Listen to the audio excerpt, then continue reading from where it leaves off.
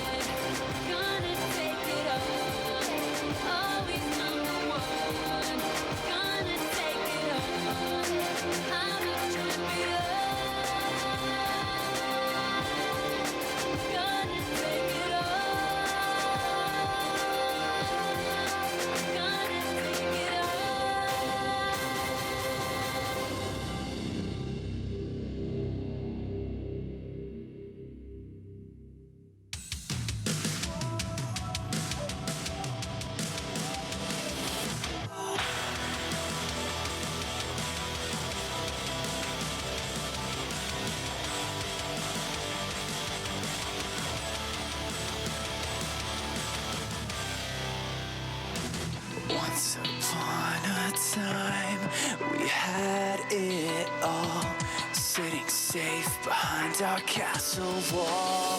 Fast forward to the siren in the distance, getting closer by the minute. Will you stand and answer to the call? Burn like a fire, willful and wild.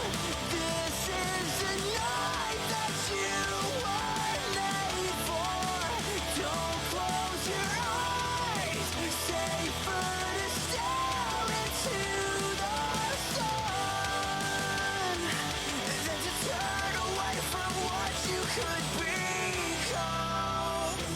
This was once a perfect symphony, soft and steady like a heartbeat.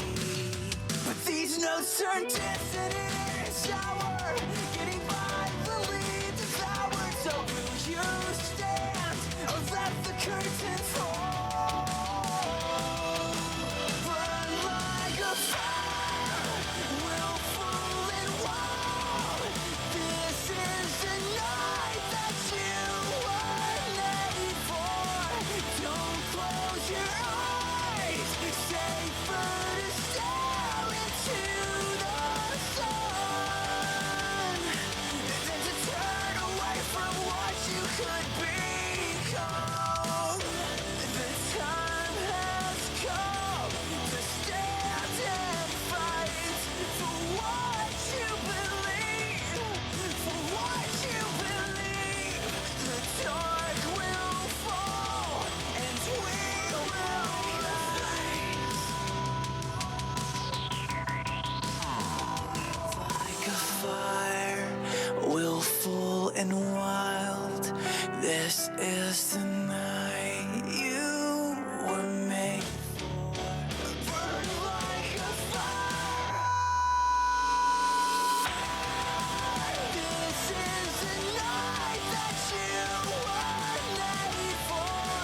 Don't close your eyes, safer to stare into the sun than to turn away from what you could be.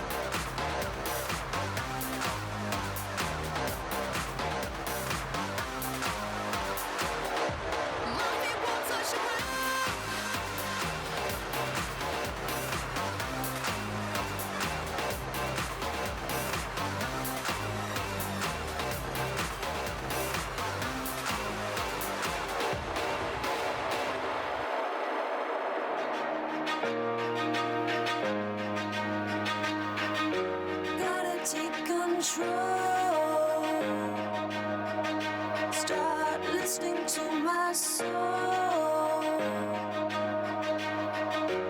overlooking back. Where's the point in that? And it feels good, so good, coming back again, rising up above fear and its pain, letting go of memories, knowing they can't define me, rising up above, feels good. Starting to believe what will be, will be. Overlooking back, where's the point in that? And it feels good, so good, coming back again, rising up above fear and its pain, letting go of memories, knowing they can't define me, rising up above, feels good, it feels good, it feels good, feels good, it feels so good, and it feels good, so good, coming back again, rising up above fear and its pain, letting go of memories, knowing they can't define me, rising up above, feels good.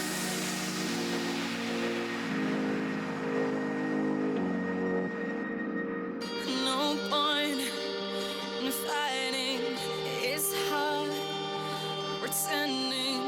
Wake up, it's time to leave. I took the time to breathe, and now I see I'm just too good for you. You're no good for me, and I know what I need. So I'll set you free.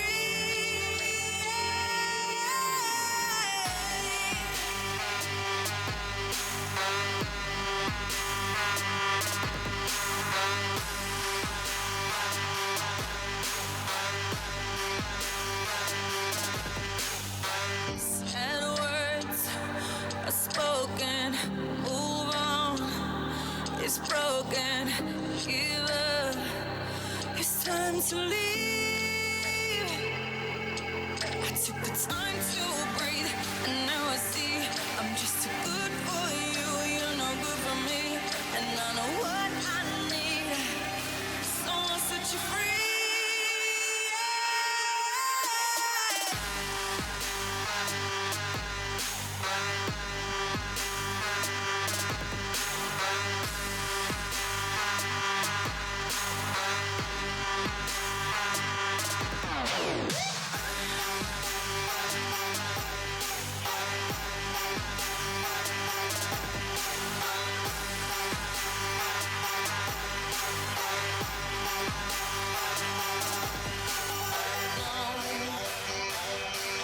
Don't you coming back no more. Oh no, 'cause I will never let you in.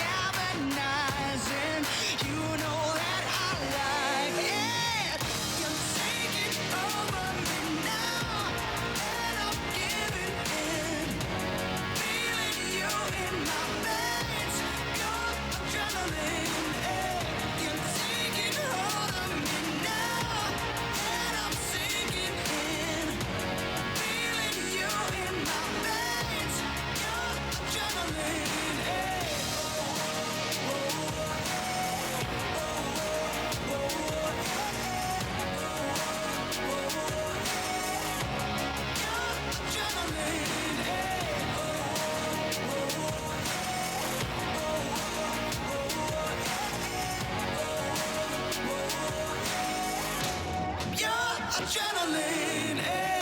You take me to extremes, more than my wildest dreams. Oh, oh, oh, eh. Oh, oh, oh, eh.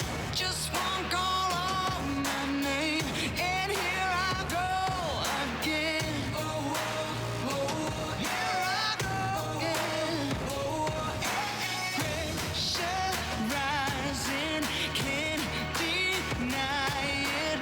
Body galvanizing, you know that I like it.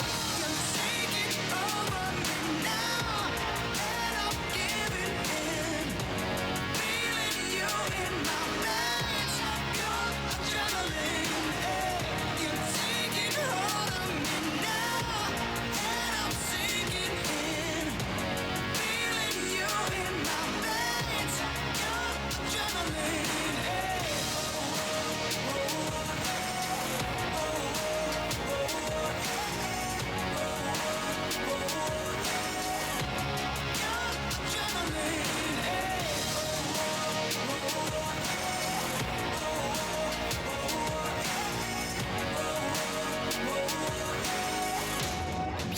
Adrenaline, hey. You're taking over me now, and I'm giving in. Feeling you in my veins, your adrenaline, hey. You're taking hold of me now, and I'm sinking in. Feeling you in my veins, your adrenaline, hey.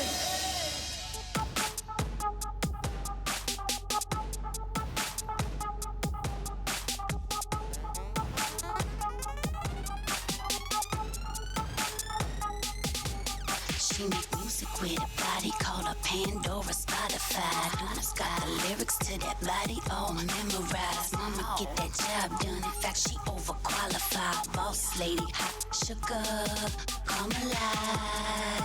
Oh, watch her dance off. She putting a spell on whoever she dance for. Everybody wanna touch it, they can't though. Rules are hands off, still she make them grand stuff. Dollars rain down. Girlie got that fire, like she camped out. Dudes popping tents like they on the campground. She makes music with a body, the ballers, they spending money, running. Pop that, pushing that, making that a sing. Money. Pop that, pushing that, making that a sing. Money. Pop that, pushing that, making that a sing. She makes music with a body, the ballers, they spending money, running. Pop that, pushing that, making that a sing. Money. Pop that, pushing that, making that a sing. Money. Pop that, pushing that, making that a sing. She makes music with a body, the ballers, they spending money, running. Bunch of sexy baddies up in here, but this one stand out. She a star, make them ballers pull the bank out. ATM shorty ain't gon' give enough funds. Better hit the branch, boo, in preparation. Feature dancer status, she the center of attention. Jacob Javis, the big convention boys coming with them thick stacks. Stadium players got the grip spinning. Face like a doll, body juicy, deadly when she grabbing them ankles. She make music with her body, she that #1 single. She make music with a body, the ballers, they spending money, running. Pop that, pushing that, making that a sing. Money. Pop that, pushing that, making that a sing. Money. Pop that, pushing that, making that a sing. She make music with a body, the ballers, they spending money, running. Pop that, pushing that, making that a sing. Money. Pop that, pushing that, making that a sing. Money. Pop that, pushing that, making that a sing. She make music with a body, the ballers, they spending money, running.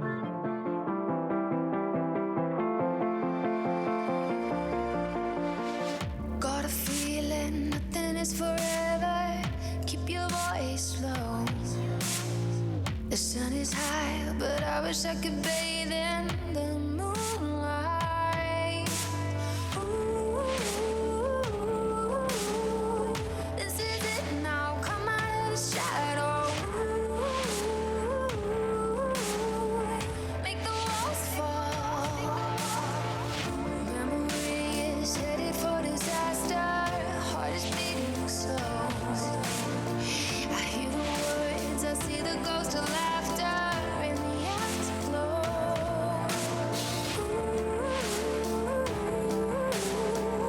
This is it now, come out of the shadow. This is it now, come out of the shadow. Come out of the shadow.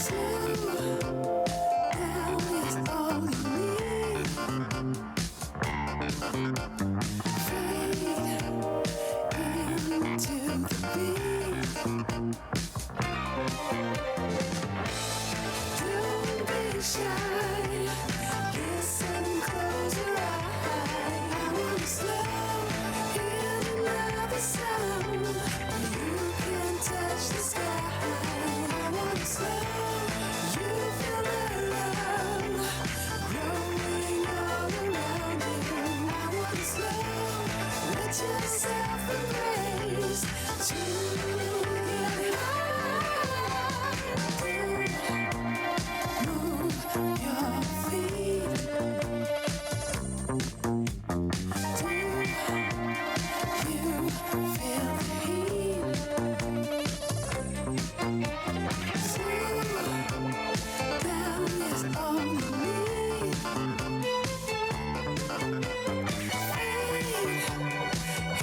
Into the beat. Don't be shy. Listen, close your eyes. I want slow. Hear another sound where you can touch the sky. I want slow. You feel the love growing all around you. I want slow. Let yourself embrace to get high. Hey, now you can see. Oh, it's brighter. Oh, it's clear. 'Cause baby, now you can see. 'Cause you open up your mind to find what you want to be. Yeah, you feel the rhythm. Now it's in your heart, baby, you see. Now it's time for you to find the answer. Don't be shy. Listen, close your eyes. I will slow. Here's another sound where you can touch the sky. I will slow. You feel the love growing all around you. I will slow. Let yourself embrace to get high.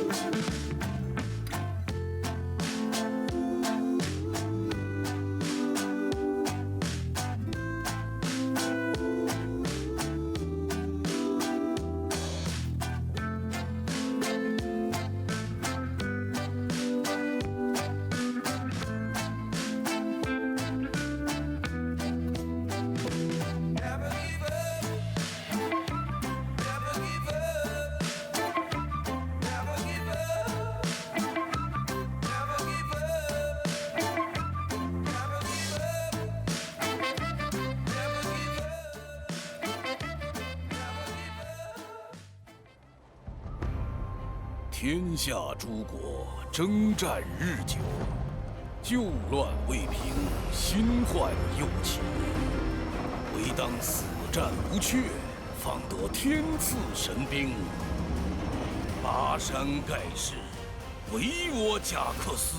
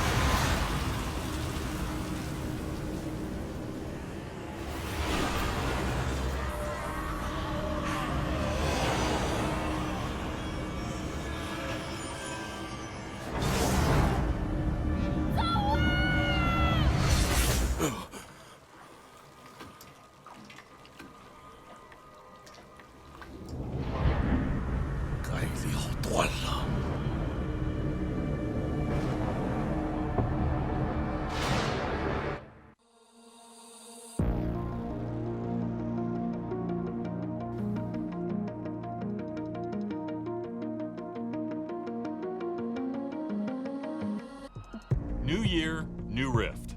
And that's just the start. All this week, we'll be updating you on our plans for League in 2020.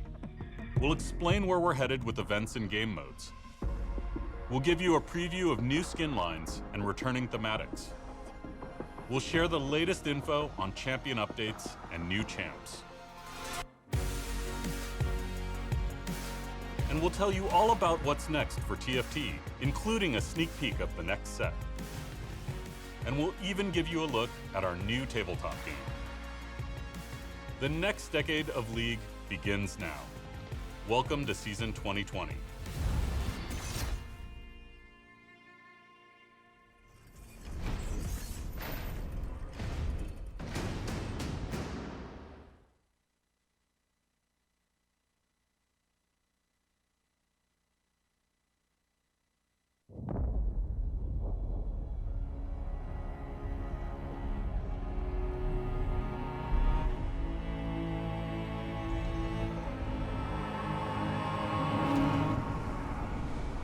As a child, you would wait and watch from far away. You always knew that you'd be the one that would find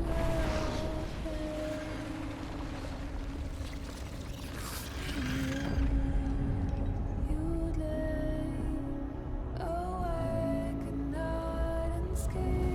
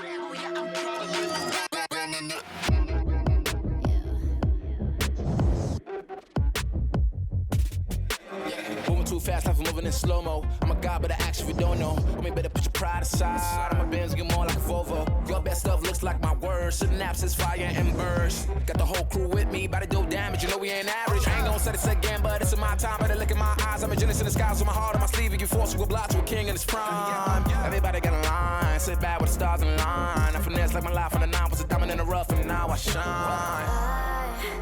No one could stop stop us, they'll try, but they won't. Nada nos puede parar.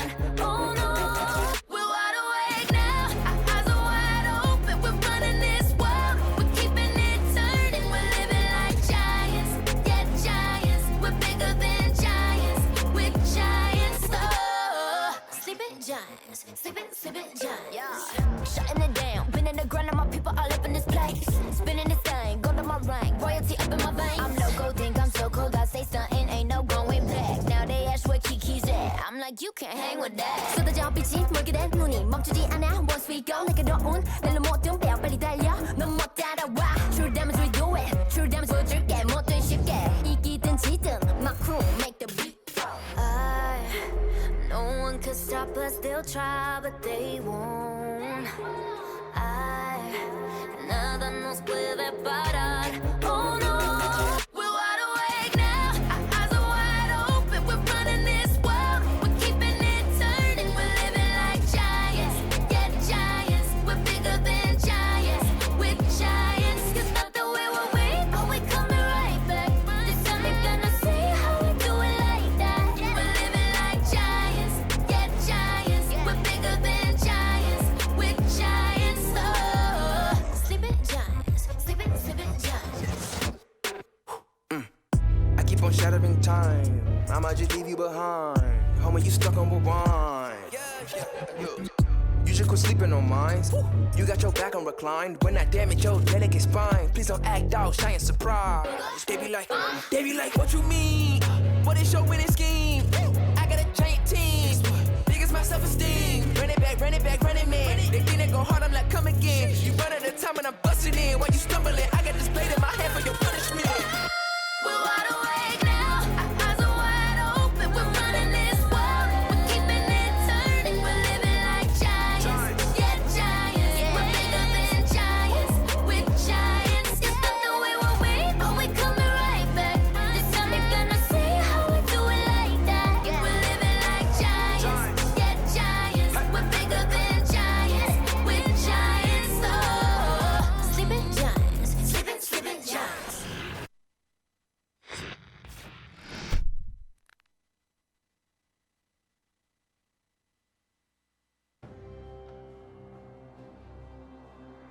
Hey everybody, I'm Jeremy, aka Riot Brightmoon, the lead producer for gameplay on League of Legends. I'm thrilled to welcome each and every one of you to the start of season 2020. With the celebration of League's 10-year anniversary now a few months behind us, it's time to talk about the current state of the game and where we're going next. We have big plans for 2020, the start of our second decade of League, so let's get into it. This year's seasonal update, Rise of the Elements, has been live for a little over a month now, and has brought all new game states with elemental rifts.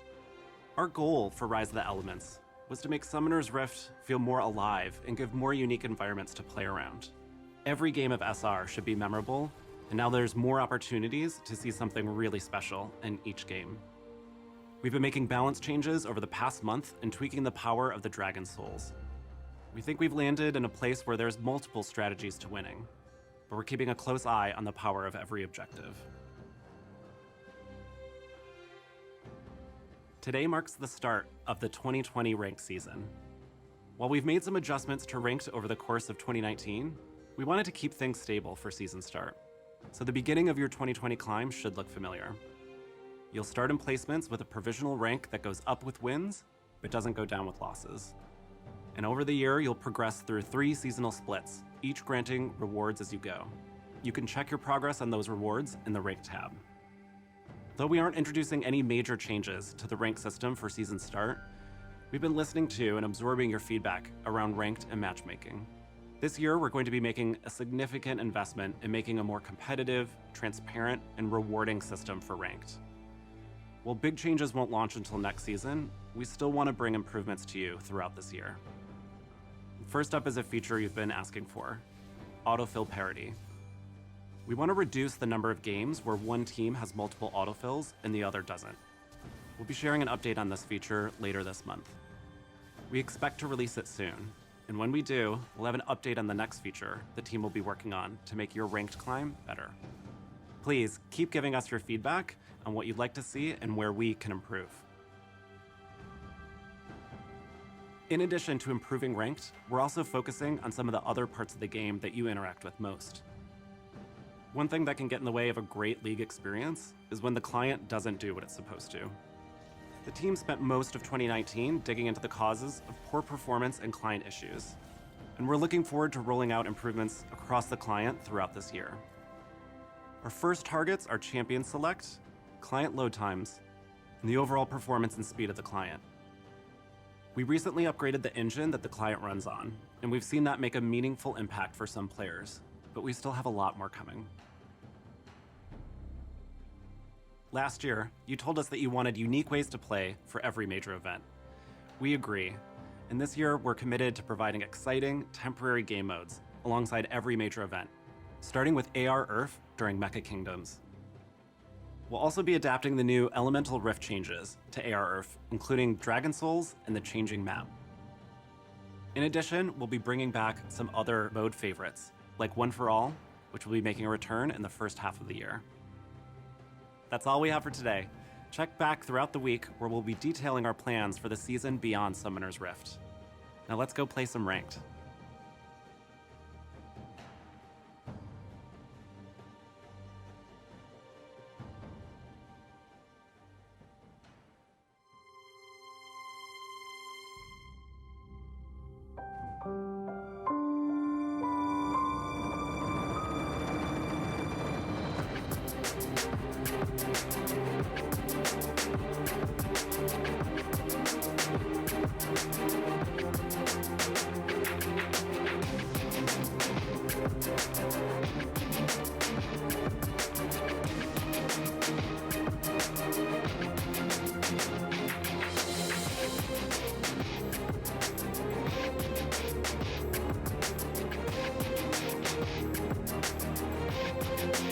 Gonna take it all. No one's stopping me. The pain I'm gonna feel is worth the victory. I'm a superstar, brightest ever seen, chasing destiny to meet my enemy, seize the victory. I'm a champion, always number one. Gonna take it all, gonna take it all.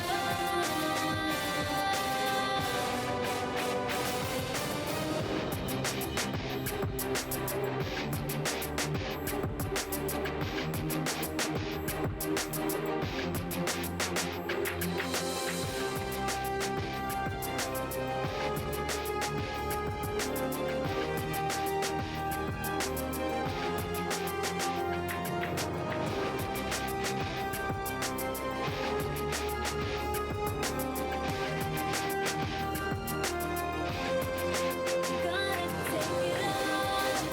No one's stopping me. The pain I'm gonna feel is worth the victory. I'm a superstar, brightest ever seen, chasing destiny to meet my enemy, seize the victory. Gonna take it all, always number one. Gonna take it all. I'm a champion. Gonna take it all. Gonna take it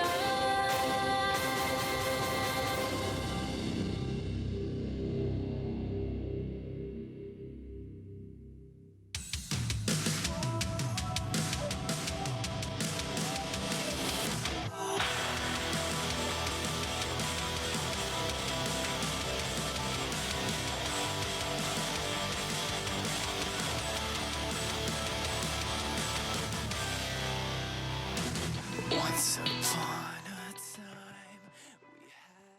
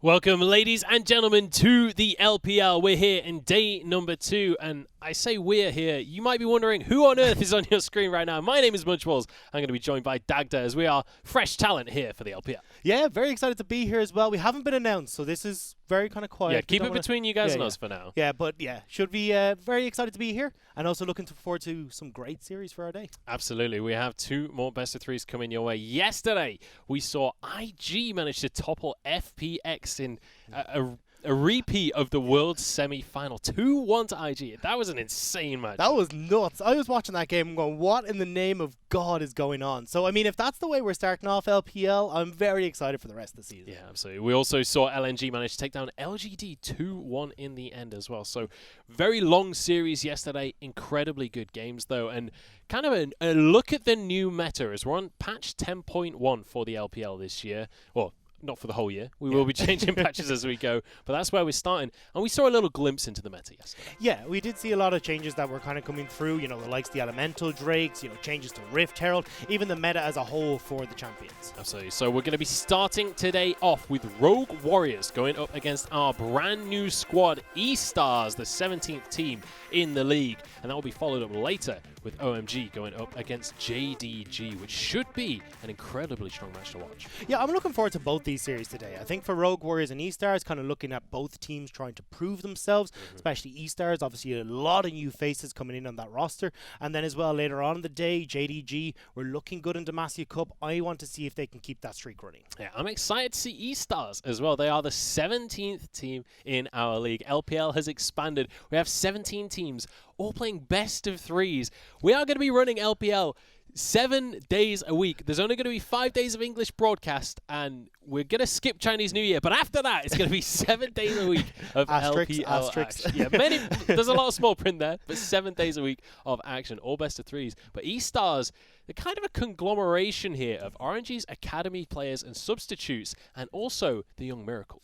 Yeah, we've seen a couple of guys coming over. I mean, the big standout one for me is Wink. We did see him play on the actual RNG roster back in spring 2019. But there's a few other familiar faces. We got Shousey coming over from the LMS, who's going to be joining Wink in that bottom lane. We got the likes of Cryin as well, coming in from Young Miracles, now going to be playing in the mid, Royal Club even, going to be playing in the mid lane. So a lot of those guys are kind of the new faces, the new talent for the LPL, and now they've got their opportunity to see what they can put on stage. Yeah, absolutely. It's going to be interesting to see what eStars can bring to the table. They're very much a team with a lot of question marks around them as of right now, and if you saw our power rankings on Reddit, not many of us have that much faith in their results for the first split, but I do want to mention this is a team that's come from Young Miracles. Young Miracles is an organization that has fostered a lot of top-tier talent. They've had, Ning, Ming, Knight, Tian as well. There's a lot of huge names that have come from Young Miracles, so maybe eStar could bring up some big names. But speaking of big names, who should we be looking at here? Well, most certainly, we already kind of touched on Wink and Shousey in the bottom lane, but my eyes are also drifting towards Wei and Cryin.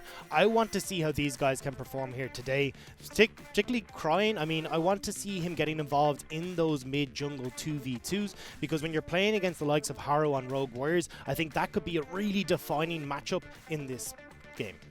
Yeah, it really could. And Wink, we've seen, loves to be aggressive. In the previous games we've seen of him on RNG, he's willing to flash forward. He's willing to play things like, Lucian was very meta when he was playing, but he also pulled out a Draven pick, which was not part of the meta. He just wanted to dominate lane. So I'm excited to see if we get a little bit of that spice coming out of Wink. Hey, look, he got to put on a show on the Draven, and now it's worked. He's found himself in the LPL on a secure roster. But speaking of rosters, we're going to have to look over towards this Rogue Warriors lineup as well. Yeah, and Rogue Warriors, a team that did incredibly well in spring, not so well in summer, finishing 13th here in the LPL. They've changed up a little bit coming into this season to hopefully remedy some of their issues. Yeah, and I think the big one to try and remedy that is going to be Ruby coming in to the mid lane, coming over from Challengers Korea, a big Rise player, a big little Blanc player, and they need that to try and support that jungle matchup. We already kind of talked about it. Harrow does like to go for these invades, and unfortunately Huatian in a lot of these situations wasn't able to support him in that role.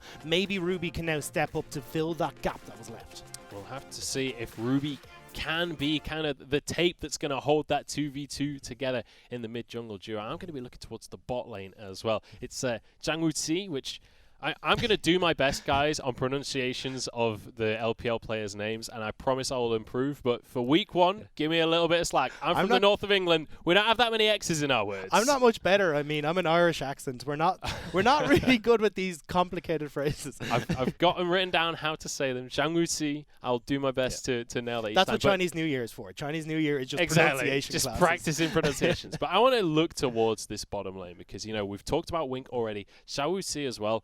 He's going to have his work cut out going into that lane, but he's going to be alongside Lei, who I believe is a pretty strong addition coming into this roster, and I'm hoping that they can do well in that 2v2 down in the bottom lane. It's interesting for Lei because it's kind of the second half of his rookie year, because we did see him come and play on Victory 5, V5 in spring 2019, but we didn't really see a huge amount from him until now, so be curious to see how we do. All right, well, you can see we're heading on into the stadium as we head into eStar up against Rogue Warriors, and we can take a look at our lineups here as they're getting ready to step onto the stage. And what a magnificent stage it is. eStar going to be on the left of your screen, Rogue Warriors going to be on the right. Yeah, and I mean, that's got to be some blood rushing through your veins if you're on the eStar line. First time now taking to that stage in the LPL up against Rogue Warriors, who have a lot more of a veteran status on some of their players, but definitely this is going to be a big challenge for eStars up as their first game. Yeah, you can see they're starting with Xiao Bai. It's going to be Wei, Crying, Wink, and Xiao Si for eStars. Yeah, on the opposite side, we're going to have CJJ, Wei, Crying, Wink. Oh, sorry, Xiaoxi. I'm kind of the same one as you. You got Hoder, Haru, Ruby, Zhang Wuzi, and Lei for Rogue Warriors on the opposite side. Yeah, so interesting to see a couple of the names coming on in there. It's going to be eStar going with Xiao Bai instead of CJJ, and going for Wink as AD carry as well over Rat there. So I'm curious to see how much these teams are going to be going with substitutes and things across the course of not just this series, but across the course of the season as well. Especially eStar, they have 2 top laners, 2 ADCs, and 2 supports. And I think that's something the LPL does in general particularly well, is starting to get some of these substitutes in and actually using them to mix up how the team plays. And I mean, especially when you look towards Rogue Warriors, they got Wei Yan there in the jungle that they do like to swap in pretty regularly. Goes for more of a kind of a farm heavy style. He likes his Karthuses, his Olafs, and that kind of stuff. But definitely it's a region that utilizes substitutes, I think, to the best. We'll see if that's going to be true as we head across the course of our season. But we're ready to jump into the first best of 3 of today, the third of the entire season here. Obviously, LPL kicking off a little bit earlier than the other leagues, so you guys at home get to glimpse what League of Legends is going to look like for the rest of the year. Now that we've got these Elemental Drakes coming on in, changing the Rift a little bit. We saw the video leading on into the start of the broadcast, kind of talking a bit about those Elemental Drakes, how they've been tweaked, and there's a lot of cool changes coming across the year. Yeah, most certainly. I mean, we've got the stuff, as you pointed out, like the Elemental Drakes, I think are really going to have a big impact. The likes of those Dragon Souls are making such a big difference in these games, and often teams are prioritizing Drake in the bottom lane, especially if you can get the likes of that Infernal Drake up and running. Ocean Drake is super handy as well. We'll have to see how the game does go forward. And even looking towards picks, I mean, we've seen the likes of Misfortune suddenly rise to very high prevalence. A lot of people will be watching here to see what in the name of God does Aphelios do, because a lot of people are still trying to figure out what that is. But definitely this is at least a glimpse into, as you said, what 10.1 will look like in other regions. Yeah, and it's worth mentioning it as well. From the 16th, Set will actually be available in the LPL. So that's going to turn everything on its head. We'll have the brand new champion available for competitive play here in the LPL. If Aphelios wasn't new enough for you, we're already going to be throwing in Vi 2.0. I feel like Riot are just trying to test us as casters. They seem to be churning out all these new champions with more and more complicated mechanics, just to be like, well, cool, go figure it out. In that respect, I feel like Set is kind of a breath of fresh air, because he's beautifully simplistic. Yeah. Like, you know, he kind of punches things and it does damage. And I like that kind of champion. I'm more of a fan of that. Yeah, I don't know if it's like the partway through the test, though, where they toss you an easy one, though, to see if you can catch it. And then, all right, cool, we're going to ramp up from here again. Well, yeah, so coming into the draft here, I want to talk a little bit about Rogue Warriors, because when we look at the results from Demacia Cup specifically, when they were going into the pick and ban, MF and Senna had a bit of a different priority for them than every other team. Yeah, this is what was curious to me when I started looking at them. Was I was looking at the Senna and MF, and they were like, right, we're just going to ban this. We don't care for blue side or red side. We just don't want to touch these champions. Initially, I was like, okay, cool. They're trying to prioritize Ryze. They're trying to get that for Ruby in the mid lane. But then, even when a lot of these power picks were already gone, they were still banning the MF and the Senna, and it was RNG who figured this out in the semis against them and just went, cool, we're just not going to ban these. That's 2 bans already tossed their direction, and RNG had a much easier draft phase against them. I want to see if eStars have figured out the same idea and just going to go, okay, cool, we're going to leave Misfortune up on the table. We're going to ban away something like the Gragas, that's that counter to the Misfortune, and then we can start to have control over what's being played in this game. Yeah, I have to say, when we come to the drafts, yesterday and in Demacia Cup, AD carries definitely seem to be a limited pool right now. You know, you've got your Senna and MF, definitely high priority picks. You've got Lucian in there as well. And already at that point, you start to run out of picks. You've got your Varus sneaking on in as well. But, and obviously Aphelios. But Aphelios, I feel like, is only banned. Yeah. We've seen him once, basically, yesterday. And I don't think we're going to see him again. Yeah, Kramer's just thanking his lucky stars that he managed to get his hands on that one, because everyone else is looking at that game going, cool, no thank you. I don't want any of this in my game. I'm totally fine with this. Yeah, I don't know, man. Aphelios is something else. And it's like, you can just go and watch. You just type Aphelios in YouTube. Yeah. And you just watch a couple of videos in case you've forgotten how strong he is, because he's banned in every ranked game you play. Like, just watch a couple of the combos he can do. It's just disgusting. You watch the first 3 and you're like, this is busted. But then you forget there's like 20 more still to come. And he's a silly champion. But it is going to be up for grabs, so I want to see exactly how these teams do prioritize it. Yeah. Especially when you're looking towards our highlighted matchup was going to be Wink and Zhang Wuji. So both of these guys will be looking to try and get their hands on that one, certainly. Yeah, and I'd expect Rogue Warriors, as I believe that's not on the red side, you'd expect that to be a red side ban, deny it for that first pick, and then we'll see where the teams want to go from there. But that said, we've seen these teams draft differently than that in the past, so only time will tell. I do want to kind of look very briefly towards the 2 bottom laners, though, because for me, this is kind of the defining matchup here. It's particularly when I look towards eStars. I mean, we already talked about Wink. We've seen him before, Spring 2019. Did look good on RNG, but very aggressive. And I'm wondering how Xiaoxi is going to fit into that, because when I look at Xiaoxi, he's not exactly the most aggressive of players. Does like the likes of his Tam Kench, doesn't always go for that overly aggressive style. And now I want to see how these 2 guys are going to pair up again with each other, because if you start going off on different tangents, that's where you give the opportunity for Zhang Wuxi and Lei to pounce. Going into the draft as well, I'm curious about the mid-jungle 2v2 on how much of a priority that is for both teams. Because, you know, Wei and Cryan, it's not something that we've been talking about leading on into this. eStar, stylistically, we don't really know what to expect from this team. So it's hard to figure out what their priorities will be. But when it comes to Rogue Warriors, the 2v2 mid-jungle was always one of the things that they struggle with a little bit, and I'm curious if they're going to focus on that when it comes to the draft and prioritize those picks to try and help them out. Yeah, I think they definitely will. I mean, we've seen them already prioritize the Ryze for Ruby where they can get it. It was his most played in the Demacia Cup, his most played back in Challengers Korea. So this guy really likes that pick. We've also got the LeBlanc there beside him as well, so I want to see them put that priority again towards Ruby, because as we said, having Haro there waiting in the wings, who wants to get in, who wants to start fighting against Wei in the jungle, you want to have a strong laner that can come and support you in that role. You certainly are going to want to have that presence there in the mid lane for the 2v2. And we'll see if that is going to be what they end up going for. But let's talk a little bit about some of these new players stepping on into the rosters, especially Ruby when we look towards that mid lane. Coming over from Korea, this guy's a fresh import. He was playing for VSG, in Challengers Korea. So this is a guy that, you know, he was not in the LCK. He was not already at the top level of Korean play. So he's very much coming over here wanting to prove himself as a player. I think he did a fairly good job of proving himself in Challengers Korea, though. I mean, when you look at the stats that this guy was able to churn out, he looked absolutely phenomenal, as we were kind of pointing out already. Has the likes of Ryze and Blanc. The Vladimir was another one that we saw brought out at some stage as well. But we're going to have to see what they do bring out as we are into pick and ban. Yeah, here we go. The draft is underway. Elise is the first ban, is an interesting one, but definitely a lot of focus on the junglers here. Elise, Kiana, Jarvan all taken off the board, and then two of the top laners that we've been looking at in the current meta of Akali and Pantheon as well.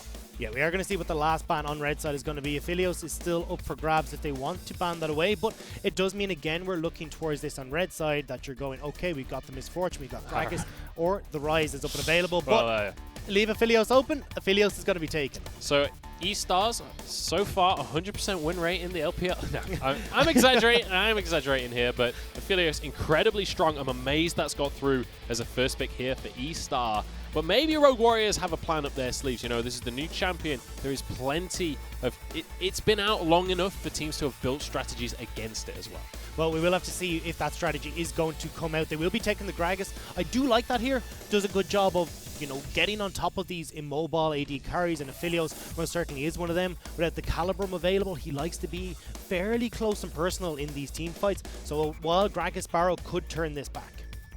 Yeah, we could see an Olaf. It's being hovered right now on the side of eStar, and that's actually going to be locked in, which is interesting, as that's kind of one of the pocket picks for Harrow, but he'd already locked in the Gragas. So Olaf, not a champion we saw yesterday, but I'm excited to see what Way can do on it.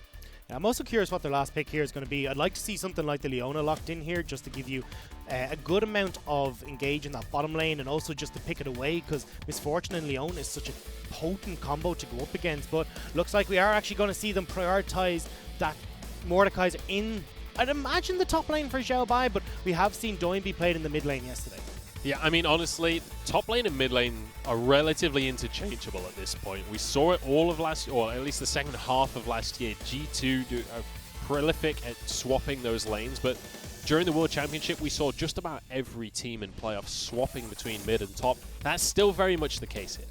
Now that we've entered into the second draft phase, though, I'm looking at supports, and I'm also looking at if they are going to flex that Mordekaiser, because you've seen the Gangplank locked in for Rogue Warriors. Lucian is still up and available if they do want to flex this on eStar side, so they could end up with the Lucian into the Gangplank, which could work quite well for Xiao Bai in the top lane. But they are instead prioritizing the likes of the Rise, thinking, okay, this Mordekaiser is going towards that top lane. Interesting that the Renekton is going to be banned here by eStars. They are very much aware that that can be flexed to the mid lane, very much aware that they could just swap around where the Gangplank goes as well. Like I said, top and mid kind of interchangeable. One of the other picks that is still available is that Aatrox. It was running rampant yesterday. Yeah, that is very much still up and available if they do want to go towards it. I mean, you're going to be opting towards that double Bruiser style comp, and I feel like if you're going for Rogue Warriors side, having the MF maybe isn't enough to push you over the edge with that. So I'd imagine they want to pick up something a little bit more AP heavy and can be a secondary carry in the later stages of the game alongside that MF. Well, it's going to be Nautilus locked in for Lei in that bottom lane. One of the incredibly strong supports that we've been seeing. I'm surprised that we didn't see Braum throughout this draft. Braum has been 100% present so far. It looks like he's not going to be in this game. Leona, though, will be the answer for the Nautilus. Yeah, I mean, these are kind of the two, alongside Braum, top supports in that bottom side. So going to be just picking them up to make sure they're going to have a comfy time. But the final pick is going to be coming through. Will let us know exactly where this Mordekaiser is going to be going. It's going to be the Talia as well. I was looking at this. This is actually something that was played, I was going to say on the opposite side for Ruby, but it's not Ruby that's playing. It's Woomin actually in that mid lane. So we'll be looking at Crime to get out of this lane, start to look to see if he can get this Aphelios rolling nice and early, or even set up this Mordekaiser in the top lane, because every time you see a Talia, you know that there's going to be movements. And immediately we see the Lucian locked in. That'll likely go towards the mid lane. We've seen Lucian as kind of a flex pick that's been AD carry mid lane, occasionally in the top lane as well. It looks like Woomin going to be taking that one on. And, you know, as a Talia, you want to be landing that knock-up. Lucian, the perfect champion for being able to dodge away from that skill. Yeah, you've also got a huge amount of opportunity to go for these team fights when you're looking at the Rogue Warriors side. A great setup coming in with the Gragas cask, with the Nautilus there as well. You can leave Hodor off in a side lane to go for the split push and try and set you up for those engages. And a double AD setup means you are ripping through the health bars of several members on the eStars lineup. On the opposite side, I think we're going to be looking at very much a 1-3-1 style. You've got Talia and also the Mordekaiser, who do very well off by themselves, and then can quickly turn into, you know, a 4v3 in the mid lane with that Talia wall to bring you in. Well, we're going to be seeing the Aphelios coming on into this one. I'm excited to see what one can do with this alongside Xiao Si with a Leona as well. You can be very aggressive, and Aphelios fantastic, or Aphelios I think is the correct pronunciation. I keep saying it wrong, I think, but I'm excited to see that because he's got a lot of follow. If Leona goes in, Aphelios is going to be able to do a ton of damage, but also he has a good amount of utility to follow up, proc the sunlight, and get that CC down for a jungler to come in. And I think that's the biggest thing that we're seeing from Aphelios is the problem that he has so much built into his kit. He's kind of a jack of all trades. So you want to go for a siege, cool, I've got the Calibrum there. If you want to go for a team fight, I've got Infernum that can do a lot of damage. People are trying to run away. No, I got you with the Gravitum. It makes it so difficult to actually try and play around this AD carry, and you've got to be able to turn on a dime to be able to react to what this Aphelios wants to do. Well, it's about time we find out what Wink is going to be able to do on the Aphelios pick. Still 100% presence in the LPL. I'm excited to see the jungle matchup as well. Wei against Harrow. Obviously, Harrow, we kind of know him for his invade style of jungling. He loves the Olaf pick himself. He loves to try and take away camps. Gragas, I'd expect him to be leaning more towards the gank style. Yeah, most certainly, and I think that this is going to be a style that Harrow wants to try and go for, but we haven't seen a huge amount out of Harrow. I actually am looking kind of on a bit of a turnaround here because of Harrow's style, likes to go for the invades, but for me, looking at the Olaf and Wei, I think this actually might be a pretty dive-heavy style, particularly looking towards that bottom lane. You've got the Leona who can tank up the tower fairly effectively. You've also got Talia who can come down, get the Weavers Wall in there to trap people nice and early underneath the turret. So I think this could actually be a pretty aggressive early game from eStars.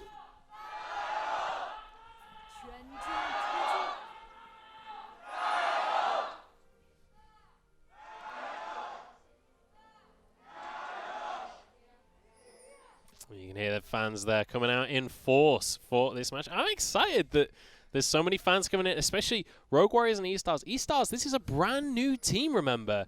We've already got some action up towards the top side of the map here. One kill has gone down, and importantly, Wooming grabbed that on the Lucian.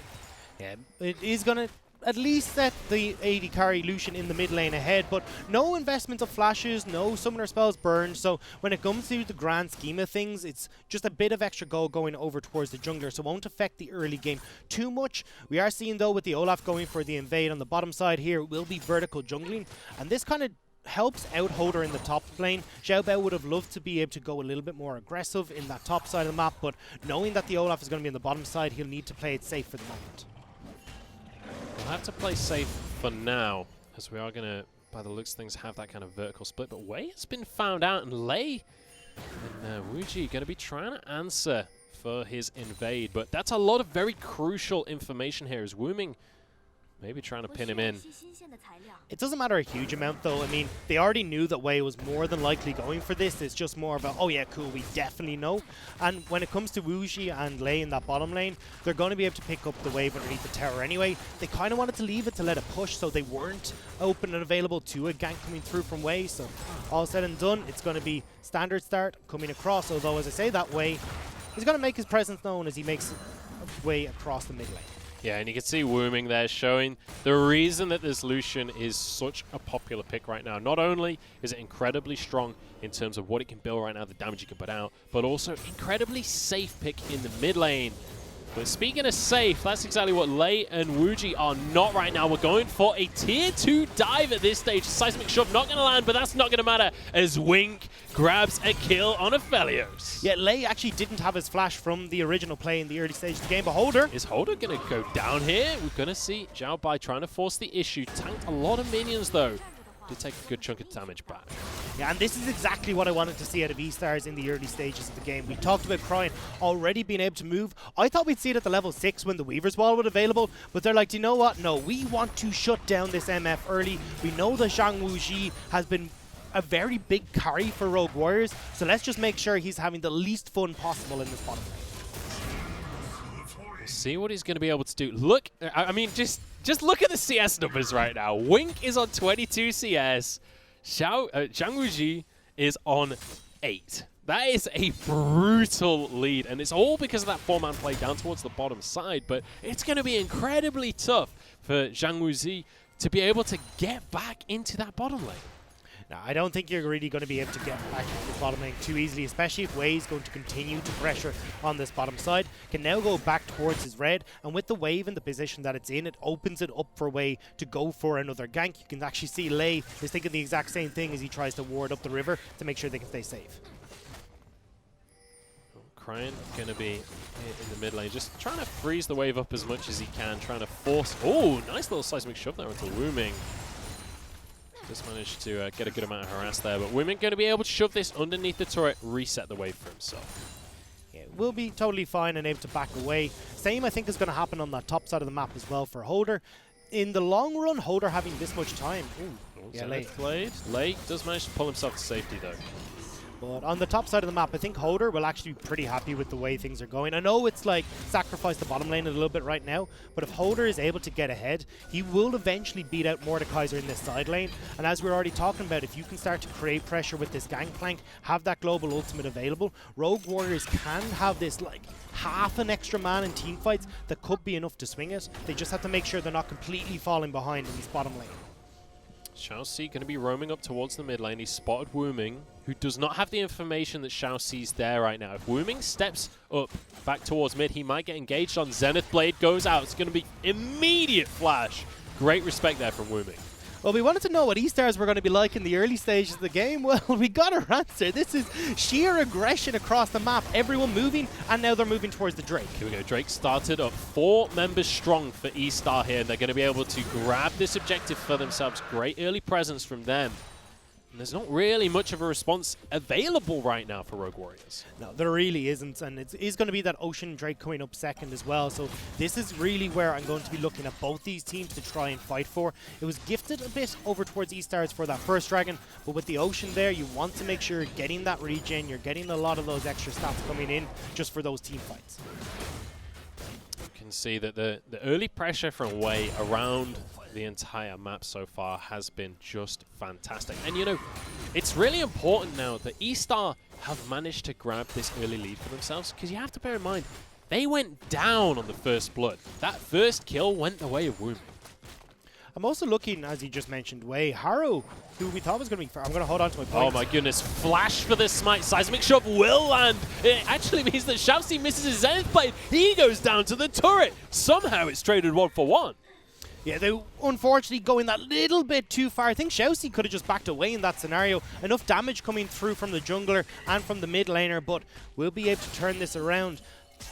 The reason this keeps happening is that Rogue Warriors in the bottom lane have just pretty much lost all control. They don't want to push up too far because they're afraid that Wei is going to make his way in, but it means that it's opening up Xiaoxi to go for these roams. And Wink, as you can see, is perfectly fine farming away, has the Sentry there and that lifesteal to take away the Krugs, and now will be able to pick up this nice big juicy wave. You can see the power of Aphelios there as he's comboing these abilities. When you have Sever him out, that's the Scythe Pistols that gives you a bit of lifesteal. The Q ability Onslaught means you'll keep blasting nearby targets. If you have Infernum in your offhand at that point, each and every single one of those blasts will be AoE. It will splash onto the entire minion wave. So Aphelios, if he has the right weapons out, has incredibly strong wave. Well, we are going to look at Holder in the top lane, but yeah, I'm looking at it kind of like almost like a fighting game. It's like combo for all the different stuff that Aphelios can do. The big one that you want to try and get your hands on in these team fights is going to be Infernum, and trying to match it with something like the Calibrum, or even if you want to, really the Gravitum as well. For one, Gravitum, big AoE stun or a slow for a lot of people, but also if you got the Calibrum there, you launch in your Moonlight Vigil, you can get a lot. We are going to see on the screen, eStars managed to nick away this Rift Herald. It is going to give a bit of time to Zhao Wuji in lane, this bottom lane, to pick up some of these turret platings, and in the long run, this actually isn't very favorable for eStars. You're getting 2 plates minimum on the bottom side of the map, and realistically, with the changes that we've seen to Rift Herald, you're going to only get about Mordekaiser, who will just become a very bit of a beast in these team fights as well if he wants to, but they don't really have to go, sorry, I'm repeating myself here. They don't have to go for that over-aggressive style if they don't want to, because they've got that late-game scaling. You've got the Misfortune and the Lucian as well, who will hit this mid-game stride and then start to fall off. So realistically, it's Rogue Warriors who would love to start moving this map and starting to get these turret plates and turrets down. So I feel like eStars are just kind of giving them that opportunity with moving the bottom lane up towards the top side of the map. I have to say I'm impressed by Wooming so far. The amount of presence that eStar have sent towards this mid lane, he's actually doing a really good job when it comes to KDA, when it comes to the CS. He's got 2 kills on the board already, but he's staying even in CS as well. Even though Cryin is getting so much attention from his team. And speaking of that attention, now Herald comes down in the mid lane. Yeah, they are going to try and push this down. Multiple members are here from Rogue Warriors, though, so not really going to be able to follow up too much on that. Hey, man. Xiaoxi's loving it, though. He just steps on up right in range, just grabs himself 240 gold. He's going to be more than happy with that. I know, but I mean, is it really the Leona support that you want to get this gold Xiaoxi would say yes. Xiaoxi believes that is the Look, case. as a support main, I'm totally fine with that as well. Like, this is where, you know, you've got like a 10-second window before everyone comes back to lane, so you're just farming up the mid lane as a support. But realistically, they would have liked that to be going towards Wing, or even Cryin, just to give that Talia a little bit more of an advantage, so then she can have more of an impact when she goes for these roaming plays. But Xiaoxi is hovering here. They know there's several members of Rogue Warriors just hiding in the jungle. Now towards the mid lane, eStar trying to force the issue here.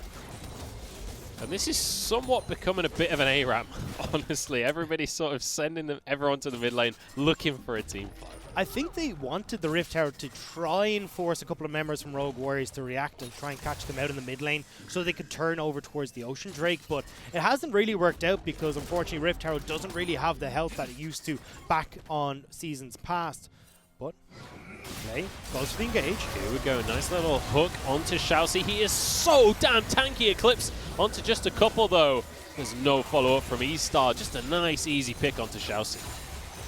The rest of eStar were off trying to get vision control in around Dragon, so it looked like eStar thought they were safe in the bush, but unfortunately Rogue Warriors were able to sniff them out, find the engage, and now they've got control around this Dragon Pit. eStars are still hovering, but without Xiaoxi there, I don't think they can take this fight.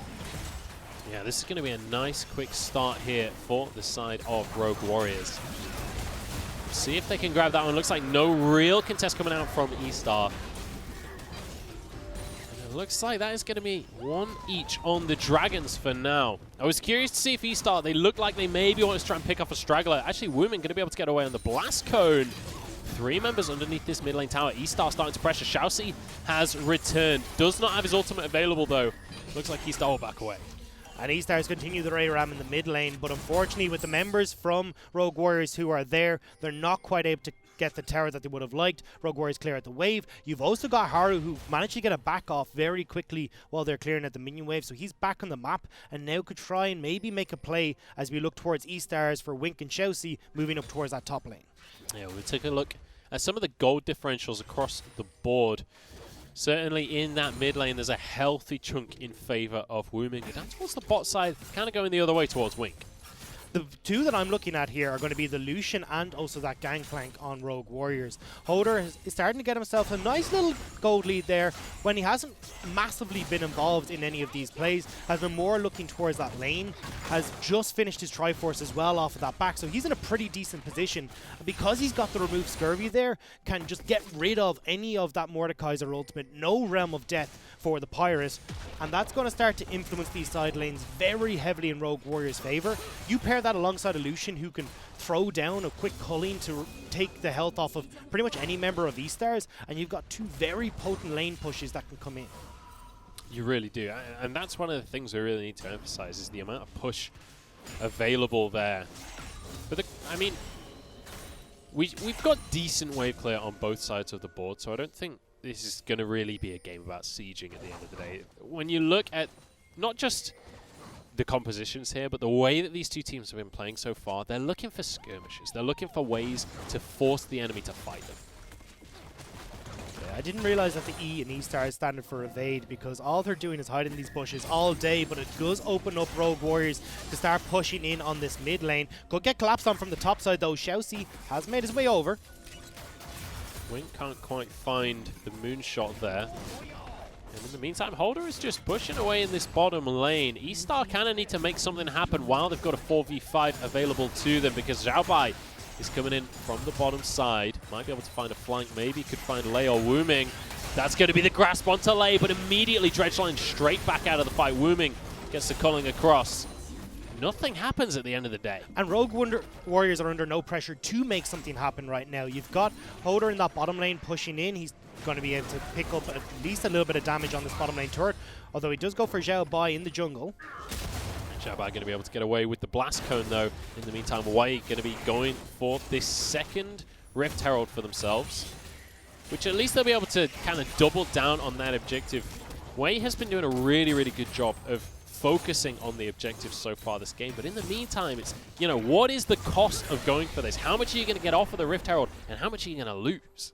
They do pick up the second Rift Herald, so they might be able to take the top lane turret, but realistically, I mean, if you're trading a bottom lane turret already and now you're just getting that Rift Herald to take the top lane turret, you're behind on the play, you're behind on tempo, and you're not really in a position to take control of this game.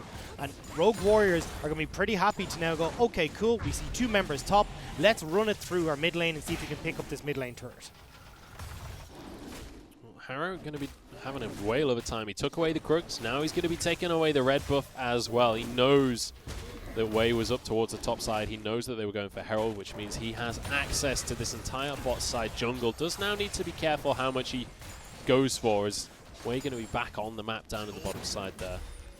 I'm really not understanding why eStars are going for this all-mid kind of style. I mean, we had Crying up in the top lane for a little bit there, but they haven't been utilizing the Weaver's Wall. We haven't seen it pretty much at all this game used to try and get a man advantage. Now we're getting Rift Herald just tossed down in the mid lane. Yes, it'll get the turret, but you haven't really got the side lanes open yet to try and utilize this 1-3-1 that we were talking about, so a bit of a curiosity here for me. Yeah, we'll see what they're going to do, and it feels like eStar, you know, they made some aggressive plays early. They've not really been doing the same since those early game plays, but I want to bring everyone's attention to the fact that we're starting to get some items completed, and we might just have a fight already kicking off. Wink has his Essence Reaver there, so this Aphelios is going to do a lot. 10 seconds until that Infernal Drake as well, so both these teams are going to be trying to jostle for position. Oh, Harrow going for the engage hit. Knocks Xiao Bai back into his team, though. Good attempt from Lei to follow up on the engage there, but that is going to be a huge ultimate. The explosive cast used by Harrow right as Infernal Drake spawns. It is also Xiao Bai down below half health, though, and yes, he's got the Death Realm available, but even when he goes in, will die. Here we go, Solar Flare goes on down. Xiaoxi actually going to go into Zhonya's for a second. Bullet time should finish him off. It's 1-for-1 so far. Not enough damage coming out from Wink there with the Moonlight Visual. Had Infernum as well, but nobody grouped up for that one. Skullcrab goes down. Xiao Bai going to be the next target as he goes in onto Lei.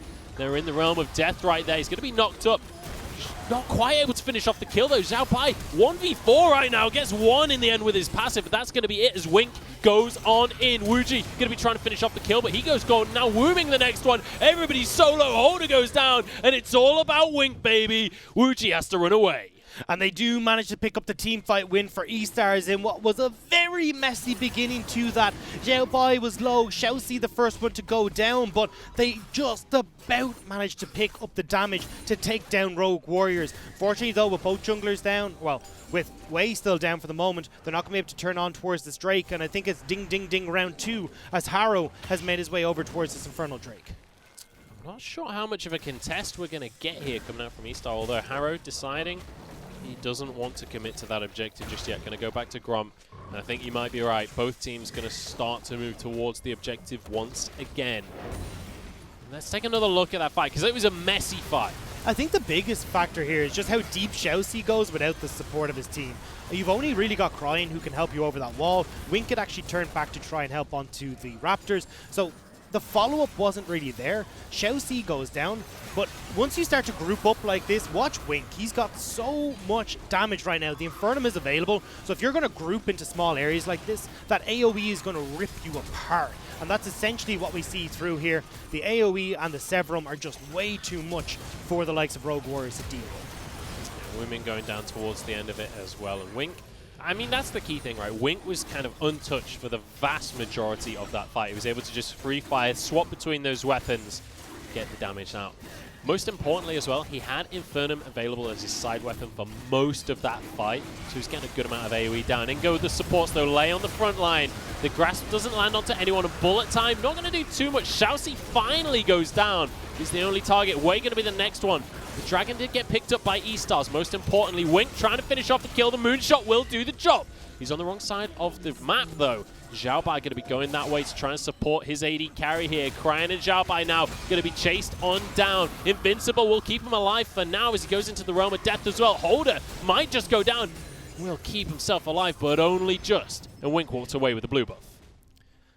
Again, we're seeing these scraps over the Infernal Drakes, but this time Rogue Warriors are able to pick up the team fight, but the Dragon, most crucially, did go over towards eStars. And again, you're kind of looking at these fights split out all over the place. It wasn't the best of Moonlight Vigils coming in from Wink. He couldn't get the damage onto multiple people, even with the last burst of Infernum that he had available. And that meant that once that big ultimate's down, it hasn't really connected in the way you wanted. The rest of Rogue Warriors can start to go forward. Wei is still trying to finish off this Dragon in the pit, and it opens up the rest of Rogue Warriors to collapse. But you can see here, the Infernum only hitting onto Wuji. The Moonlight Vigil with Infernum only hitting onto Wuji meant that they didn't really have the burst AoE damage that they were trying to rely on, and Rogue Warriors can then chase down the low health members of eStars. Yeah, and I think, bear in mind that Rogue Warriors, they only just win this team fight, but that's with Zhang Wuji only managing to hit his bullet time onto Xiaoxi. That's the second team fight in a row where that's been the only target for bullet time. If we get to see Zhang Wuji hit multiple members with that bullet time, that is going to blow these team fights wide open for Rogue Warriors. Well, the team fights are definitely still going to be on the cards. Baron has spawned, and you can see both teams are trying to set up vision controlling around that area. Looks like maybe Stars are starting to opt into this 1-3-1, but Cryan goes, you know what? I just want to try and join our team right now. The Weaver's Wall is gone out. Yeah, it's going to block Holder for now, but he can get away from that one. Good damage from the Infernum, though. Lei will survive. And all things considered, it's only Xiaoxi that goes down. There's Wei going golden here as Holder going to try and finish off the kill. It's going to be Wuji who picks up the credit there. 2 for 1. Unfortunately, there's just no one really tanky enough on eStars to try and make headway through this bullet time, through the Colleen, and also through Harrow, because you've got Olaf who's gone for the full AD build. You've got the Mordekaiser as well, who hasn't got the tankiest of builds in that top lane. So overall, you end up just giving a huge amount of damage over towards the 2 AD carries, and unfortunately means Wink can't get anywhere near these fights to try and dish out the damage that he needs. And I think one thing we've yet to really mention is been kind of sneaking along through these fights. Holder is getting real strong there in the top lane. 4, 1, and 3 on this Gangplank. He has a 50 CS lead. He's already got his Triforce. Now he's looking with he's already got 2 more tier 2 items right there. He's going to be finishing those off shortly. This is getting to be a real terror in the side lane. Yeah, Essence Reaver about to be completed for the Gangplank. Has been having a field day this whole game. He's just been sitting off in the side lane. Xiao Bao and Cryan have decided to walk over towards most of these fights, so he hasn't really needed to use his teleport. And when you've got the likes of Harrow there with the explosive cask, great disengage tool, same with a lot of the ultimates that are available, such as Woomings and the Culling, you're looking at a very dangerous pirate who's gotten control now of this side lane. Can't fight, or the Mordekaiser cannot fight against them. So now you've got a secondary win condition that's starting to pop up on Rogue Warrior's side, where it's split push and also the team fights that are going their way.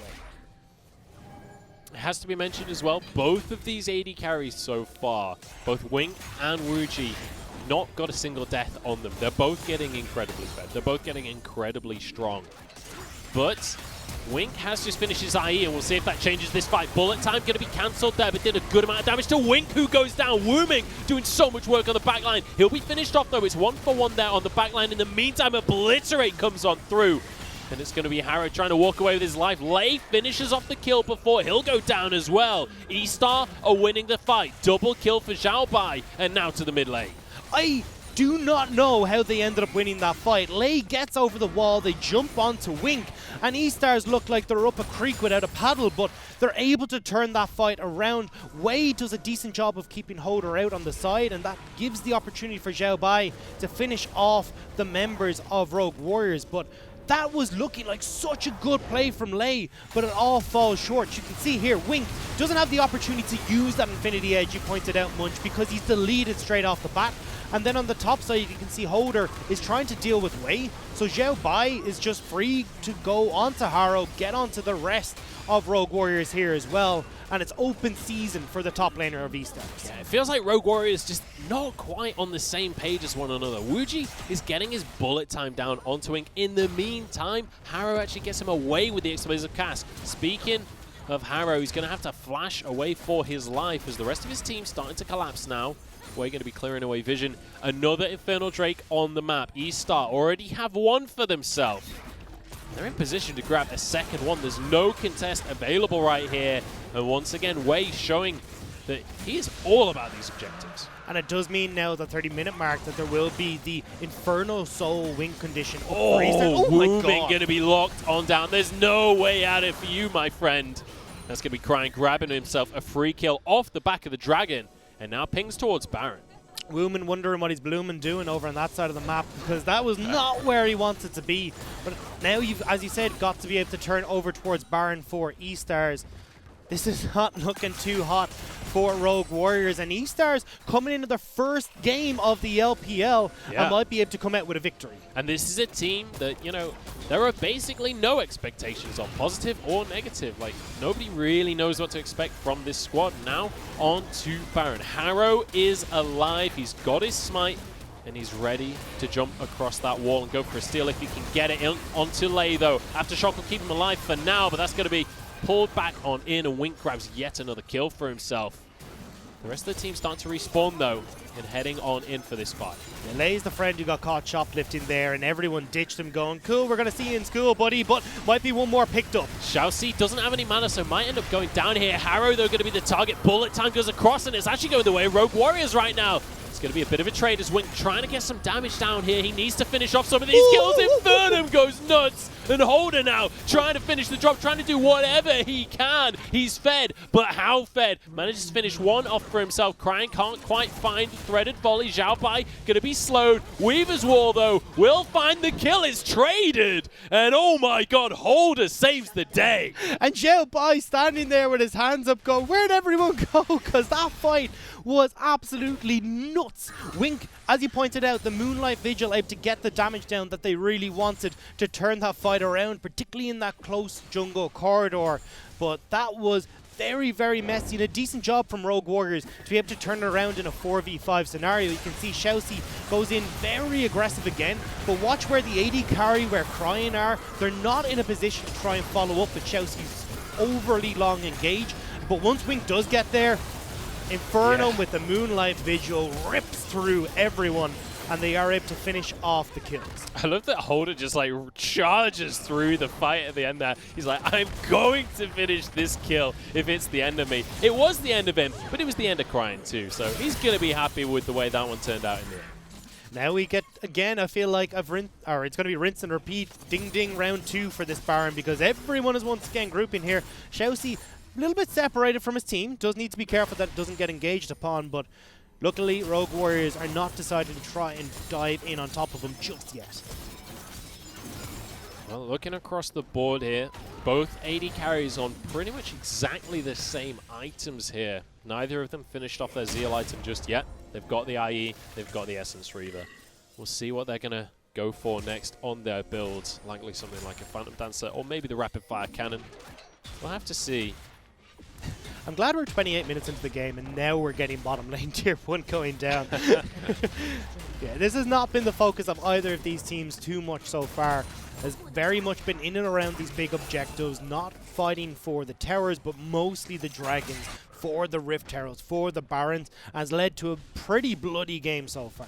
Yeah, and when we look towards the top lane as well, we were mentioning Holder. Obviously, he's pretty fed. He has been for a while. Xiao Bai is starting to catch up, though. Maybe not in CS, but when it comes to the score, 5-2-5. He's got a bounty for himself as well. And in the mid lane, Crying is doing amazing. Yeah, and I'd like to see Crying, though, move off into a side lane now. I've already talked about it. I feel like a little bit of a broken record.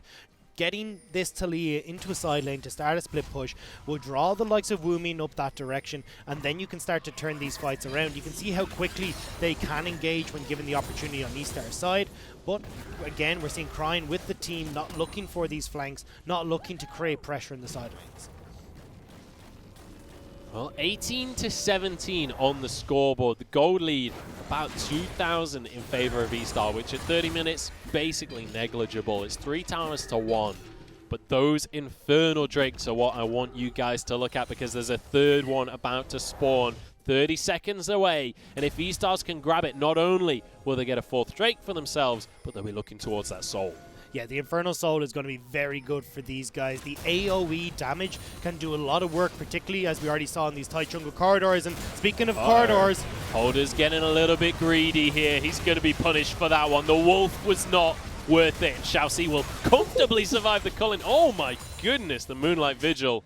It's not enough to finish anyone off, but it's enough to deter them from the contest. Definitely will, but they're actually starting to make their way towards Baron. They're going to see if Harrow can back and run over towards this objective, although seems to be a very split call coming in. Woomin is going up towards the top side of the map. He wants to try and clear out that wave, and Rogue Warriors instead just want to get vision control around the objective. And you can see the Dragon Soul adding to the AoE of Infernum. It's going to be the Hurricane finished off now for Wink, so if he wasn't doing enough AoE already, he will be now. And it looks like Rogue Warriors not willing to commit to the Baron immediately. They just wanted to get some vision so that they can contest. But I don't know how contestable this is anymore. Even though the gold is close, even though everything else has been close, those 3 Infernal Drakes plus a soul, suddenly team fighting doesn't look so hot. Yeah, the big objective for me is going to be that Elder Drake now. We know how big of a difference that can make. Clement was talking about it yesterday as well, that 20% execution in team fights can very quickly turn the tide of a battle. If Rogue Warriors could steal that away, they might be in a good spot, but eStars have their sights set on the Baron, looking to get control back of the jungle that was taken. So Rogue Warriors have a moment to breathe, but it's only going to be a moment. See what they're going to do with that moment. Nobody even close to willing to contest Wink on that minion wave there. Rogue Warriors very happy to stay a little bit further back here. Bear in mind, this is the debut game for both of these teams. This is the debut game ever for eStar. Like, not just the first game of the split, this is the first game as an organization in League of Legends, and now they're onto the Baron. They're so far ahead in terms of damage, and Xiaoxi and Cryan going to look to punish Lei here. The team fight goes on in. Solar Flare stops the bullet time. Xiaoxi is so deep on this one, and the rest of his team not really there to follow up. Support for support traded. I mean, how many times have we said the word Xiaoxi has gone so deep there? Oh no! Way with the flash to save the day. Oh my goodness. That was a little bit of a close one. I think the heart stopped when he saw that cast come in his direction, but does manage to flash away from that. But it doesn't change the fact that, again, we're seeing Xiaoxi going that little bit too far. Doesn't have to follow up the rest of the team. Cryan actually got stuck completely out of that fight because of the bullet time. Tried to back away. The ignite that was ticking onto the Talia meant they couldn't take the Weaver's Wall. So that fight looked a little bit wonky for eStars as a result, but support for support, and the Baron dance will kick off once again. And I mean, now as we start to get towards these late game team fights that we're going to see, you know, team fights repeated and repeated here, you have to go back to the draft and wonder, what was the plan letting Wink get Aphelios here? Like, because there doesn't seem to be that much in the composition of Rogue Warriors that can answer for that damage. Definitely seems to be the case. I was thinking Rogue Warriors maybe wanted to try and, you know, speed up this game a little bit, get themselves to a decent mid game where you've got the likes of Lucian and the MF who are going to be doing good work. But of course, you've still got that insurance card in your back pocket in the Gangplank who can take over a side lane. The biggest problem is that eStars aren't given the opportunity for Holder to try and set up these side lanes in a way that's beneficial for Rogue Warriors, because they're always trying to fight. Well, now on towards the mid lane. Rogue Warrior is going to push this minion wave in, but it'll be comfortably cleared by the likes of Talia here. Cryan, 6-1 and 13 this game. Had such a huge impact. Excellent use of the seismic shoves as well during these team fights. It can be an amazing ability, can be appalling depending who's piloting it. So far, Cryan showing us that he knows how to use this pick effectively. I'd still love to see him off way, actually. Always in trouble, and he goes down immediately. Dredge line will not land, though, and it's actually going to be Lei finished off No, walks away with his life. Explosive barrel is going to knock everyone asunder here as Xiaobai has found himself alone, trying to finish off Wuming. Moonlight Vigil won't do too much. Xiaobai does get one before going down here. Actually, he goes golden, and Wink follows up. What is going on? Xiaobai, the hero. Wink doing so much damage as Cry gets another one. Lei will go down, and it all falls to tatters for Rogue Warriors. Rogue Warriors are aced in that team fight. Xiaobai with the massive play, getting directly in onto Wuming. There was nowhere for the Lucian to run in the Death Realm, and now eStars are going to be able to crack open this base. I saw Wei go down. I was like, well, that's a Baron for Rogue Warriors. How wrong I was. eStar now going to push on in. They've got ages of time to walk this one through. 2 turrets remain, and nobody will be alive to stop them. Comfortably finishing this one off, and what a debut performance from eStar. They take their first win of the LPL. I do want to bring it back a little bit though, because that was one game of our series, and we saw great stuff from them, but still there's a lot to be improved on. They could have used that composition a little bit better. It was very much kind of a, okay, we're going to just run down and see if this works. Hopefully the team fight goes our way. I think I'd like to see them now go back, chat to the coach and go, okay, we could have tried to utilize the advantages that Kryne had gotten in a side lane. We saw what Xiaobai could do when he was able to get into these team fights. That's all well and good, but you do need to kind of look towards how you could have ended this game a little bit better. And most importantly here on this graphic, you've got to look at the damage of Wink and then the damage of Wuji there. Over double there for the side of Aphelios. That's so much work. And obviously he had the Inferno Drakes. They were ahead, but I just don't know why you let that pick through. No, I think this time around we'll be seeing Rogue Warriors definitely ban that one away. We were expecting on the red side, but now we can see that you definitely do not want to give this to anyone. And in particular, I gotta say shout out to Wink, did an incredibly good job in that game, but we'll have to see what he can do. I don't imagine when he's on that Aphelios pick. Yeah, I was impressed by Wei as well and his focus on those objectives early on in the game, focusing on getting the dragons for his team and also on the Rift Heralds. Obviously, the Rift Heralds, not that impactful for them across the course of the game, but we're very much seeing a style coming out from Wei there, the way that he played across that game. And also from eStars as well. I mean, that early game was very aggressive to begin things with. They were doing well when they were having Wei. They had Kryne coming down to that bottom lane, utilizing the tower dive potential that we talked about in Champ Select. And it paid off. I mean, that looked incredibly good. So I'm hoping they can try and keep up a similar early game aggression, because Rogue Warriors just didn't have a response for it. Yeah, and I feel like we're almost criminal not talking about Xiaobai yet after this game. Yeah, definitely. Twice in that game, he pulled off miraculous plays in the final team fight, but also earlier on when they were fighting around Baron, or it might have been Herald, honestly. It was that early on in the game, but had some miraculous moments on the Mordekaiser, doing so much work for his team, and in dire situations, proving that he can really make these mechanical plays. And I think that's the big thing about Mordekaiser, that when he goes for these big aggressive plays, because you've got the Death Realm there, it makes it far easier for you to just take that 1v1, and the rest of the team, you could see it there for Rogue Warriors in that final fight, are all just grouped around, hoping that they can try and help out the second that the Mordekaiser backs out. But the problem is you got to then try and play keep away with the rest of the team, and unfortunately, whoever it was that's trying to play keep away was Holder in that last team fight, is actually taking damage consistently, and it means that Xiaobai was able to delete Lucian and then turn around and go, cool, I'm going to gobble up that misfortune as well. Well, we'll see if that's going to be a repeat of game number 1 as we head on into the break. Don't go anywhere. We're back with game number 2 right after this.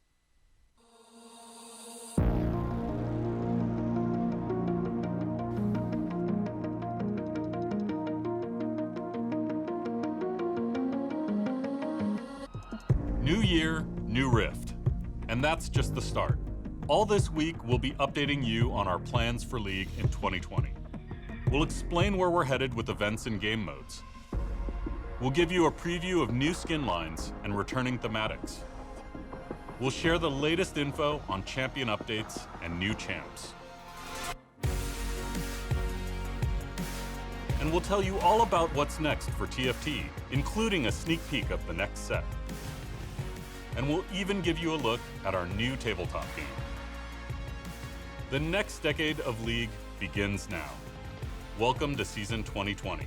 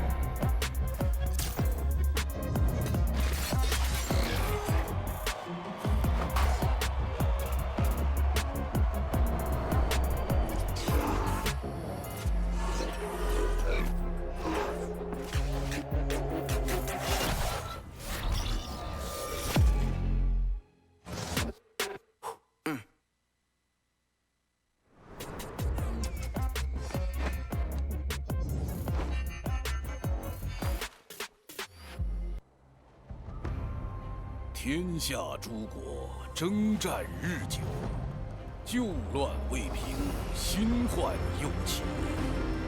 唯当死战不却，方得天赐神兵。巴山盖世，唯我贾克斯。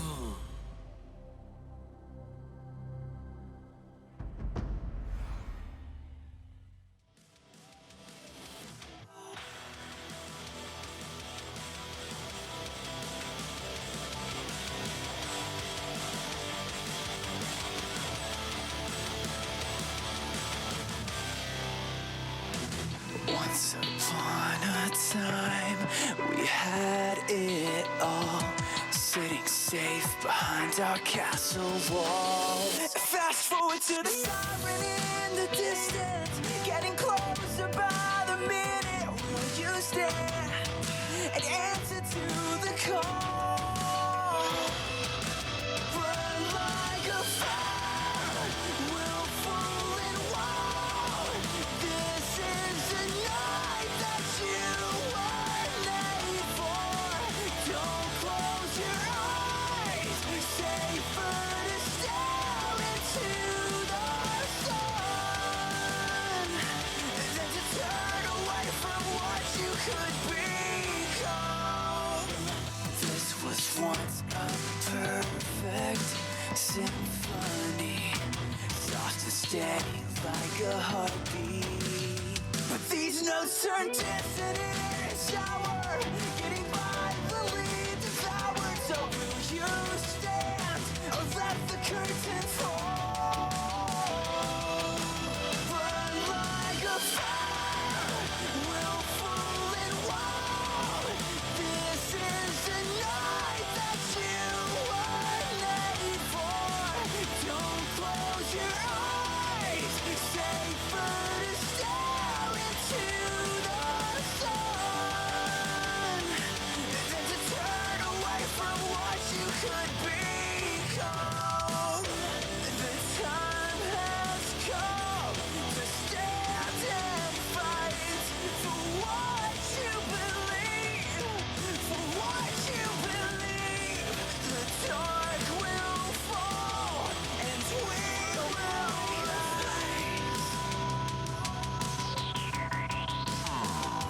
Like a fire, willful and wild.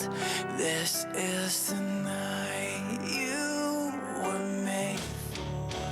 Burn like a fire.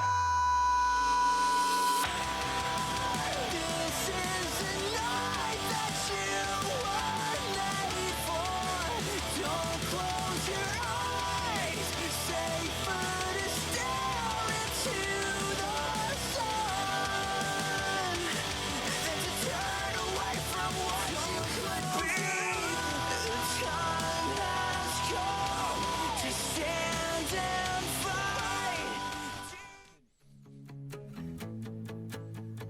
We are back here at the LPL. We're ready for game number 2 between eStars and Rogue Warriors. eStars having their debut game, managing to pull out a victory, and what a victory it was as well. We saw Xiaobai doing insane work on the Mordekaiser, and we'll see what Rogue Warriors have to pull out here in order to change things up for game 2. Yeah, I'm delighted to see Xiaobai coming out and really showing what he is capable of doing.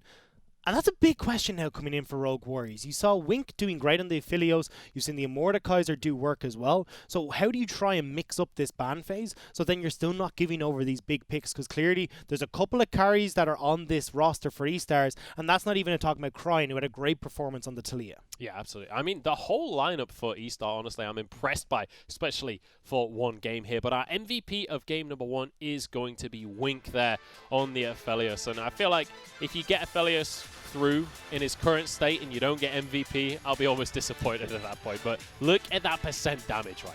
Yeah, that's what I'm laughing at. It's 153% of damage to the goal that he got. And I'm wondering how much of that is Aphelios versus how good Wink was. But, I mean, we've seen Wink already, was great in position in those team fights, managed to dish out the damage that he needed. And we might have another one of the great LPL AD carries now coming up. We'll have to see what Wink can do up the rest of the split. We'll have to see what the whole of eStars can do here, because You know, coming on into the split, people had a lot of question marks around this team. So far in one game, they've looked great. But let's not get too ahead of ourselves just yet. It's a singular game, and let's be honest, it was not a clear-cut victory. That was very much a back-and-forth battle, and Zhao Bai on the Mordekaiser, he was very much a difference maker during some of those late-game team fights. Yeah, I think you can definitely see the cracks that are in eStar's game plan. There's definitely a few footholds that Rogue Warriors might be able to get into to climb over eStars in that standings, but it is going to be a little bit of an uphill battle because Rogue Warriors were very much on the defense when it came into that early game.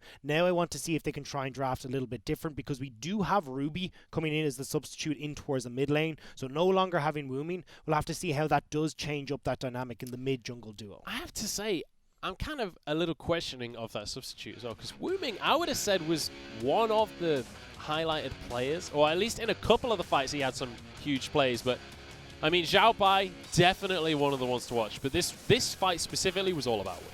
Yeah, it most certainly was. I mean, Zhao Bai did do work in getting everything set up and started, but the Infernum in this is so strong. And the second you start to go into those close quarter jungle fights, it makes it so much easier for Wink to really be the damage dealer. But you can see here, once Wink goes down, it's still not that big of a deal. You still have Zhao Bai who's able to do the work in the backside, and Wei as well doing his due diligence and making sure Holder, that big fed pirate that we were talking about, isn't able to get into the team fight to try and turn this around. Yeah, I mean, that fight especially, you saw Zhao Bai, he actually just pulls Wuji straight into the realm of death, forcing him out of the bullet time there. Really, really strong stuff. But you see many of these fights, it felt like Zhao Bai's just doomed here. He's 1v5, and suddenly everything's turned around. You see the Infernum explodes, and everything just flips on its head.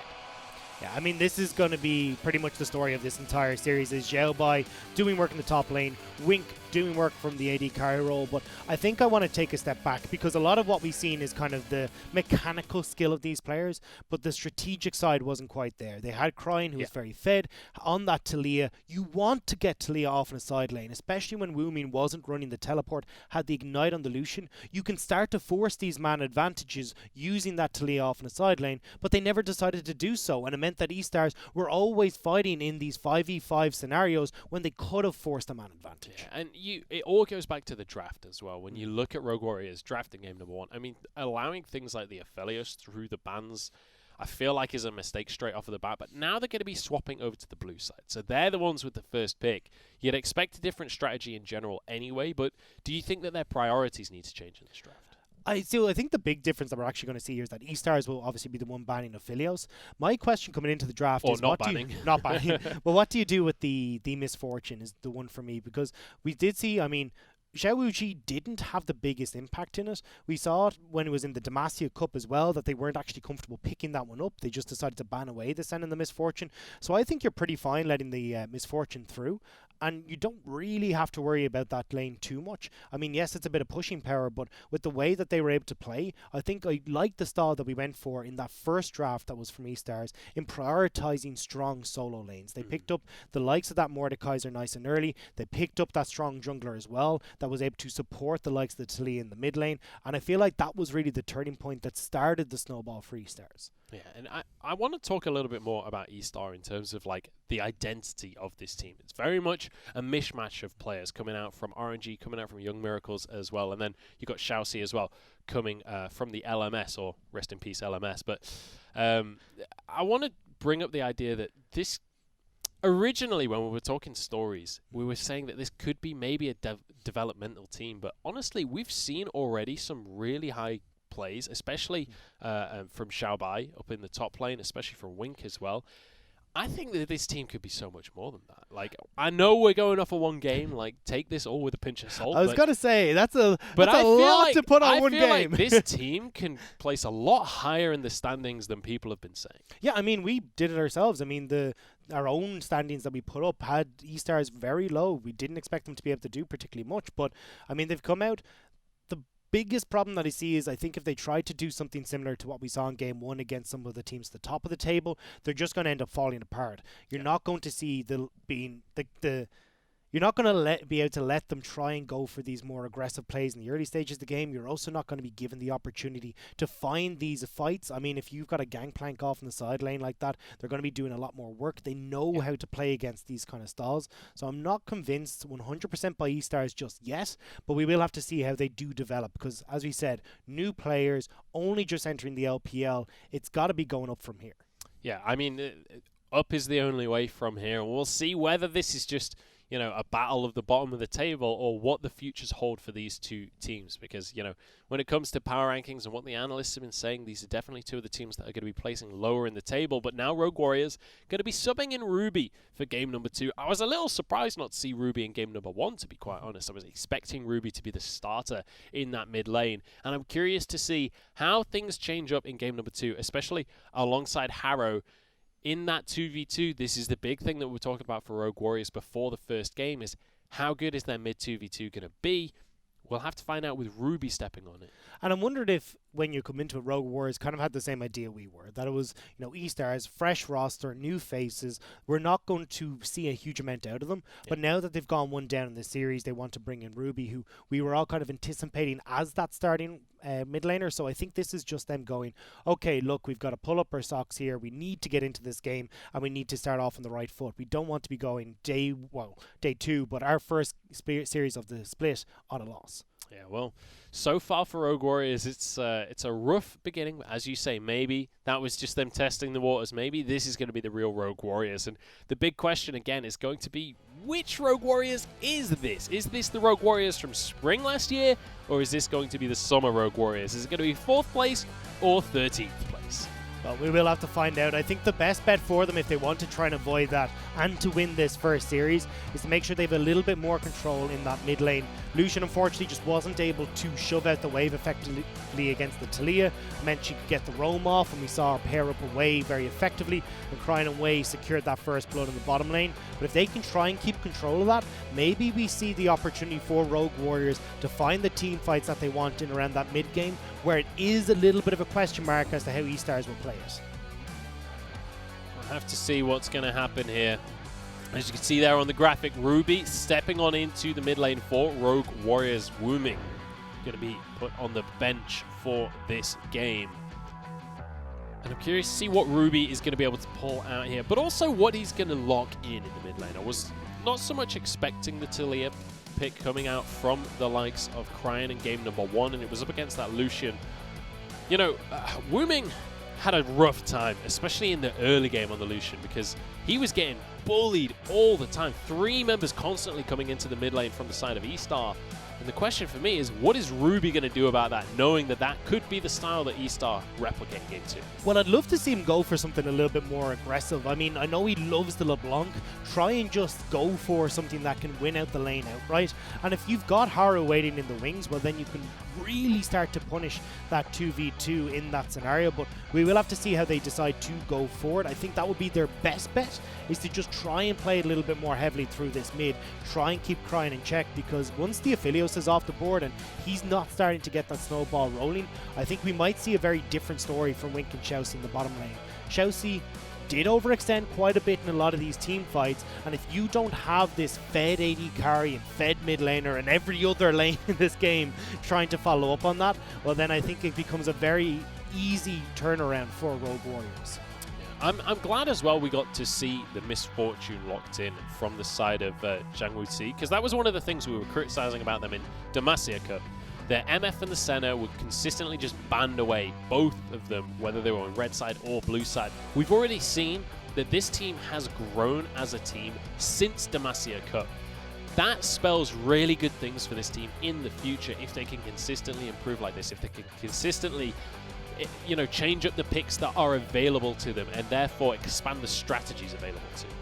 Yeah, I think that is going to be a major impact coming into this series, but I think it's mostly coming down to not only the picks that we see in the draft, but how Rogue Warriors are approaching these team fights, because the picks are all well and good, but they're most certainly being out team fought by eStars. And when you've got, Xiao Bai, who's working wonders on the Mordekaiser and has shown that he's more than capable of being this big menace in the fights, you've got to look at ways to try and nullify that and have the rest of Rogue Warriors step up. See if they can step up. I'm curious to see what Holder is going to be able to do in this game as well, because he started things off incredibly strong on the Gangplank, but later on into the game, we saw less and less of him on that pick. But the draft is already underway. It's going to be Jarvan, Rumble, and Olaf banned from Rogue Warriors. On the other side, Akali, Aphelios, and Elise. So if I'm on eStars here with the Misfortune locked in for Rogue Warriors, I start to drift towards the likes of that. Gragas worked very well in just trying to control how long you get that bullet time up, but there's a couple of the power picks that are still available. Kiana was going to be one that I mentioned. Pantheon was another one that has been left open. So I'll be curious to see what they want to try and prioritize. We're seeing the Kiana and also that Renekton. So going to be looking for the Kiana to be that big team fight engage with the Supreme Display talent. Now the question will be, what does Harrow go for here? And it looks like the Talia are going to be taken away. So Cryin not going to get that pick that he did so much work with in the previous game. And that's going to be going into the hands of Ruby. Yeah, most certainly. Ruby has been playing a good bit of this back in Challengers Korea. It was a little bit of a pocket pick for him. Now bringing it in to Rogue Warriors. We'll have to see if he can have the same impact in the early stages that Cryin did, or if that will be given the opportunity. Pantheon will be locked in. Not convinced by this Senna pick on the opposite side. Misfortune kind of seen as a bit of a counter pick to Senna because you can shove her in very effectively. Senna doesn't have the greatest wave clear and doesn't do amazingly to farm underneath the tower because of how long her auto attack animation is, but you know what? Wink is comfortable enough. He says, give me the Senna. I want to be able to have her for myself in the bottom lane. Yeah, we saw some Senna coming out yesterday as well. A lot lower presence in the draft than I was expecting coming on into this week of gameplay, but we're not going to see it coming through here for eStars, and now a Quinn ban going to be starting off the second round of bans. Yeah, Quinn's a curious one. It is one that has started to pop up a little bit more, and a direct counter to the Renekton as well. So I think this is just a case of we do not want to deal with it. And now you're going to be looking towards a little bit more of those bans, I think, towards the top lane, although as I say that, Gragas was the jungler that we were looking for on the side of eStars. That will not be given over towards Wei. And now you can start to pinch that a little bit more. I mean, Elise is gone. You've also got the Gragas. I mean, the one that kind of stands out to me still is going to be the likes of the Lee Sin, but there's not a huge amount of junglers that we consider, you know, top tier on this patch that are still going to be left open. We'll have to see what's going to come on through here. I am a little bit surprised to see junglers being banned away with the Kiana locked in, but I guess still flexible. You could send that towards the mid lane. But realistically, I feel like that's likely going towards the jungle. Yeah, you'd imagine so, but I think it was more, again, as you're saying, just in case it was a flex, just make sure we don't have the Gragas coming in against the Misfortune. Now we've got eStar going to be locking up. I imagine it's going to be their... it doesn't really matter here. I think they would have preferred to go towards something a little bit more aggressive in the bottom lane, but the Tahm Kench does pair quite well with the Senna. Makes it nigh on impossible for you to try and make plays in that bottom lane, because between the Curse of the Black Mist, between Tahm Kench's nom-noms, you're not going to be able to get into the bottom lane to try and pick up the kills. Yeah, Tahm Kench going to be keeping Wink alive there and ruining my day. Personally, can't stand the champion, but you know what? I'm not the one drafting right here. It's going to be Thresh to answer that down in the bottom lane, and then Holder will be given the Ornn to power up the rest of the team. I thought we might see the Ornn come in once we saw the Braum ban. Yes, Braum, very high priority on this patch, but I mean, you still have the likes of the Leona still up, the Nautilus was there as well, but if Braum is going to be banned away, Ornn becomes a very high priority. Strong top laner, and without anything to block that Call of the Forge God, you can tear through eStar, in particular against the Tahm Kench, because even with the Devourer, Tahm Kench can't really save multiple people, because he's going to get caught out by that ultimate as well. He certainly will. Well, we have our final compositions locked in here. We'll see where that Talia is going to go. It could go to Ruby, or we could see Harrow taking that on into the jungle. That's going to be an interesting one to keep our eyes on. The Senna is going to be in that AD carry position with Cryin taking the rise to the mid lane. Yeah, it's going to be pretty similar compositions here on both sides. Strong 1-3-1, but I would definitely give the team fight edge over towards Rogue Warriors when it comes down to it. You've got the Pantheon that can man-trap on towards the back line, the Call of the Forge God as well to help set that up. And that's not even including the Weaver's Wall that can do a great job of splitting up these team fights. So I think that in this one, eStars are really going to have their work cut out for them. And now they need to step up. Now they need to show that we can play the slow strategic style. And it isn't just a case of let's run at them and see what sticks. Well, we're getting ready to jump into game number 2 here. Rogue Warriors down, but not out just yet. eStar winning game number 1. They're 1-0 in the series, in their debut series of the LPL. We'll see if they can round things out with a 2-0 and walk this one home, or the Rogue Warriors are going to be looking to push this to game number 3. They've subbed in Ruby in the mid lane. We'll see if that's going to be enough to be the difference maker. This is going to be an incredibly explosive mid game. I'm looking at, you've got the Misfortune there, you've got Pantheon, you've got Senna, you've got all these champions that hit hard the second we come towards that mid game, including the Rise as well that's going over towards Crying in the mid lane. So this is where I expect to see a lot of our fights in and around the dragons, towards, definitely around that second to third dragon, both teams trying to secure control of the map. But as the game starts to progress, Rise is going to be able to take over this game. Just scales so much better than Pantheon, than the likes of your Talia or the Misfortune. So really this is now taking the burden of carry from Wink and giving it to Crying. Spreading it around the team. It's about time we jump onto Summoner's Rift here for game number 2 of the series as we head into eStar up against Rogue Warriors.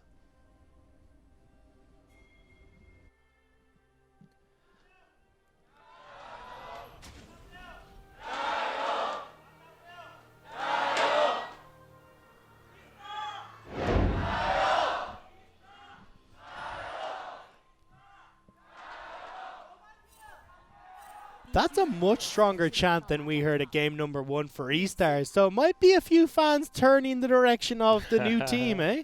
Yeah, well, they're new kids on the block, and so far they've shown that they know how to throw a punch right here. They've got one game in their pockets already.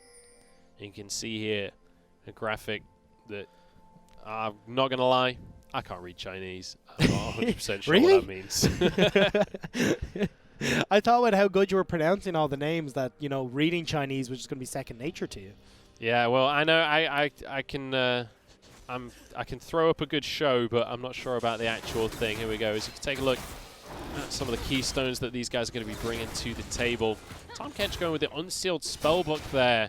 We might see some crazy smite shenanigans, things like that coming out from that keystone, but other than that, relatively standard across the board here. Yeah, nothing too crazy going to be coming in. And when we look towards those jungle routes as well, it looks like both of them are going to be starting on the bottom side of the map.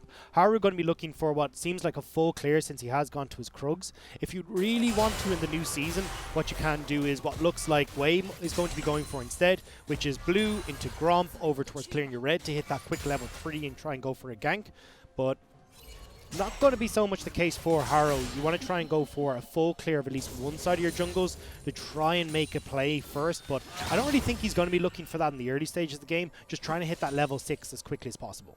Yeah, for sure. And I'm really excited to see what Harrow can bring out on this Talia pick. We know him as a jungler that likes to go for the invades, likes to try and force that style, but Talia, I don't know. I mean, is Talia an invading kind of jungler? I'm not enough of an expert on the jungle picks to know.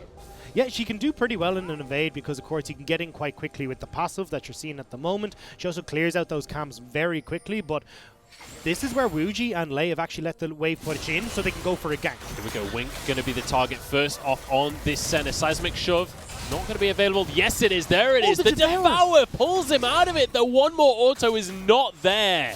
And Wink walks away. That was so well played by Xiaoxi. Flashing into the way of that seismic toss coming through from Harrow meant that the damage couldn't land onto Wink, and also getting the Devourer at the perfect time to stop the knockback. I wish eStars had seen that coming though. We already talked about the push potential that can come through from Zhang Wuxi on this MF, but I'm going to hold on maybe. We're seeing Wei, no. But Wuxi was letting them push in so they could try and make that gank. Ruby's being aggressive here. Crying could be in serious trouble. Aegis Assault going to force out the flash there from Crying. So Flash is burnt in the mid lane, Flash is burnt on the bottom side of the map, and Rogue Warriors are looking like a very different beast as it comes into this early game. I want to see how Ruby and Harrow can try and turn this into something though. They have control in the mid, Although, bottom lane. Oh, here we go. That's going to be a root locked on in. Wuji is going to go. Oh, no, the lantern comes out. Lei comes to the rescue, and Wuji somehow survives. Supports are MVP in this game so far. This is AD carries going that little bit too far forward, and both Lei and Chelsea saying, fine, I suppose I'll get you this time. Mate, I'd already written that one off. I saw Wuji walking away from the tower, and I was like, he's given up, I've given up. And then Lei comes in from the side with the lantern, saves the day. What a beautiful play coming out from that team. Yeah, but that will mean that there are summoners galore burnt on that bottom lane. Nobody has theirs available on either side. So when you start to look towards Ruby, who's going to be hitting level 6 fairly soon, you're also looking at Crying, who'll have the Realm Warp available. This bottom lane got a whole lot more dangerous for both of these teams. Yeah, it really did. And it's literally just going to be a cleanse on Tahm Kench from the Unsealed Spellbook. So we'll see if he's going to be able to use that effectively in a follow-up fight, or whether or not these junglers are going to be looking towards that bottom side. We were saying that this could be a focus, and we were asking about, you know, this Misfortune versus Senna matchup. Typically, from what we've seen, Senna does struggle a little bit up against the Misfortune, but Tahm Kench could be the answer, protecting that AD carry. It's more the problem that I see with the Tahm Kench is that he doesn't offer much more on the wave clear, so Senna just ends up hurting even more in that scenario. But somebody who might be hurting is Ruby, who Wei is hovering in the wings. Might have spotted Harrow here. Harrow's found him. It's going to be a 1v1 between the junglers for now. Seismic Shove will knock him straight back onto the Unraveled Earth, but Ruby's coming on through. Wei has to flash. That's going to end the fight. So you can see Wei is trying to get control once again. Did play pretty heavily around this mid lane to start things off in the last game, now trying to do so once again for Crying, and I think this is where they're trying to even out the score.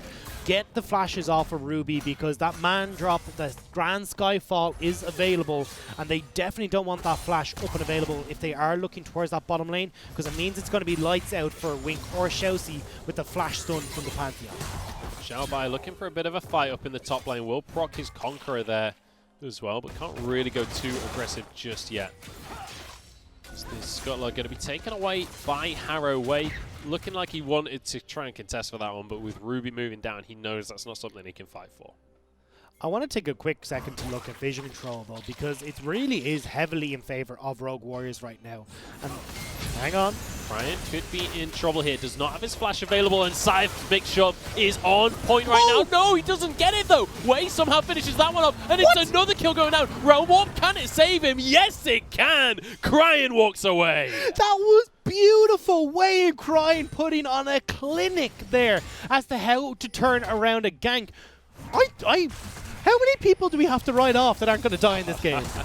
Crying managing to somehow survive, and Wei comes to the rescue. He's rewarded with 2 kills, no less. On a Kiana, that is an amazing start. That is a fantastic start, and now gives the opportunity for Wei to start to have that influence around the rest of the map. We're going to see the replay here. This is actually a little bit on Ruby. Misses the Q from the Pantheon because of the Seismic Shove, which means they don't execute Crying, and then the return damage is enough. The flash there from Harrow was... leaves something to be desired, I think is the phrase, because he kind of flashed and didn't have anything to use at that point. But yeah, unfortunate 2v2 there for Rogue Warriors. That was one of the big questions we had. Are Ruby and Harrow going to be able to upgrade this team's 2v2? Not against the likes of Wei and Crying.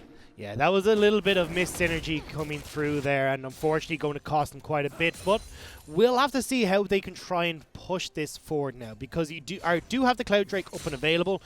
Would imagine that Crying and Wei are going to try and utilize the flashes that they've burnt onto Harrow to pick off this Talia and then try and make a play in the bottom side of the map. Speaking of the bottom side, Harrow already going to be here, trying to pull everyone back in. Bullet time, going to keep Xiaoxi in. All of the damage. TP's going to be channeled as well. Xiaoxi will survive with the piercing light coming on through. Lei getting incredibly low, but healed up by his team. That's going to be a huge stun and a kill coming on through. This is the support for a top laner. Roots onto 2. Holder going to be the next target as Wei will get devoured. Xiaoxi knocked up though and will be dropped. Another 2 players go down, and it's 3 versus 3 now. Ruby is going to be rooted. Crying might just be able to follow up on this one, but the damage is in there. Oh, the shadow's there is a piercing dark, but not quite enough. Piercy Dark doesn't find the mark, but eStars are able to find the team fight victory in the bottom side of the map. Now with Wei still up and available for them, they can turn towards this dragon. Haru has no mana available, can't try to get in to turn this back in their favor. They are standing in the pink though, so maybe they want to try and do something. Here we go, Drake should go down though. It's going to be going the way of eStar once again, and Harrow going to try and punish them for this. Seismic Shove not quite going to find a target though. They won't be able to collapse onto anyone. That's going to be teleport wasted there for Ruby. Well, oh, actually, they're going to turn it around. Lei going to be the target as eStar, and it forces the engage here. Cryan finds a kill. And no answer whatsoever for Rogue Warriors. They're starting to fall apart a little bit. I'm sorry, Munch. Did you want a break from play-by-play there? Because eStars are not letting the foot off the pedal. Now up to 5 kills. They've opened up a 2k gold lead for themselves as well. And this is looking very good for eStars. Particularly my eyes are drifting towards Wei. 3-0 on this Qiyana. We can see how devastating Qiyana can be in and around these objective team fights, and already she's off to a great start. Yeah, really impressed by Wei here on the Qiyana. Great finish off kill there in the bottom lane fight. The question is, how much can you snowball? That's one of the big picks for snowballing is Qiyana. Xiaobai going to be in trouble though. Call of the Forge God going to get the knock up there. Denies the Realm Warp, and that is going to be Xiaobai going down. Very nice pickup there for Rogue Warriors. Great collapse from Rogue Warriors. Not sure what Xiaobai was really hoping to achieve there. Wasn't going to be able to get the gank on mid lane. Ruby was already pushed underneath the tower, and now Rogue Warriors will be able to pick up the Rift Herald for free. Lei has made their way over just to try and help this out, but I don't really think you need more members up towards this Rift Herald. This is pretty much going over. Yeah, this is going to be a nice little pickup for Rogue Warriors. Counter to game 1 here, because it was all about Wei when it came to the objectives in game number 1. This time it's going to be Harrow grabbing that Rift Herald. And one of the big differences for this Rift Herald versus what we saw in the last game is that now you've actually got Rogue Warriors who aren't really losing out on push power as a result of going for this play. They haven't got to rotate members up to try and take this objective and sink a lot of time into it. That means that they should be able to get these turret plates for free with the Rift Herald and start to equalize this gold lead a little bit. When we take a look at the items across the board here, you can see the Mana Moon already finished for Wink. He's got a cull that's just about completed as well. 32 stacks remaining on that one, so he's starting to snowball up. Obviously, Cryan will take a while before he really starts to get too much damage. You do need a few items on Rise before the mana really starts to stack. Then on the other side of the board, when you look at Wuji, he's not actually finished off a tier 3 item just yet. And that's one of the nice things about going for the Muramana first, is it's a very cheap item. I mean, we've seen a lot of MF start to pick up this double Dorans to try and keep themselves just pushing that little bit harder in the laning phase, but we are going to see the Rift Herald drop down in this mid lane. Nobody really here to defend it just yet, but there is Wei coming in on the wings. Yeah, good amount of damage. That's going to be 3 plates taken there as Herald does finally go down. Harrow trying to find a Seismic Shove there, but won't get it immediately. Wei, the target for Ruby, as that's a nice little hook onto Xiaoxi. Dawning Shadow doesn't quite connect to its target, and both teams disengage. Wei wasn't able to find the connection with the wall and the Supreme's display of talent, and the stuns weren't coming through and the follow-up wasn't there to take out Ruby. Now it's going to be eStars trying to see if they can get the counter push, but pings are going down towards this bottom lane. They have the inside track to try and get down there quickly and maybe answer for a few turret plates themselves. Now towards the bottom side for Wink, because he's going to be able to shove towards that bot lane tower. And the question for me is, eStars, are they going to start to put their foot down on the pedal once again? They were making some plays in the early game. They found this lead for themselves. But just like in game number 1, they're kind of slowed down again. I don't mind it too much though, because when you look at, the power spikes that are going to come in for Rogue Warriors, Talia with the Weaver's Wall and also just completing their jungle item. You've got the Umbro Glaive that's been finished for Ruby here, so he's going to be great at clearing out some of the vision to look for ganks. You've got to be very careful about how quickly they can be collapsed on, just like this though on the opposite side. Call of the Forge got denied by the CC, and well, that is just a 1v4 straight up, nothing you can do about that. With Tom Kench to drop turret aggro as well. That's just a nice little play from eStars. They put their foot on the pedal. I'm happy. And they saw that Pantheon was in the top lane, so they're free to go for that foot on the pedal. They know that they're not going to have the Grand Skyfall to try and bring people in. And now they can start to pick off some of these turret plates from themselves, answer for the ones that have been taken in the mid lane. And now we're kind of back to that all square, at least from the extra 120 gold that people are getting from these turret plates. Another recall coming through for eStar, because Dragon going to be spawning in 10 seconds. But I think maybe they've recalled just a little bit too late here. They might give up this Dragon, honestly, to the side of Rogue Warrior. They don't have the ultimate for Ornn. It was used in that engage in the bottom lane. So overall, I think they're kind of happy to maybe just give this one across. But you can see actually the pings are going down. Wei is not in a position. I thought it was going to be eStars who were just going to start up this Dragon straight off the bat. But yeah, with those backs coming through, Rogue Warriors find themselves the fight. Ooh.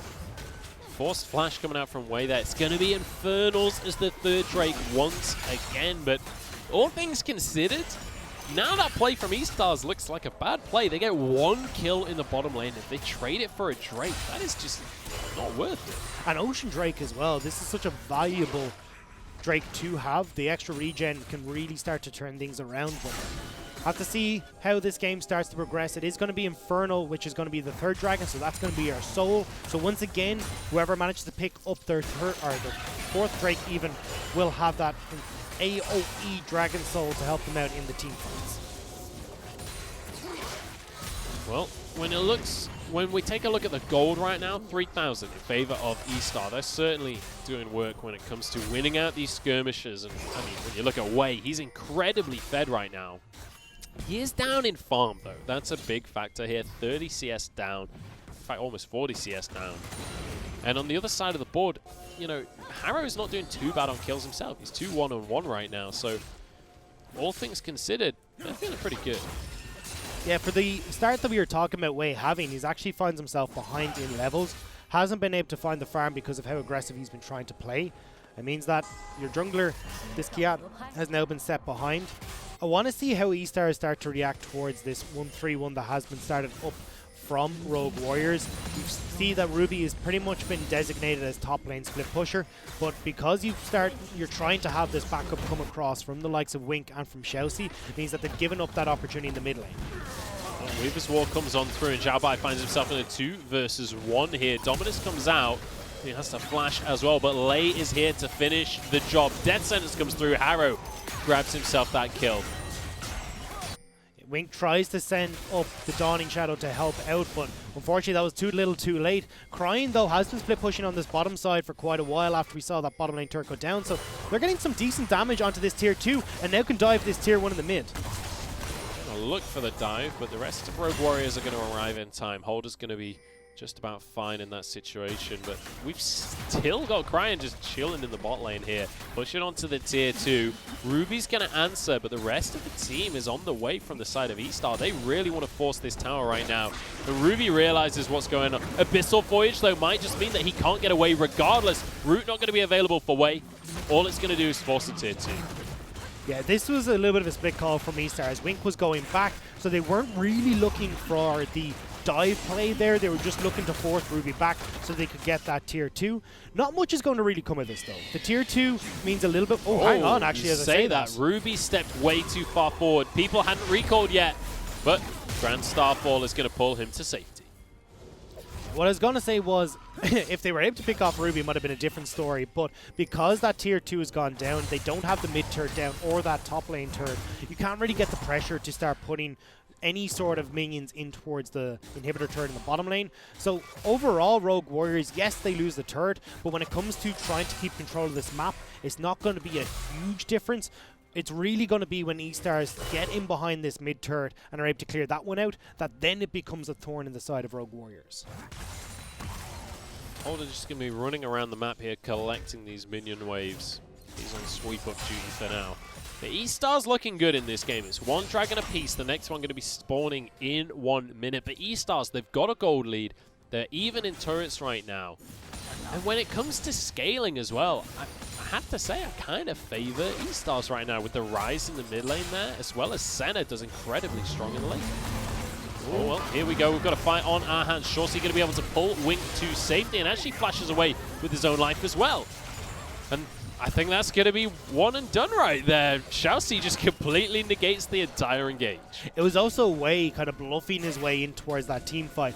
Threw down the grass element, so then he was invisible. They didn't know if the Kiana was going to try and jump onto Wuji, so had to call the bullet time early. Ooh, but the flash forward! Death Sentence isn't going to land though. Cryan still uses the cleanse anyway, just out of sheer respect right there. He expected that one to land. But 2 failed engages now in a row for Rogue Warriors. And Infernal Drake going to be up in just 10 seconds time. Call of the Forge got on cooldown. Ruby and Wuji's ults both on cooldown as well. This is looking like a sheer advantage for eStars. Wei has hopped over the wall though, wants to see if he can catch Rogue Warriors getting in towards this pit. This is going to be a very close call. Rogue Warriors don't have to call the Forge God to start things off. 3k on the Infernal Drake right now. We'll see who's going to be able to finish that one off. The Dawn comes on through, but it's Kiana that gets it. Wei gets it for eStars. The question is, what is the fight going to turn into? Shorty on the front line right here, but it's Wink taking the damage, flashes away. And it's going to be Cryan jumping straight on into the fight, gets saved by the Tahm Kench. There's 2 kills coming through onto the side of Cryan. He's been MVP so far, and Wei follows up as well. Harrow, the last man standing. Cryan is making Rogue Warriors weep. That was such a strong play. Flashing forward aggressively, getting the kill onto the AD carry, and then having the support of Chelsea there to bring them back to safety. eStars not only pick up the Dragon, not only pick up the team fight, but now they're turning towards this Baron as well. The teleport from Zhao Bai just to be the last seal to make sure of that. eStars are looking phenomenal so far in this series. I thought that was a done fight, but once again they proved me wrong. And now with a Baron as well, they're looking to find some recalls here. Realm Warp might just get them to safety. No, Cryan misses his own Realm Warp. Oh, it's a disaster. He doesn't have his flash available. He'll be knocked off. The rest of the team saves him. Shorty on the Tahm Kench devours him over the wall. eStars lose nothing. I've given up on trying to call when eStars are going to die, because how many times are they going to have Chelsea come in and just about save them? This has been a very different story for Chelsea on the Tahm Kench. Not having something like the Leona where they're being the engaged tool means that Chelsea's actually been so good in sitting back and just playing protect the carries. It's something that he did quite well in LMS, and now we're seeing it in the LPL as well. All right, let's take another look at this, because I have no idea how eStars won this fight. So the big factor for this one is just how many people Wei hit with that stun.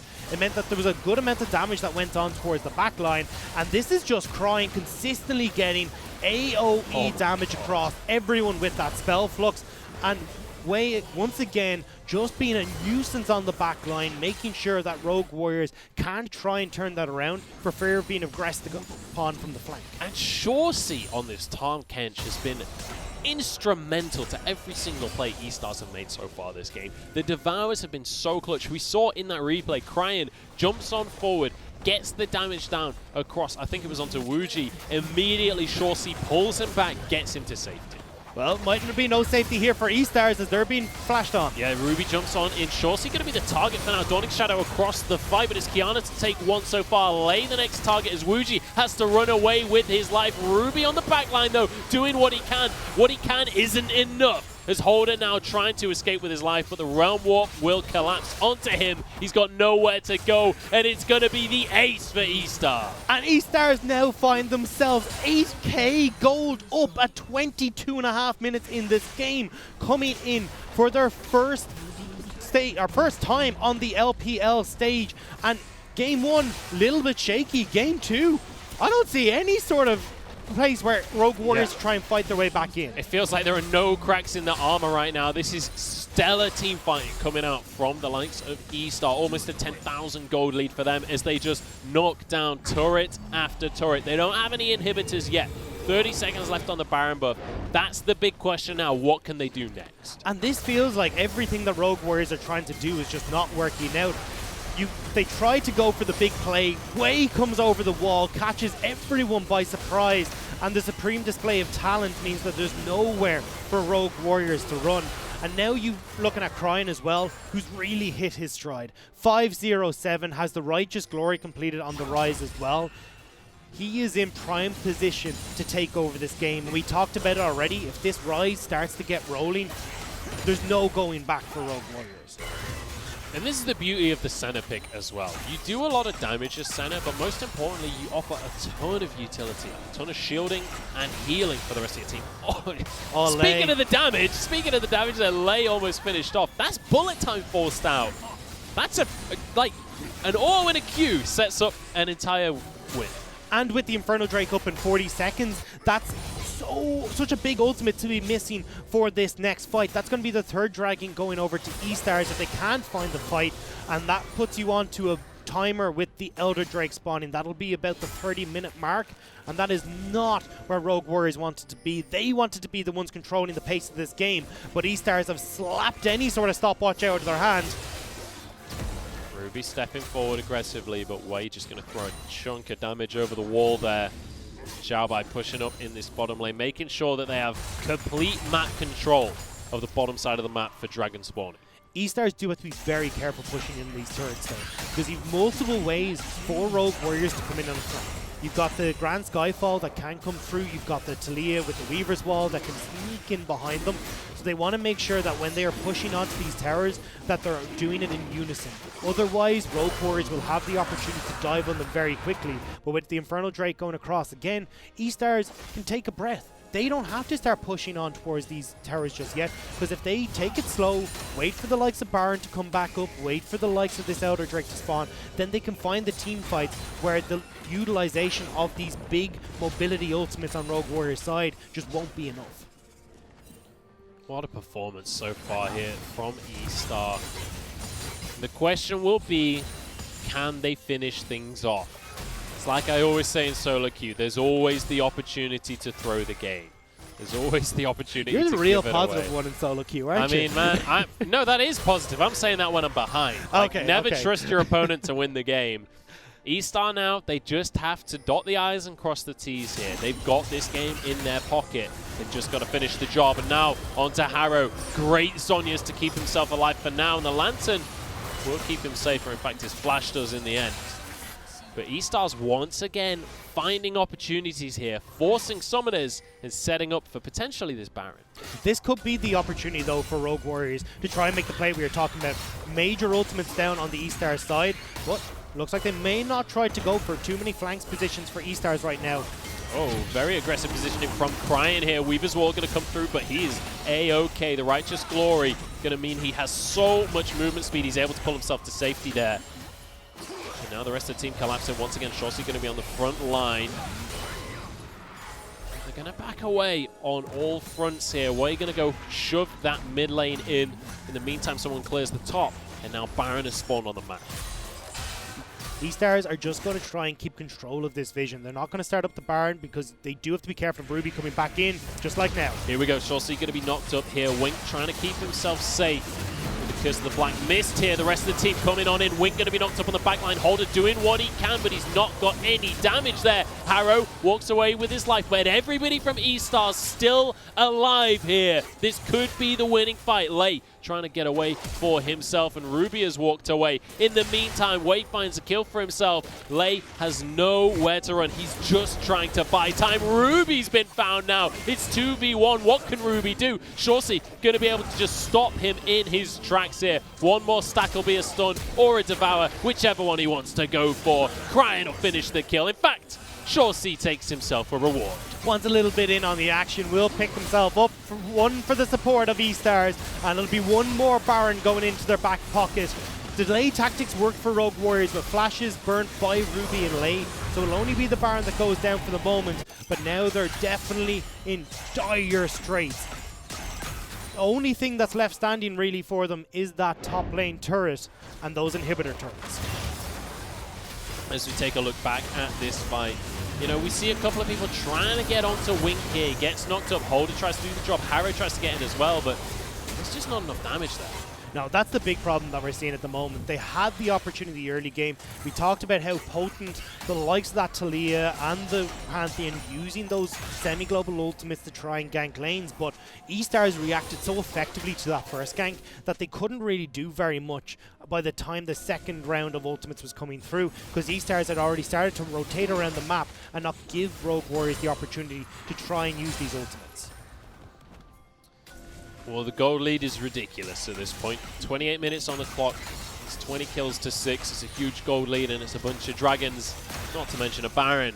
The question is, what miracle plays do Rogue Warriors have up their sleeve here? They subbed in Ruby. What can he do on this Pantheon? Here we go. Team fight kicks off. Wei has been caught, and Harrow doing the damage, but Zhonya's keeps him alive. He finally goes down. Supreme display on Talon. Pretty much onto no one as Xiaobai's in the back line, but he goes down. No follow-up from the rest of the team. 3 members remain for eStars, and this could be the turnaround. 2 for 1 so far. His wing gets saved there by Shawsey. Still have to respect Crying, though, has a huge amount of damage that he can now put in these fights. Rogue Warriors do find the picks. It's a 1 for 2, but look how healthy eStars are. They're fine to keep pushing in and try to utilize this Baron buff. Now over towards the bottom side of this map. In fact, Infernal Drake's up in 25 seconds. eStars, even though they technically lose the fight, they've still got map control. They still have priority over this objective. And Wei will be spawning in 5 seconds. It's so difficult, though, for Rogue Warriors to face check this. Yeah, the problem that we saw there for Rogue Warriors is that even though they caught out Wei, they couldn't get onto Crying and Wink. And realistically, the main damage that they have to try and collapse on is Crying. Not going to be an easy task to do, though, with Shawsey pretty much standing bodyguard beside him saying, "Get down, Mr. President," at every opportunity. Ruby doesn't really have a target to go for. Harrow doesn't either. And trying to flick this Rise in so you can have the team jump on top of him is looking nigh on impossible. Let's see what Rogue Warriors is going to be able to do here. eStars now with the Baron, this is when they can start to force the issue. We were saying the siege is a bit more difficult for them. It's very easy for Rogue Warriors to collapse and force a fight. The question is, will Rogue Warriors be bold enough to force the issue? When will they pull the trigger and try and force this fight, or will they start to concede objectives? Right now, they're pretty happy to let the minions do the work, although Holder will get caught out in the front line. I mean, that's the tanky member of Rogue Warriors, already taken below half health. This is going to be an inhibitor tower going down. Wink actually takes a huge chunk from Wuji there. I think that was a double-up. Just chunks him on out, but it's not going to be enough to stop them taking this inhibitor here. And look at that. Beautiful Realm Warp pushes both carries towards the bottom lane to clear that and start to push on it. And this is the beauty of it, is that Wink, because he's playing the Senna, doesn't matter if he takes a big chunk of damage coming through from the double up, he's been able to heal himself right back up, and now eStars are right back at it. Here we go, Call of the Forge God. It's time to make a play. In goes Ruby, but so much damage. He will be finished off. Stun onto Harrow as well. Flashes to safety. Bullet time just isn't enough damage there. It's only 1 kill going the way of Rogue Warriors. And now Holder will be finished off as well. The Infernal Drake will do the work. And down goes the turret. Down goes the inhibitor. And I fear this might be the end of the base and Rogue Warriors' hopes in this series. Yeah, eStars coming out in their first professional game in the LPL, and now they are stepping forward, taking down the inhibitors, but JDG has managed to clear out his minions. Wink's found himself a 1v1, and he's got more than enough damage to bring that one home. Now the minions have arrived. There's a stun going through. The ace finally happens. It's delayed, but it's there. And eStars, in their debut series in the LPL, show that they are a team not to be underestimated. We heard the cheers get louder at the start of Game 2, and I can be certain that the cheers are only going to get louder in their next series in the LPL. eStars coming out and looking phenomenal. These people that are looking to make a name for themselves, players that are looking to create a legacy, are definitely taking a step in the right direction. Crying, Wink, Xiaobai, all looking phenomenal in this series. Yeah, I mean, Shawsey and Wei as well. You can literally mention all 5 of these players had stellar performances here. And I'm excited for the future of eStar. Right now, these guys are building themselves a fan base. And if they can keep playing like this, that fan base is going to come in no time. I'd be curious to see now how many of us are going to go for the get out of jail free card with eStars. If they can start to keep going with performances like in that second game, they can definitely start to look towards those higher points in the standings, and will definitely be able to take on some of these teams in the LPL.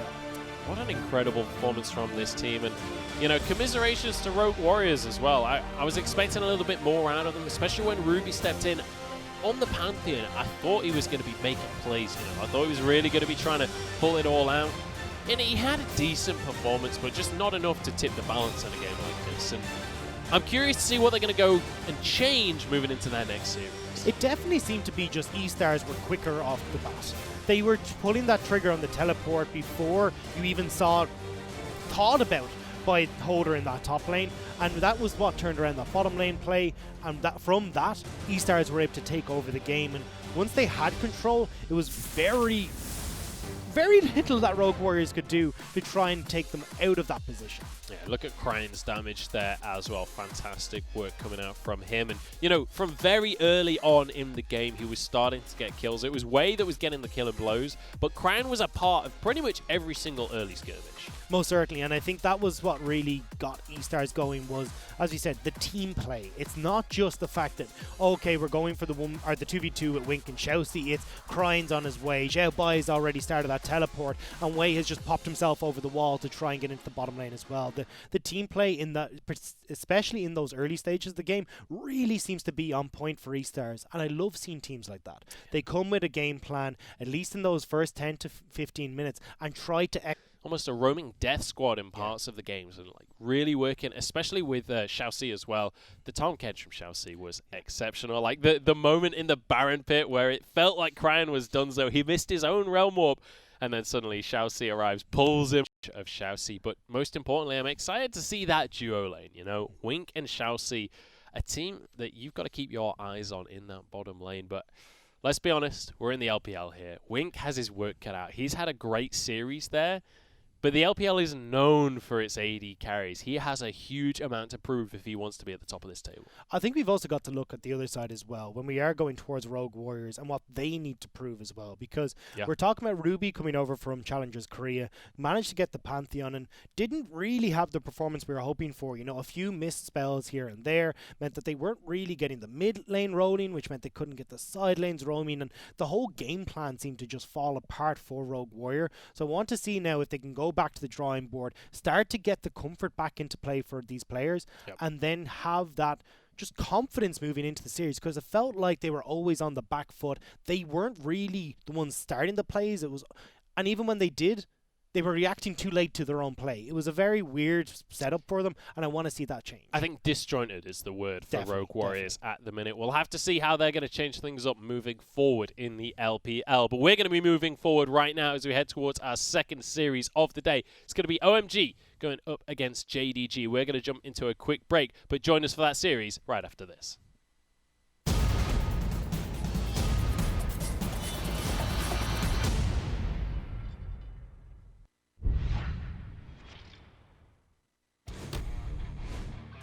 只能直接踢龙坑吧？哎，不踢了。踢了，有点慢呐，踢的有点慢啊。不敢踢龙坑，有点难受。LNG 占据了主动权，应该是要直接卖一个女坦。女坦死前把大招给放了出来，皇子这个时候盖了上去。女枪大招感觉被逼到一个比较糟糕的位置，只好选择先放出来。现在双方的战区人数有点少，但是 LNG 的哇，剑魔突然回了好大一口血，有机会再继续打下去。但是 Q 3后排烧掉了，对。 就是他在这个，哎，等一下，哦，被开了一下，上来，女枪的位置好像也蛮不错的。布隆被拉到一个人了，哎，女枪开了攻大，尴尬，刚说完我就奶了一波。啊，那 Yuki 输了，Yuki 一个人进去了 ，Yuki 好像要被打死。完了，交了一个闪现，还是走不出来的。现在战场上残留下来，众人感觉很难处理。不过 Maple 先被处理掉，战场正中央的，哦，不是 Maple 被处理掉，抱歉，是 Pina 先被处理掉，念错 ID 了。 但是厄斐琉斯在团战后期的一个高伤害，是否能够拯救这个局面呢？哦，火焰枪出来了！我的天哪，这个 AOE 的伤害确实是非常非常的高。是这个英雄打团就是。剑魔在后面在找，女坦已经被发现了，正面的远古龙还有一半的血线，没收，正面的血量，齐亚娜，宁王有没有机会？直接扫大招扫宁王，抢到了远古龙。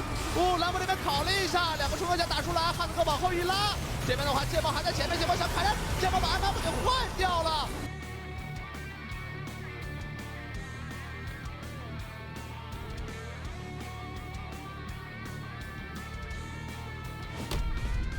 铁男可以关，先关一个打野。但是铁男这一波有没有机身？铁男可以1v3，打不动这铁男。哇，没蓝了呀！1v。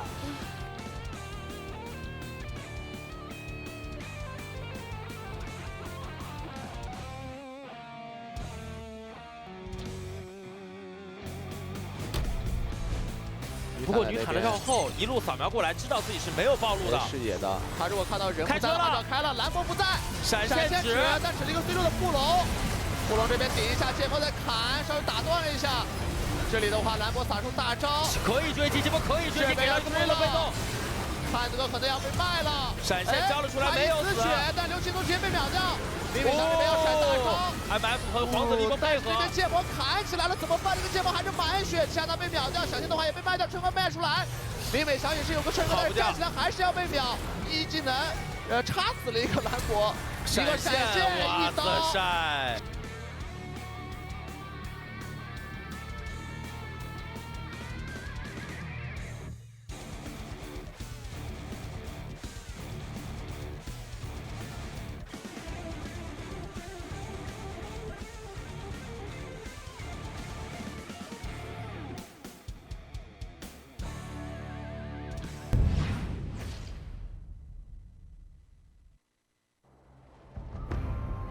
天下诸国征战日久，旧乱未平，新患又起。唯当死战不却，方得天赐神兵。巴山盖世，唯我贾克斯。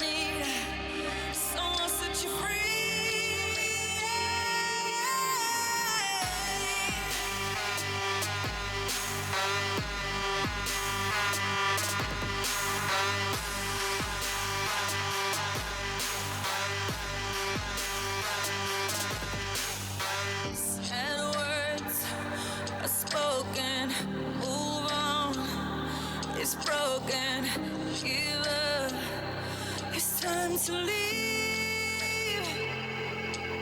took the time to breathe, and now I see I'm just too good for you. You're no good for me, and I know what I need.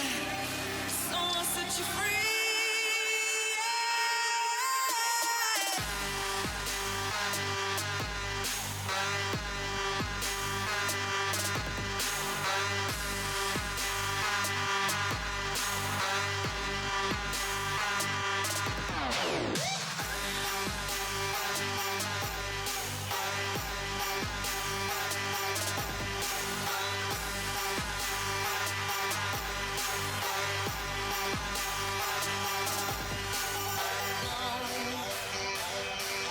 Don't you come and beg no more.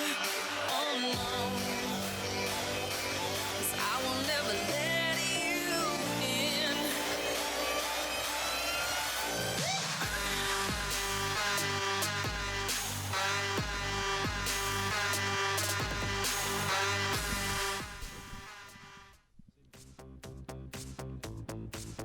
Welcome back, ladies and gentlemen, to the LPL English broadcast. My name is Munchfuls. I'm joined by Dagda as we head into our second series of the day. It's OMG up against JDG, and if it's anything to go on, the first series was exceptional. eStars making their debut performance and winning a 2-0 up against Rogue Warriors. That's 2 days now. We've had absolutely stormers of our games to lead ourselves in. So I'm looking forward to seeing now what JDG and OMG can bring to our table, because I have high hopes for this series. Yeah, I mean, OMG and JDG, both teams with a big name behind them, you know, a bit of a reputation to work for. And OMG especially, this is a bit of a changed roster, and we've got some of the old players stepping back on in. We'll go in depth into the roster in a moment, but I think they're kind of hoping to reclaim some of their old glory. And I think a lot of people are starting to look at them as at least taking a step towards regaining that glory. A lot of people pointing towards the Demacia Cup, where JD Gaming finished 4th. They looked quite good in that Demacia Cup. And now it kind of tosses up the question about what can we expect from this team. But it's a long road to get to the end of this spring split, and they're only just at the doorstep. Yeah, I mean, it's a long season ahead of them. Best of threes all day, every day. Let's take a look at their games from Demacia Cup, though, because JDG did win out. But, I mean, especially this fight, this was a 2-minute team fight at 5 minutes into the game. Yeah, it was a bloody affair when these guys met up in the Demacia Cup, but I think the bigger point out for me was actually looking towards that draft. We end up seeing the prioritization of the Jin for SMLZ, his pocket pick, and they also picked up the Tam Kench, but it meant that they gave over the Pantheon, the Gragas, and the Misfortune in this series, and you can see how effective in this clip those picks were. There was never really an opportunity for OMG to get a foothold in the game. Yeah, there really wasn't. You can see Yugao capitalizing on the knock-up there, but then as we got later into the game, this is when JDG really managed to put their foot down and start to build a lead for themselves. Yeah, I mean, it's hard not to when you've got Yugao on this Yasuo. He's got the Gragas in the wings to support him with that explosive cast, and Loken is pretty much free-firing from the backline. The big thing as well was that Loken was actually doing a great job of pushing in on this bottom side of the map, which opened up Lumao to get the roams off on the Bard that really got this snowball going. So for me, coming into this draft, I want to see OMG really start to mix things up and see higher prioritization on these picks like the Pantheon, the MF, or at least the top tier 80 carries, and also the likes of the Rise. Yeah, I mean, a lot of this matchup is going to be looking towards this bottom lane, as you see. Yugao just going crazy on the Yasuo during this series. I'm curious if we'll see something like the Yasuo, but I want to talk about these bottom laners because, you know, we've got both Loken and SMLZ returning to their old rosters. Both of them previously on different teams, but they've been on these rosters before. Now, in 2020, stepping back into their old shoes. But importantly as well, Loken has to replace Imp. Imp has now retired, stepped away from JDG Gaming. JDG Gaming? JD Gaming. But importantly, you know, this guy's a world champion. Those are big shoes to fill for Loken. What are you talking about? He's only, you know, a world champion. He's only got a skin for Twitch after him. I mean, there's a rolling in the grass. Yeah. It's totally easy. It's going to be fine. But yeah, big ass coming for Loken, especially when we look back towards him on top esports. I wasn't overly convinced by his laning phase, particularly on top. But then again, he didn't get a lot of hearsay coming through from his jungle because so much pressure was put towards Knight. So I'm curious to see now coming over towards the bottom lane, pairing up with Lumao. I want to see what these guys can do. I'm excited because Lumao is one of the supports that I think is such a stable player, one of the top supports in the league. And if you can pair him with Loken in this, I think you've got the opportunity to let them run off with it. All right, well, it's about time we get this series underway. And we're going to head over to the arena where the opening ceremony is underway.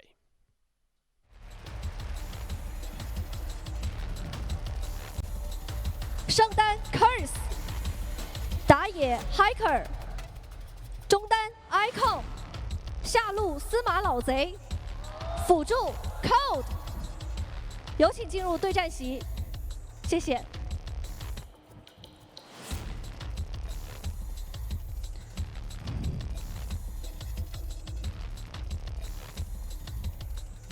黑暗势力来势汹汹，那么我们的魔鬼主场又将如何应对呢？下面有请 JDG 战队。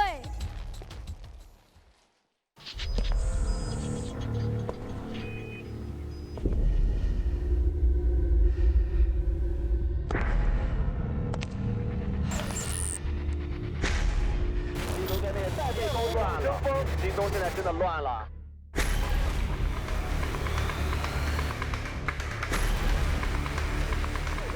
也是杀得住吗？感觉很难受。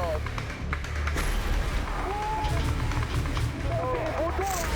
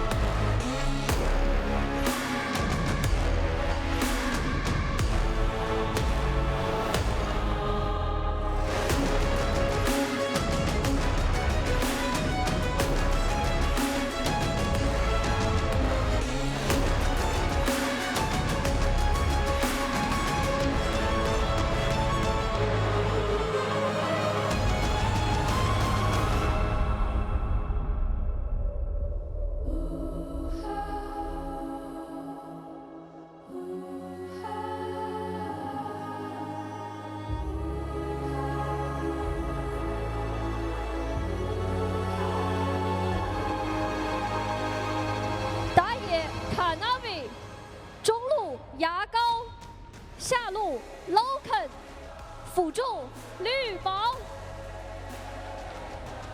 有请进入对战席。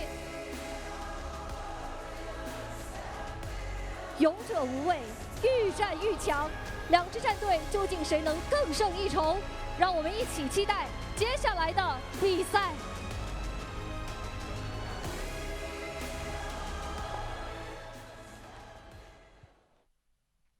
All right, well, what a way to introduce JDG there. I got chills, man. Do you think we can ask production to have us introduced like that as well? Where it's just like lights come on, it's like, show. Can you see if you guys at home can guess which team's stadium that is? Like, we want a Twitter poll on that one. Yeah, let's put in Twitch chat with you. Think that was OMG or JDG's stadium. Yeah, what an intro, though. I feel like I just watched an anime opening or something. I know, that was unreal. But yeah, I mean, I need to get myself to one of these games because I want to see that in person. That looked absolutely incredible. That was mad. Anyway, let's talk about League of Legends. So JDG, as you've seen, they've got a lot of support behind them in their own arena, and we'll see whether they're going to be able to do what they're going to be able to do here in their first game of the LPL. But most importantly, they did well in the Demacia Cup. They managed to finish in that third place position. I know a lot of people are kind of taking the Demacia Cup with a little bit of a pinch of salt. A lot of the teams weren't playing with their full rosters, etc. But JDG finishing third is still a really good starting point to begin this season with. Yeah, and I know I want to see what they can do. I mean, we saw flashes of brilliance from them in the Demacia Cup. Can they try and bring this forward? The team that I'm waiting to see if we can see that from is going to be OMG, and I want to see it in this draft. Already we're starting off good. We got the Pantheon banned. Let's see how this draft is going to go. We'll see if JDG can tear themselves out of the plastic box in this draft and look towards a victory. It's going to be Pantheon, Kiana, and Varus banned away from OMG. On the other side, we've got Akali, Lucian. Aphelios. But, oh no. It's going to be Rumble. Aphelios is going to come on in. I'd be surprised if it's not first pick. But again, like earlier today, Wink played it very well. I don't feel like it was the single reason that they won the game, though. I don't feel like eStar wouldn't have won if they didn't have the Aphelios. It is going to be first picked anyway. It is still insanely strong.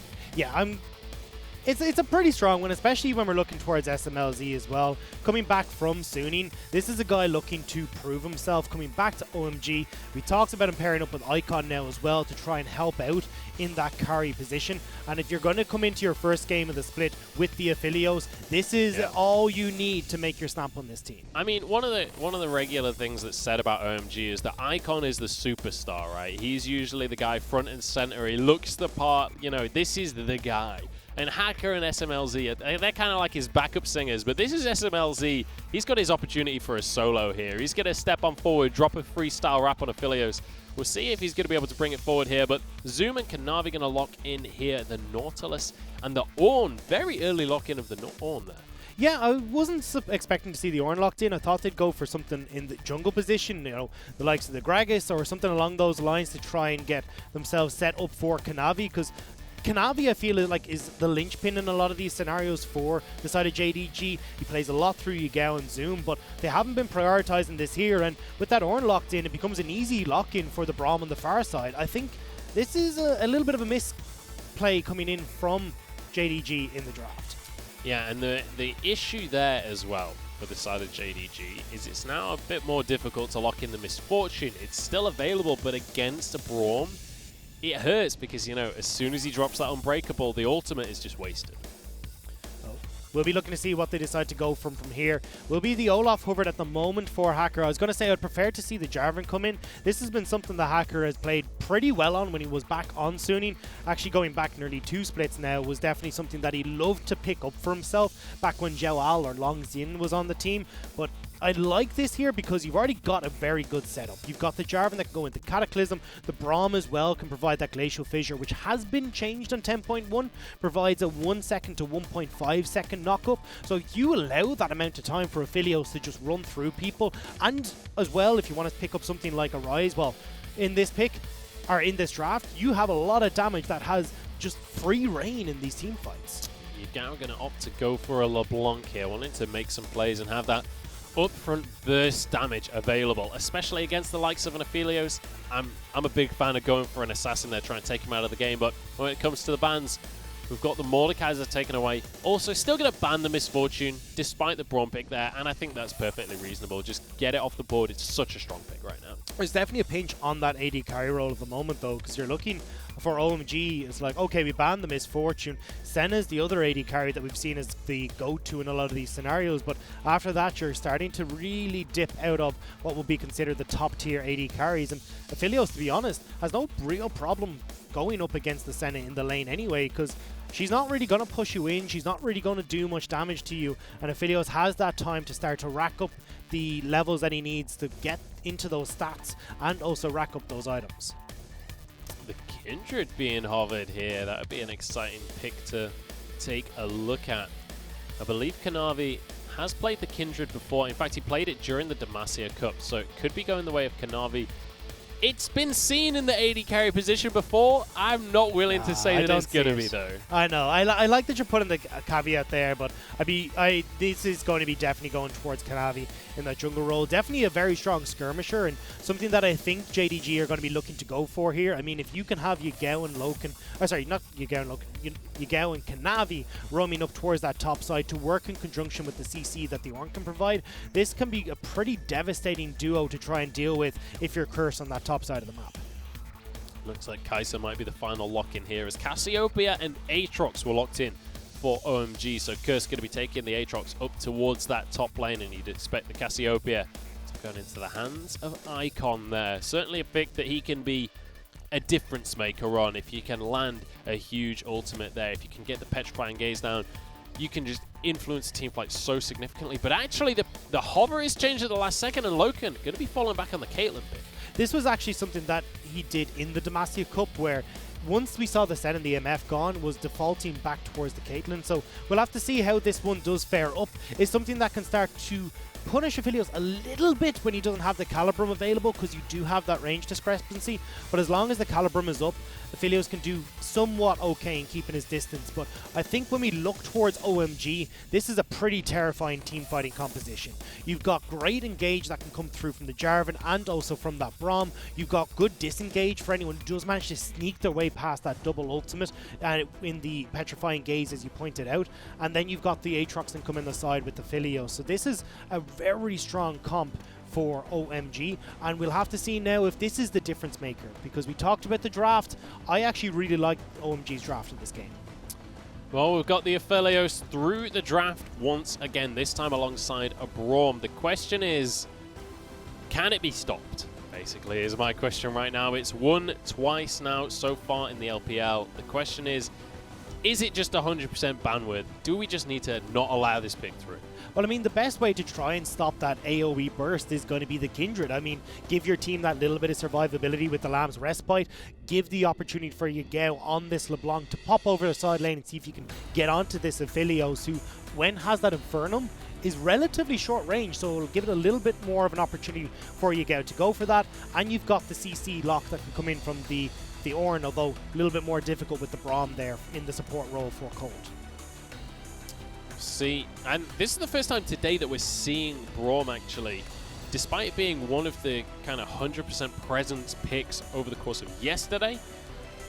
And we'll see how SMLZ is going to be able to use and abuse the fact that Cold has that pick in his hands. Well, I mean, it is very much a Cold champion. Don't forget, Cold was actually 5. Is that a pun about the Freljord there? Or? Oh, no, that was completely unintentional. Although, to be honest, my puns are just as bad as that.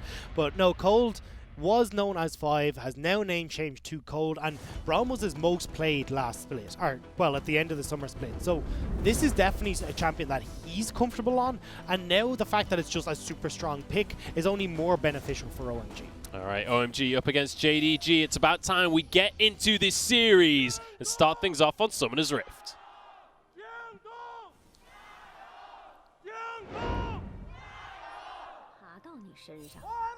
不是吗？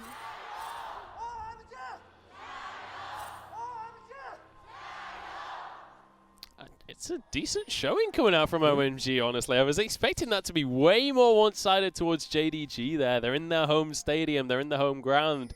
I thought that maybe they would have a bit more support than that. No, I mean, OMG have definitely got a big fan base there for themselves, particularly Icon in the mid lane is definitely, as you said, the superstar. A lot of people following him, but We'll have to see if the junglers are going to follow him as well, because I feel like this is where OMG need the help. This is why Hacker was brought into the team. Their 2v2 has not really been on point, and they really wanted a bit more stability in the jungle. You've got Hacker coming from Suning. We'll have to see if he's capable of providing that going up against Kanavi from JDG. We'll see what Kanavi is going to be able to do on that Kindred pick.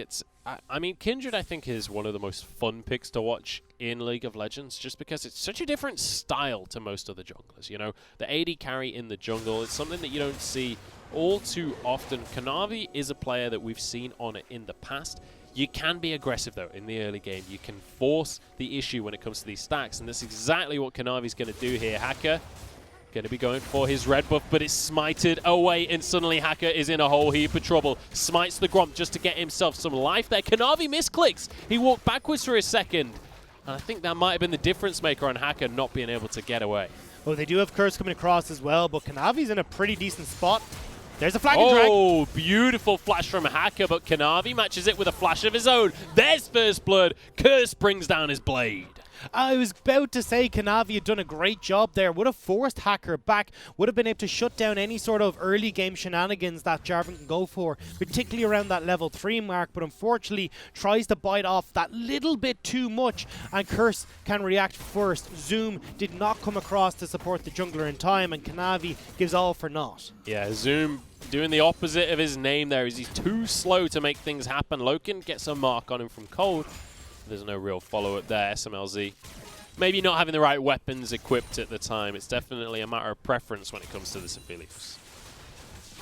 I think this is actually a pretty big shutdown for JDG. Having Kanavi fall behind like this, would have liked to have been able to be in a lead, so that then you can start to, as you were pointing out, play a very different game where you can get in, you can invade, you can start to get those marks up and running for yourself. But unfortunately, having that shut down, or well, that play shut down for themselves, means that now Hacker has control of the top side. He can go up towards that first mark that's posed there just outside the barn pit, and Kanavi just has to let that one go because he gave over a kill to Curse in the early stages. Yeah, he's lost his tempo there. He's lost his ability to dictate where he wants to go on the map, and suddenly, especially when you're playing Kindred, that can become a big issue. If you can't get hold of those marks early on in the game, it can be very difficult to get to a good position. Obviously, your cooldowns are affected by those marks.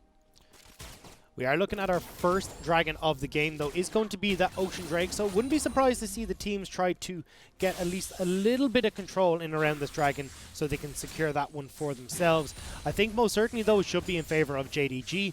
Loken and Lu Mao should be able to control that bottom lane with the Caitlyn, and you've got Yugao, who can be an absolute nuisance to deal with when setting up for that Drake objective because of how quickly and how mobile the LeBlanc is in the mid lane. You can see the Ornn runes there. Nothing too crazy coming out from Zoom. Relatively standard rune page. Does have a lot of MR. Oh, sorry, that's Adaptive Force that he's going to be going for. But generally, you know, the grasp on the Ornn, not too surprising. I mean, we're pretty much having standard across the board when it does come towards those rune pages. And I think that's why we're going to see pretty much Yugao try to back away right here. You want to try and get as much AP as possible underneath your belt before you hit that level 6 mark, or in and around you hitting that level 6 mark, so you can try to chunk out your opponent. I mean, well, speaking of. Yeah, huge damage coming out from Curse there. Doing a great job just to try and bully Zoom on this Ornn pick before he gets too much armor. That's the thing about Ornn. He doesn't have to leave the lane ever, so got to try and punish him when you can. Hackers come down to the bottom lane, and he's found Loken already challenging. Smite goes down. Flash from Loken will keep him alive. I'm going to see the same on the top side, though. Another flash coming on through. Curse going to try and turn things onto Kanavi here, but I don't think he has the damage, and Zoom grabs himself a kill. Yeah, you're going to be happy with that one. Kanavi, after the misstep in the early game, now equalizes it up, able to turn that kill around. And we already said that this is the game plan from JDG. They love to play around Zoom and Yugao, and in that case, the Ornn is the easiest person to go for, and Kanavi is able to pick up a kill for the Zoom in the top side. Yugao jumping on forwards there, misses his ethereal chains though, so can't really follow up on the combo. He's hit 6 first, but it is going to be Icon hitting 6 now as well, so can't really be quite as aggressive as he wants to be now. I'm watching where Curse is going at the moment, trying to again keep control of this Scuttle Crab just to keep it away from Kanavi and make sure that you're not able to pick up any of the marks for themselves. We'll spot that one has been taken away, so Kanavi will be forced to back, and OMG so far are doing a good job of trying to shut down this Kindred when it comes to picking up any of the camps that would help out in that passive. And it's such a rough situation for Kanavi when you fall behind on the Kindred, when you can't get the marks. It's so difficult to have as much of an impact in the game and kind of make your presence feel known. You feel so far behind. Obviously, we'll be able to mark players if you can find some good ganks, but certainly not an ideal situation. We can see Lumao is off on roaming duty at the moment, trying to see if he can make a play in around the mid lane, but there's not really much to be happening when you come to the OMG side. They're doing a good job of staying close underneath their turret. Particularly Icon knows how dangerous it can be and how easy of a setup it is for LeBlanc to get those chains down, so they're going to back away. They spotted that Hacker was on that top side already, going to be clearing out the jungle, so Hacker is going to turn around and try and pick up this dragon for themselves. Kanavi going to be heading on into the jungle alongside Yugao. We'll be able to steal this blue buff in response to Hacker going for that dragon. Definitely a trade that goes the way of OMG right now, that I'd take the Ocean Drake over a blue buff every day of the week. Most certainly. And it's not really going to be too much of a hassle. I mean, Icon is going to back away, but we'll finish off that tier, so we'll have a steady flow coming in.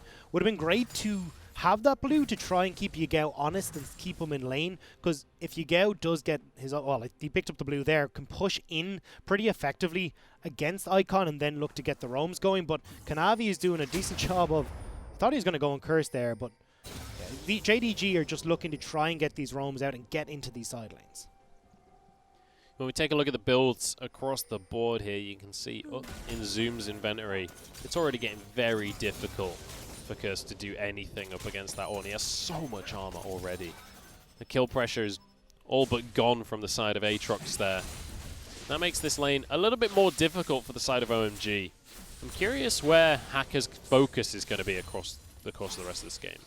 I'd imagine that it is going to be going in towards the top side of the map, trying to get on towards the Ornn, but Hacker is hovering mid, Lumao is there. Icon going to be rooted on up here, forced on back, and well, that's going to be a kill for sure. Icon goes down, and I mean, there's nothing you can do about it. 4 versus 1. Now, there is 0 that they can do in that scenario. SMLZ is answering back with some decent turret plating in the mid, but we are starting to see the game plan from JDG, the same one that we saw from Summer, come out in force this time around as well. Zoom picks up the first kill. Cool, you get out. Now it's your turn to have a gank. And the Dumpling brothers are constantly helping each other out. Yeah, fantastic stuff coming out. And Icon, unfortunately, falling behind on this Cassiopeia. And again, similar to the Rise, one of these picks that wants to be scaling towards the late game, but unfortunately for Cassiopeia, has to build a lot of mana in the early game, meaning that the damage, unless you're able to just free fire from the backline, really isn't there. And that's why I actually am surprised that Hacker did manage to steal away that dragon. I thought JDG would have put a little bit more focus on it to try and draw OMG into a team fight, but because they didn't, it meant that OMG now have the opportunity to sit back and scale, and that's exactly what they want to do. Get SMLZ into a position where he can carry in the Aphelios, get that mana and extra little bit of damage coming through from the Cassiopeia, because yes, you've got the Caitlyn on the far side, but overall, if you can set up these team fights and get OMG into a position where they can have decent control of an area, their team fight should be where they win out. Now, it's worth mentioning, I'm not 100% sure here, but I believe that Kanavi managed to get himself that stack up towards the top side. Yeah, you can see it's moved towards the Gromp now. Did manage to find the Scuttle Crab around the Rift Herald for himself. So, Kanavi's kind of moved away from that perma-lock that can happen with the Scuttle Crabs. If you can't get that objective underneath yourself, then yeah, you can just end up in a situation where you never get these marks. Well, let's take stock of kind of, you know, where we are at when it does come to JDG, because we kind of said already, look, OMG, what they're looking to do is scale up, then look for team fights. JDG, we've already seen them starting to enact on their game plan, which is going to be try to get Yugao and Zoom rolling so that we can make plays like this. Here we go, big damage coming on through, goes Golden, but SMLZ now trying to run away for himself. Loken gets the kill onto Cole with the ace in the hole. That's going to be 1 for none there. JDG just find themselves a nice little play. And it means now that JDG are starting to get the ball rolling in their favor. That was what I was about to point out, was that yes, they'd managed to get a couple of kills there on the roams, but we're still fairly even on gold. Now that will push them to 1,000 gold lead, and they can start to continue to look for plays like that, because if they take the foot off, they're not putting the pressure onto OMG. OMG are happy to just keep farming this one out, but they really need to get into mid lane. They need to get onto this Cassiopeia, because she's going to be such a nuisance if they don't try and shut her down early. Yeah, they've had one gank onto Icon so far. The question is, will they continue to follow up on that game plan? In the meantime, Kanavi head towards this Rift Herald. We'll be able to start the objective off. Yagao's going to be there to support him as well. The rest of the team, in fact, all moving up towards this objective. There is going to be some level of contest coming out from OMG, though. Curse is here, Cold as well, stepping up with alongside SMLZ. We could have a little bit of a skirmish on our hands. Lumao is going to be able to get a hook if he can find the right target, but Hacker and Cold blocking for the squishies on the team. Rift Herald down to 2,000 HP. Lumao gets onto Cold. There's going to be a knock-up onto the back line of Loken there. In the meantime, Zoom taking a bit of damage. Loken gets away from Hacker's ultimate. SMLZ trying to finish the job. It's 1 kill for none so far. Make that 2. As Curse manages to find one for himself. Zoom just going to have to try and get away, but there's one knock-up. What can Curse do here? Can he finish the job? Doesn't look like it for now, as Zoom dodges the knock-up there and will have to flash to safety. And that is coming back to the Braum pick against the Ornn. This early lock-in of the Ornn being punished by just popping up the shield. No knock-up coming through from the Call of the Forge God. And OMG know then they're free to start pushing this fight forward. They pick off Lumao, they pick off Yagao and Kanavi, and they pick up the Rift Herald for themselves in what looked like it could have been a dire situation for OMG. Well, at least Kanavi does get to trade an objective here. The upside of that fight going the way of OMG is that Kanavi can head back to base and then head down towards this dragon. That's going to even the dragons up. It's an ocean for a cloud. We'll find out what the soul is going to be. 3rd game in a row, it's going to be infernal. Well, I like that they're giving us these aggressive dragons to start off our first LPL cast. Make it a little bit interesting, but watch Zoom over here. He was expecting that Cold was going to be CC'd for long enough that maybe he'd be able to sneak in a Call of the Forge God, but Cold is able to get out, pops that one up, and then Zoom is pretty much a no factor in this fight. Turns into what is a 3v4 situation down on the bottom side of your screen, and they're able to finish off JDG when it looked like child's play, realistically. Well, 3-3 on the board right now. It's a dragon apiece as well. Importantly, no turrets have been taken just yet. That first tower blood is available still, as the plates have just fallen now. So expect some towers to start to fall in the near future for both of these teams. And a lot of this is going to be down to where the junglers go. The junglers are going to be key in starting these plays off. Hacker on the Jarvan doesn't have his flash available, but Kanavi does have his. The only issue with Kindred is it's difficult to initiate fights quite in the way that Jarvan can. The biggest problem that I see for Hacker right now is that it's kind of difficult to get into the lanes. I mean, Cold can start you up and at least follow up on your engage, but when you're up against Lumao on the Nautilus, who can escape pretty easily with the hook, you've got Loken there as well, who's got the 90 caliber net to avoid a lot of your CC. Trying to get into these lanes becomes quite difficult, but I mean, if you're going to just pop down the Rift Herald, that's one way to at least try and get some of these turrets down in your favor. Hacker's not bothered about the fight right now. As I sod it, just drop the Rift Herald, let them do what they want with it, see if they can get a tower. I'm going to the mid lane. I'm out of here. But here we go. SMLZ and Cold with the Rift Herald should be able to just finish this tower off for themselves. And that's a good chunk of gold that will go into their pockets. No answer available across the map for that objective. And that's going to be a nice little gold lead now for OMG. And allow them to get the vision set up as well for when this dragon is going to spawn in about 3 minutes, where you can get in, have control because you've got that turret down on that blue side jungle for JDG, and then they can start to retreat up, but maybe they just find the pick instead. Yeah, they've managed to find Hacker with his trousers down. And Lumao and Kanavi happy to lock him down and finish off the kill. Looks like the rest of OMG maybe wants to try and punish. The bot lane decides it's not going to be worth it right there. They back away in the end, and Kanavi gets another stack for himself, I believe. And you've got to be very careful as the bottom lane for OMG now. Yagao can push in that mid wave and then rotate down with the rest of the team if they want to try and go for a dive, but looks like Cassiopeia has made her way across and they don't want to try and push forward anymore to get this tower. It's interesting that they, I mean, I'm a little surprised they don't go for the dive there as well with the man advantage, just because you've got Kindred. It's really easy to force a dive on Kindred. You do have the Lamb's Respite to keep your team alive. Zoom is starting to have a real hard time up in that top lane. Yeah, we are going to get a replay of the pick. It's Hacker thinks he's safe, but unfortunately ends up finding Lu Mao, who I thought was that just a blind hook? I love how, I don't think it was blind, but I love how Hacker goes for the Cataclysm there. Literally, Lu Mao still on full HP at the end of the fight. Like, the shield was enough to just completely block any damage from Hacker, and he was CC'd for so long, there was just no return whatsoever. OMG find themselves still in this game, though. I mean, this is a very, very even game, and we already talked about how if OMG just give it time, let themselves scale, they'll be in a perfectly fine position. So getting these picks and not accelerating the game for JDG is actually a pretty major issue. Now they're trying to see if they can make a play happen on this top side of the map, but Zoom isn't there.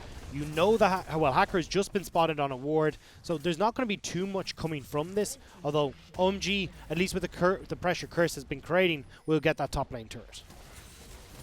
Nice little pickup for them. That's going to even things... Oh, it's not going to even things up, sorry. That's going to be 2-0 now on turrets. And the gold lead's still in favor of OMG. But both teams playing relatively tentative here. They're being cautious on how much they try and force the issue. Hacker so far has kind of been the one to make these engages happen. But I'm curious how the rest of this game is going to pan out, because, you know, OMG, they've got a small lead for themselves, but it's certainly not anything that's, you know, it's going to change things up dramatically over the next few minutes. But they do have the Aphelios. They have Aphelios, they have Cassiopeia, they have Aatrox, but they nearly didn't have SMLZ. Yagao will be able to chunk them out, and that's a pretty big point before they start to go towards this dragon. Means that SMLZ will have to be pretty careful about how he approaches these. Does have the Infernum available, so a big L Moonlight Vigil could try and turn this back in their favor. That's the big thing, is it's all about which weapons he's got available. It's Calibrum and Infernum right now. That is the combo that you want for a team fight. If you can land a big Moonlight Vigil. Here we go, Infernal Drake on the map, and this is the moment. SMLZ could make magic happen here if he can land a huge Moonlight Vigil. It's just going to be one kill, though, because Hacker gets caught out away from his team. And that's going to be one and done. That's going to be a comfortable kill, and another stack for Kanavi. And that's the problem with OMG's composition, is that if they're not in a position where they've got vision set, oh, SMLZ, be careful, buddy. You don't want to go up against Lu Mao and Kanavi like that. I mean, SMLZ's just in tears. Kanavi literally just walks in, just autos the red buff once, says thank you very much, and walks away. SMLZ just sat wishing, wishing he had a red buff, to be frank. I mean, you kind of wish a lot of things for SMLZ in this game. You'd love a 2 kills for yourself, like Loken has. He does a lot of wishing on Aphelios. He's wishing for a lot of weapons, but true. Wishing for a red buff is not going to do it. Thematic, I like it. But yeah, I think OMG are really looking to try and get control of these objectives before they start to go into the fights. The problem is if you don't have vision, you don't know where Yagao is, you don't know where Kanavi is, that means that SMLZ can't really enter into these fights for the fear of being blown up. Same with Icon, who has to play so defensively. And also, Hacker and Cole can't get the combo off that they're looking for because they don't know where their prime targets are. So if OMG are going to give over control of these areas before these major objectives spawn, it becomes a lot easier for JDG to navigate these team fights. Well, Gold has been just about evened up off the back of that fight, but the Dragons in favor of JDG so far, and if they can maintain that objective control with Infernal Drakes, that's certainly going to be a huge boon on their side of the board. I'm curious to see how many stacks Kanavi has right now on the Kindred, as it can be such a huge factor. He does have a bit of a lead for himself in that jungle already. But so far, things looking pretty good for JDG. The biggest question for me, though, is OMG in the late game have a lot of power, right? The Cassiopeia, the Aphelios, who's just finished his Hurricane as well. You can see that Icon just stacking up on the Rod of Ages, stacking up on the Seraphs as well. We'll have to see if they're going to be able to have what it takes as it gets towards the late stage of the game. Whether the game lasts that long, because JDG so far have been in control of the map. The question is, can they get enough objectives before we hit that late game stage? Yeah, and JDG are definitely opting for a more mid-game centric build. Particularly my eyes drift towards Loken. Going for the double BF sword build means that you're really relying on these headshot procs to deal your damage and almost be a secondary burst assassin with Yagao. So I want to see how Loken can try and get into these fights and the targets that he's prioritizing. Because if you don't have that attack speed, it's much more difficult to get through the likes of Hacker, who's going to be that bit tankier. Same with Curse. You're more likely to try and get onto the likes of Icon and SMLZ and finish off whoever Yagao is prioritizing. Well, the top laners have been relegated down to that bottom side there. They're just going to be clearing waves for now. And Zuma's done an excellent job here on this Ornn. He's upgraded 2 items for himself as well, the Sunfire and the Iceborne Gauntlet. So he's going to be incredibly tanky. It's going to be difficult for Curse to really look for kill pressure down in that bottom side. And it has to be said, Ornn's damage is often underestimated, especially in a 1v1. He can really hurt with that Iceborne Gauntlet.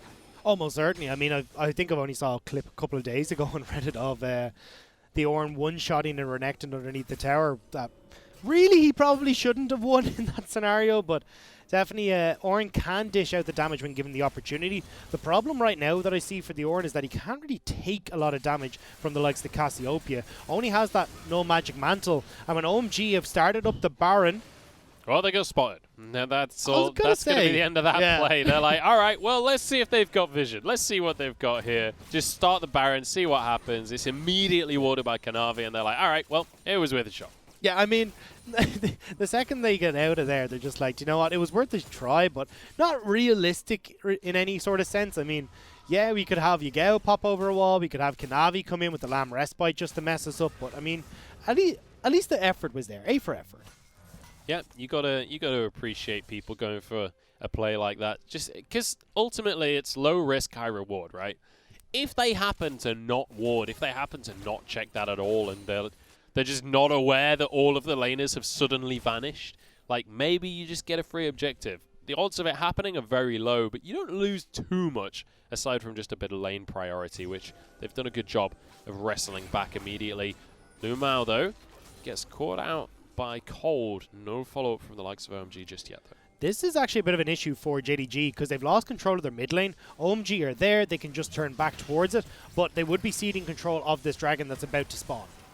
Yagao getting a good amount of damage onto Curse here as the Infernal Drake is up. The vision is gone, but OMG are pushing on in. Look at that line of traps coming out from Loken. It makes it so difficult to contest. Hacker's there, and he will get the steal with an auto attack. Zoom the first target as Hacker jumps straight onto the back line, but he's gone way too deep. Goes golden and keeps himself alive. Kanavi now the next target as Lamb's Respite keeps them all breathing for now. Kanavi flashes away, and it's another kill for Loken. Cold goes down as Loken goes Super Saiyan. Curse now trying to do anything in this situation, but there's nothing he can do. Kanavi gets the kill, and that's an ace for JDG. And now they can start to turn over towards this Baron as well. They've got most of their damage dealers up, although Lumao looking a little bit scarce on the health bar if they want to try and tank this, but JDG come up big in that team fight, and I want to catch the replay here as well in just a moment because there was our Icon tries to make the big hero play, the flash in with the petrifying gaze,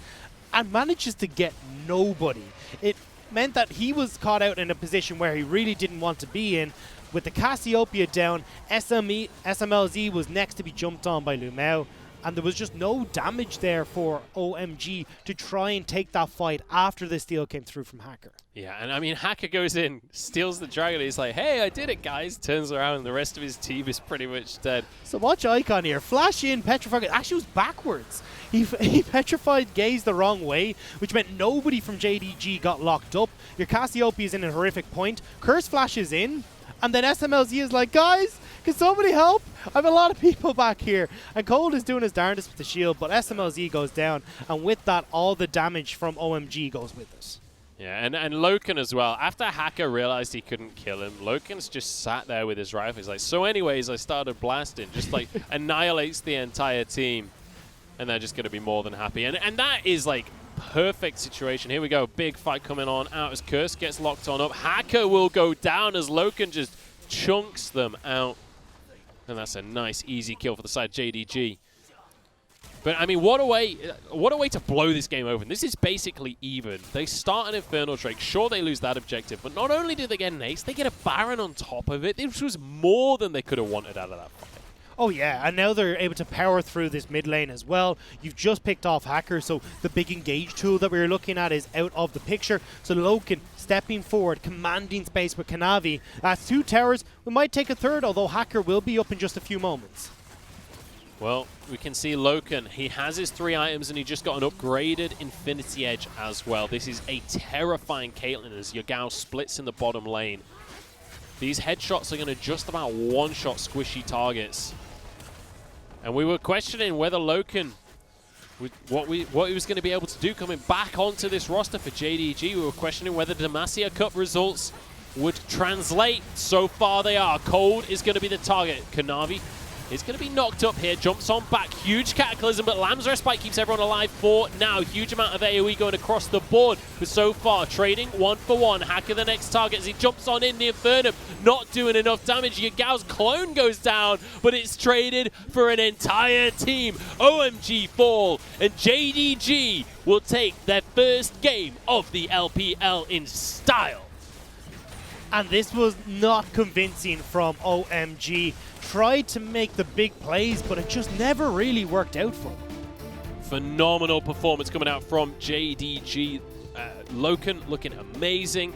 But also, it has to be said, Kanavi, after falling pretty far behind in the early game, doing a really good job on this Kindred of being around on these objectives, and the Lamb's Respites really changing the face of the team fights. Most certainly, and I think that was the big factor here when we did come to some of these team fights, was just having that little bit of a presence of mind. See the Moonlight Vigil coming out, great. Throw down the Lamb's Respite. There's very little that can be done in that scenario.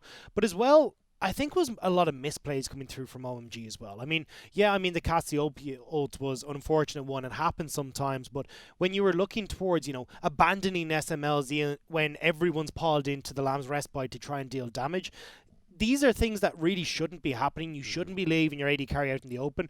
And for what was the better team fighting composition, they end up losing out the 2 team fights that they went for in the later stages of the game. I have to wonder whether the Petrifying Gaze is the old flash bug from Cassiopeia coming back to haunt us. It was patched out a while ago. But I don't know, you used to flash on Cassiopeia and it would ult backwards if you did it immediately. Maybe that's come back again? I don't know. It could also, there's plenty of things. It could be a mini-map bug as well. Or mini-map where you click the mini-map, it goes the other way. There's plenty it could be, but that is the result, and that means that JDG are able to find their first victory in the series. Yeah, that's 1-0 for JDG, and, OMG, we were asking what they were going to be looking like coming on in, whether the Demacia Cup results were going to be kind of all-encompassing. So far, it's looking good, especially when it comes to the team fighting. JDG, once they got into those 5v5s, looking fantastic and really showing OMG, we're here to stay, we're here to make a mark, and we're here to repeat our results from Demacia Cup. And they did such a good job of controlling the vision coming into those team fights. It meant that they couldn't really set up on the side of OMG the way that they wanted to have the Cataclysm layered with the Glacial Fissure and get this beautiful team fight set up for the Moonlight Vigil. They had no idea where anybody was at any point in time, and it meant that they were able to have JDG thrive in that chaos with the Yagao popping in and out on the LeBlanc, having Loken taking those big headshot procs where possible. So this is where I want to see OMG go back and look at how to execute their composition to a higher standard. Well, we'll see what OMG have got up their sleeves. That's the end of game number 1. Don't go anywhere. Don't touch that browser. We'll be back in a few minutes with game 2 of OMG against JDG.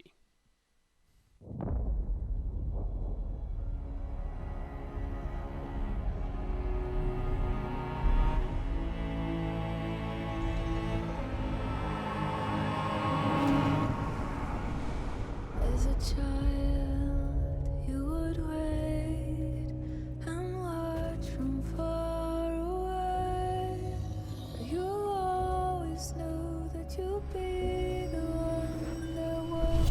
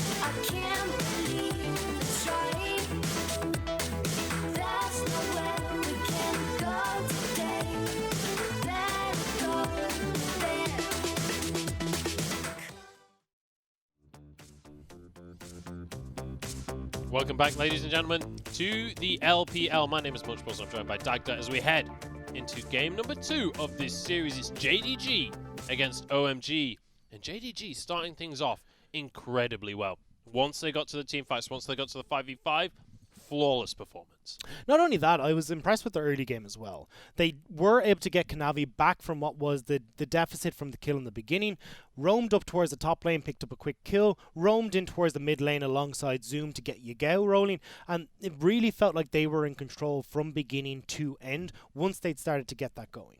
Yeah, absolutely. And the real question for me is, what are OMG going to change up coming into game number 2 here? Because it felt like, to be honest, it felt like they didn't really do a whole lot during this game. Haka had a few moments where he was trying to make some plays. Like during the team fight that turned everything, Haka was trying to get onto Loken, but just wasn't really able to do enough there. And the rest of the team not able to follow up on anything he was doing. And it felt like they kind of just were even across the course of the game. Then that one team fight happens and everything falls apart for OMG.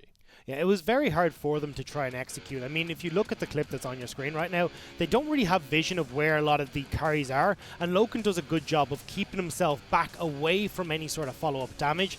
And there's just no real way for OMG to try and take these fights and get onto the carries because Yagao is off to the side and Loken's too far back for anyone to follow up. And just, I mean, in that one especially, you could see Loken just free-firing away from the back line, an easy cleanup, but this is the final fight of that game that came on through, and well, it was a split start coming out from OMG, and Infernum tries to do what it can, but that's the beauty of this Lamb's Respite coming out from the Kindred, from the likes of Kanavi.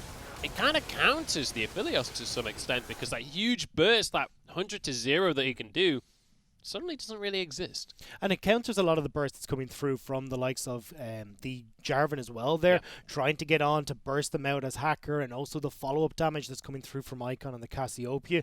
You just nullify all that, and you start to be able to turn this back around. Yagao can pop in, make that damage stick, and then it becomes a very different ball game for OMG to try and push through these team fights. Yeah, it was very, very difficult for OMG to make anything happen in these team fights, and you have to wonder whether things are going to change up in the draft, because clearly the Kindred was not a pick that they were predicting here. It was not something that they were ready to go against, and they did a decent job in the early game of playing around the Kindred, of being able to kind of shut it down a little bit. They were denying stacks away from Kanavi, especially with that first Scuttle Crab, and they managed to deny the early invade that came out from Kanavi as well and get a kill onto him, but it wasn't really enough to stop him doing work on the pick. And what's terrifying in this as well is that we actually saw a pretty lackluster game from Zoom. Because he'd taken the Ornn, they got counterpicked with the Braum, meant that Zoom couldn't have the impact that he really wanted to in this game. So if they can actually fix the draft up where Zoom is onto something that can have the impact for them on the side of JDG, this becomes an even more terrifying prospect for OMG to try and get over. Yeah, absolutely. And I mean, we'll see what OMG are going to be able to do, but celebrations in Camp JDG right now, because things starting off incredibly strong. They beat OMG in the Demacia Cup. They finished 3rd in Demacia Cup overall, and now they're going to be looking to try and repeat that performance, try and make sure that they are getting some wins on the board. And based on game number 1, I have to say, it's looking like a clean 2-0 right now, because they looked very strong compared to OMG. And I mean, if we're taking the Demacia Cup kind of as an extra little bit of that best of 5, I mean, they're running away with this series altogether. So I really want to see what OMG can bring out. I mean, it's still early days. It's not like you need to bring out all the pocket picks right now, but it definitely seems like JDG have their number. Yeah, so far so good for them, and I'm curious to see if we have any kind of substitutes or anything coming on into game number 2. Obviously, on the side of OMG, there's not that many options for substitutes right there. It's just the AD carry position, which I don't really feel like SMLZ was the issue for them in that game, so I'd be surprised if they go for a substitute. And kind of a similar thing on the side of JDG. It'd have to be the top lane, really, 705 for Zoom, but I think Zoom played fine. Yeah, I'd agree. And I think the most important thing that we can take away from this is that Aphelios lost, which is true, amazing. True.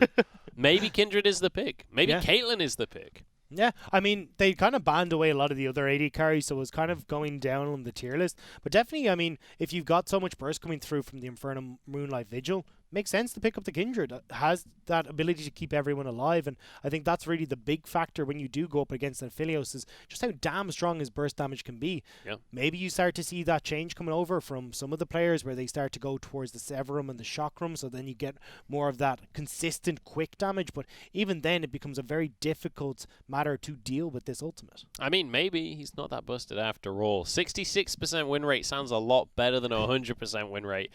We are only talking about 3 games, though, so let's not get too excited just yet. Still 100% presence, though. That's an important factor to bear in mind. And I'm curious to see if the drafts will change dramatically coming on into this game. Obviously, they're going to be swapping sides this time, so whether or not OMG are just going to ban the Aphelios away entirely from that red side, we'll have to wait and see as the draft comes on through. But another pick that we've seen so far is just 100% ban is this Akali. I'm curious if any teams are going to start to forego some of these bans like the Akali, like the Kiana as well. Mordekaiser's been pretty much 100% ban, and when it's not, he's been in the games and having a huge impact. Can you forego some of these other bans in order to take the Aphelios off the board? Like, where do these teams' priorities lie? I think that's why it's so difficult at the moment, because you're looking at, I mean, we've already seen what the Mordekaiser is capable of. Akali is very much, I think, ban-worthy, because what they did was they removed kind of the pushing power from her Q, from the Shurikens, but then they just upped the rest of her damage. So she's a very slippery champion to try and deal with at the best of times. Yeah. Now she's got a little bit more oomph in her punch, and I really don't think that people want to try and go up against that assassin. I mean, it's a tough one. I think Riot just really likes Akali, and I think she sells them a lot of KDA skins because she has been relevant for so long. And when I say relevant, I mean really strong for a long time. And they've kind of changed her a little bit, but they've never really done enough to take her out of that top tier, or at least in my opinion. So is this where we see Malphite now rise up in the group so then Doinby can get his skins? I mean, Malphite's already decent. You can play Malphite right now, but I wouldn't be surprised if we see a buff conspiracy theory going on here. But yeah, we'll have to see. I mean, the fact that he went for Malphite, Doinby picking Malphite as a skin is just mind-blowing. Look, he's a little cutie, all right? He knows what he's doing. It's all for the wife. But yeah, I mean, the Malphite is at least he got one game in to make sure that he could get that skin. Yeah, and well, we'll have to see how that's going to go down. But you can see the players stepping back onto the stage here for game number 2. And OMG going to be a little bit happier about stepping onto stage this time. The first time they came onto stage and then immediately the lights went out and this ridiculous show happened right in front of them as JDG arrive on stage to single beams of spotlight. It's like, if you're an OMG player watching that, you're like, what is happening? It's JD's version of the Haka. That's what it is. It's just trying to intimidate their opponents every time they come to the stadium. Yeah, I mean, absolutely, it's working. Even I'm intimidated, and I'm just watching. But yeah, so OMG going to be a little bit happier, but JDG going to be feeling very comfortable. You know, they're on home turf. They've got the first win under their belts. The question is, can they turn it into a series and go home with a comfortable 2-0, or are OMG going to have something more to talk about? Yeah, I haven't got the highest confidence in OMG, to be honest. Even when they look like they can go into these team fights and start things off in a good way, the fights feel disjointed, leaving carries off by themselves to get jumped on. It's not how you want to try and approach these, and when we're looking at how heavy the skirmishing and team fight has become in the current meta, in and around Dragons and these big objectives, you really need to have your team fighting down, and that's just not where I feel OMG are at right now. Yeah, it did feel a little bit disjointed. It felt like Hacker trying to really force the issue, get onto the back line, and the rest of the team really not able to follow up. And, you know, I hate to bring too much attention to it, but Icon with the flash and misplay on the Petrifying Gaze there from Cassiopeia. Plays like that turn games, you know? Positive plays like that make amazing moments, but if it all goes wrong and you go for a flash play and it all just doesn't quite come out the right shape, suddenly things look really bad for the rest of the team. Yeah, and it's not where you want to be coming into your start of the split, is this massive misplay that has pretty much cost you the game to begin with. But yeah, I most certainly think that OMG are going to be looking at this as an uphill battle. How do we try and bring this back? This is a learning experience. The real question is, how big is the learning curve for me? We'll have to see how big the learning curve is for OMG. as we head on towards the draft. This time, it's going to be OMG over on the... In fact, they're going to go on the blue side. It's going to be JDG on the red side once again. So, we'll see. Aphelios, once again, not going to be banned away. It's Pantheon, Kiana, Varus, and it's Rumble, Lucian, Akali. I believe those are the exact same bans as game number 1. And it looks like Aphelios... SMLZ is just... He's thanking his lucky moons, if you will, as he gets Aphelios 2 games in a row. And now I want to see if this is just JDG figuring out what the game plan is for Aphelios. Picking up the Misfortune can do a good job of keeping him in check in lane, and then you've got the Kindred to keep him in check out of lane. Looks like Misfortune may well be the answer here for the side of JDG. The question to me is, what else are they going to lock in? We've seen a lot of priority on junglers in the early stages of the draft, quite a bit of priority on supports as well. Yeah, I think I would imagine that you're going to see something like the Gragas locked in for Kanavi or the Kindred if they do want to go back towards it. I'd be a little bit worried about leaving the Gragas open when you do have the Misfortune there, because you do want to try and get that counter pick away, not have the cask interrupting the bullet time. The Leona, fantastic pick to lock in with the Misfortune because it sets you up so well in that bottom lane. Huge amount to CC means you can rip through health bars on the bottom side of the map with that ultimate from the Misfortune. Yeah, Leona going to be the lock-in here. And, I mean, already the Nautilus being hovered. Things like the Braum also available there. Things like the Thresh we've seen a little bit in Tom Kench. I'd love to see something like Tom Kench alongside the Aphelios just to keep him safe, keep him protected. But the Thresh... just as good at that job. He can always get that lantern off, pull your teammates' safety, and it is in fact going to be the Ornn taken away. This time it's Curse taking it to the top lane. You've got the Leona locked in, you know you're going to be safe from the Braum, so now Zoom is going to get a taste of his own medicine without the little cushion of protection that OMG were offered in the last game. The Mordekaiser was left open though, and that is perfect for Zoom. Big fan of this Mordekaiser, one of his most played in the summer split, and now has the opportunity to play it into the Ornn, which will give him pretty much free lane in that top side of the map. Yeah, this is going to be a difficult fight for Curse up in that top lane. You know, Ornn offers a lot to your team. It offers a lot in terms of forging those items and in terms of the ultimate in team fights. But realistically, when it comes to the 1v1, Zoom going to have a massive advantage on the Mordekaiser. And the beautiful thing as well with the Mordekaiser is that you can Death Realm the Ornn if you want to. That means you can't follow up in the Call of the Forge God. So kind of the pseudo Braum coming in to try and protect the team in that respect. But we are going to be into that second ban phase with no junglers picked up. They're going to be the ones that JDG are looking to ban away. Hacker won't be getting his hands again on that Jarvan, and it will be the Olaf that's gone away as well. But still leaving up that Gragas that we talked about. Olaf and Jarvan taken away. Rise on the other side. Now OMG have to pick one other ban. I'm curious to see whether that will go towards the mid lane as well. Just continue to pinch the pool here for Yagao. Cassiopeia is still open right now. It's something that was played in the last game. It's actually going to be Gragas, so the jungle pool going to continue to be pinched here. Looks like... I mean, we've still got a couple of options available for the side of the jungle. We'll see what's going to be picked on up here. Importantly, Elise still available. It's something that was banned every game in the last series. It's not even had any presence in this one. Yeah, that was the first jungler that came to mind when I was looking at this. I mean, we saw some bans tossed towards the Spider Queen, but haven't seen anything from her in this series. And it wouldn't be the worst of ideas to get it set up. You've got good synergy with the support there. We can go for this pick-heavy style, especially when you've got the Ornn there to come in from a little bit further away. So it makes the most sense for OMG's composition to just go for Elise here and lean into that pick style. Yep, go for a pick style composition. Try and set your Aphelios up just to do a chunk of damage to whoever gets grabbed there. And now we'll see what the mid lane pick is going to be to round out OMG's composition. What's Icon going to get? Irelia is the answer. Yeah. Well, I mean, we didn't even have to toss that one there. That was just instant lock-in for Icon. So we'll be seeing the double melee coming in, and that's kind of lending itself off of the Elise pickup. It means that you've still got that AP damage there. So now we could potentially look to see the map split up by OMG and try and have the Irelia off in the side lane. Now, the final lock-in for JDG is going to be that Lee Sin going towards Kanavi in the jungle, deciding to go away from the Kindred this time. Doesn't want to try and skirmish against Elise here. And I'm excited for this mid-lane matchup here. LeBlanc up against Irelia. That is a tough matchup. And I mean, talk to me a little bit about that mid lane, because I'm not really sure how that one goes down. Yeah, it's kind of a case of Yagao has to be very careful as to when he initiates with the distortion, because the Aurelia can get the stun with the flawless duet.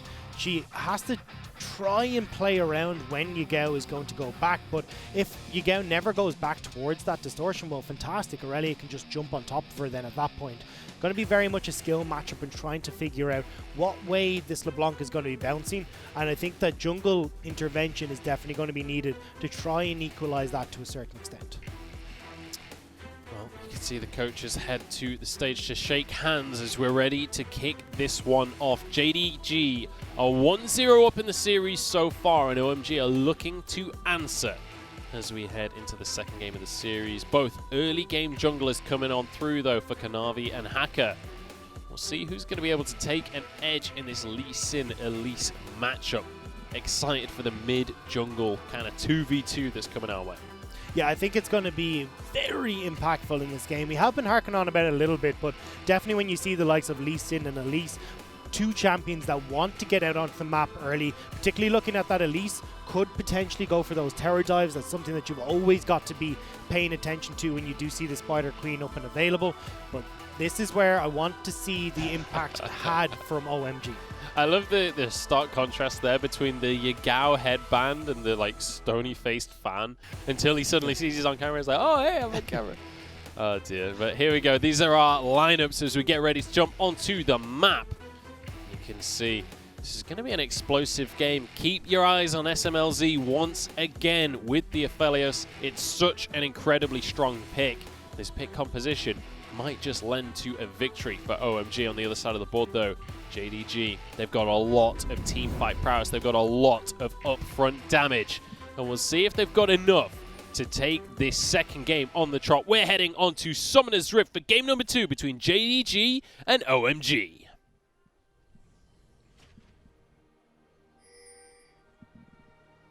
I think the cheers are coming at some point. Maybe they've gone quiet. Maybe they're just, you know what, we've got this. It's been game 1 was kind of easy. Oh.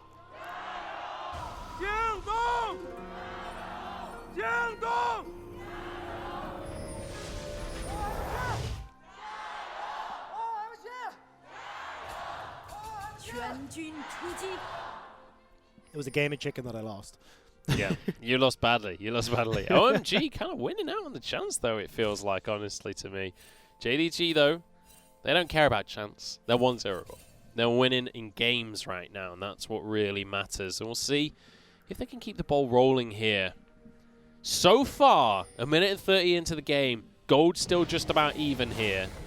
There's no minions have spawned, but here we go. I'm curious to see how this one's going to pan out. And I'm curious to see the top lane as well, because last game, we saw quite a different matchup where the Ornn was on the side of Zoom. He wasn't really able to have a huge impact. He was the one on the back foot. This time, he's the one on the aggressive bit.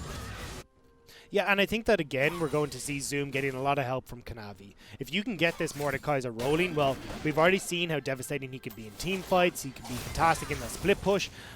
And I think as well, since you've gone for the melee option for Icon, Yagao should be able to shove in that wave pretty effectively and start to make the roam up towards that top side of the map to help out. Kanavi, though, looking for an invade. We'll know that Hacker is still on this, but Hacker will also realize Kanavi is just waiting in the bush.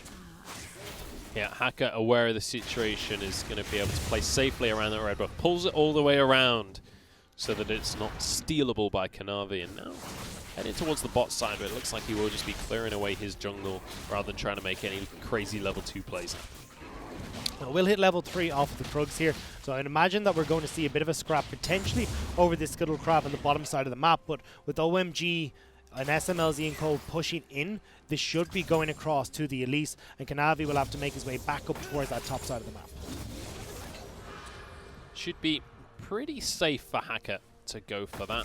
He will have to walk past a ward if he goes through Tribrush, though, so there'll be full information for JDG that that's happening.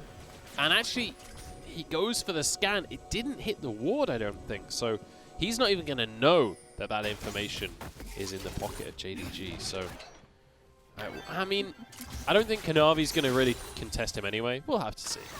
Yeah, I'd be very surprised if they did, although, as I say, that Yagao has pushed in the mid wave, so starting to come across, see if they can collapse on this, but it It's going to be a little bit late for JDG's bottom lane to come across. So yeah, that will go across the Hacker. Kanavi will be able to get towards the top side to get his own Scuttle Crab up that way. And when all is said and done, no conflicts so far in the map. I thought that was going to be something there. I saw Yagao moving down on the minimap. I thought we were going to have an early skirmish on these early game junglers, but it's not going to be the case just yet. Lumao going to be denied his recall there. Navi looking for a play up towards the top side. Curse. Oh, that was beautiful, man. Bellows Breath going to keep him away from the CC, and then a cute little sidestep backwards to dodge Kanavi.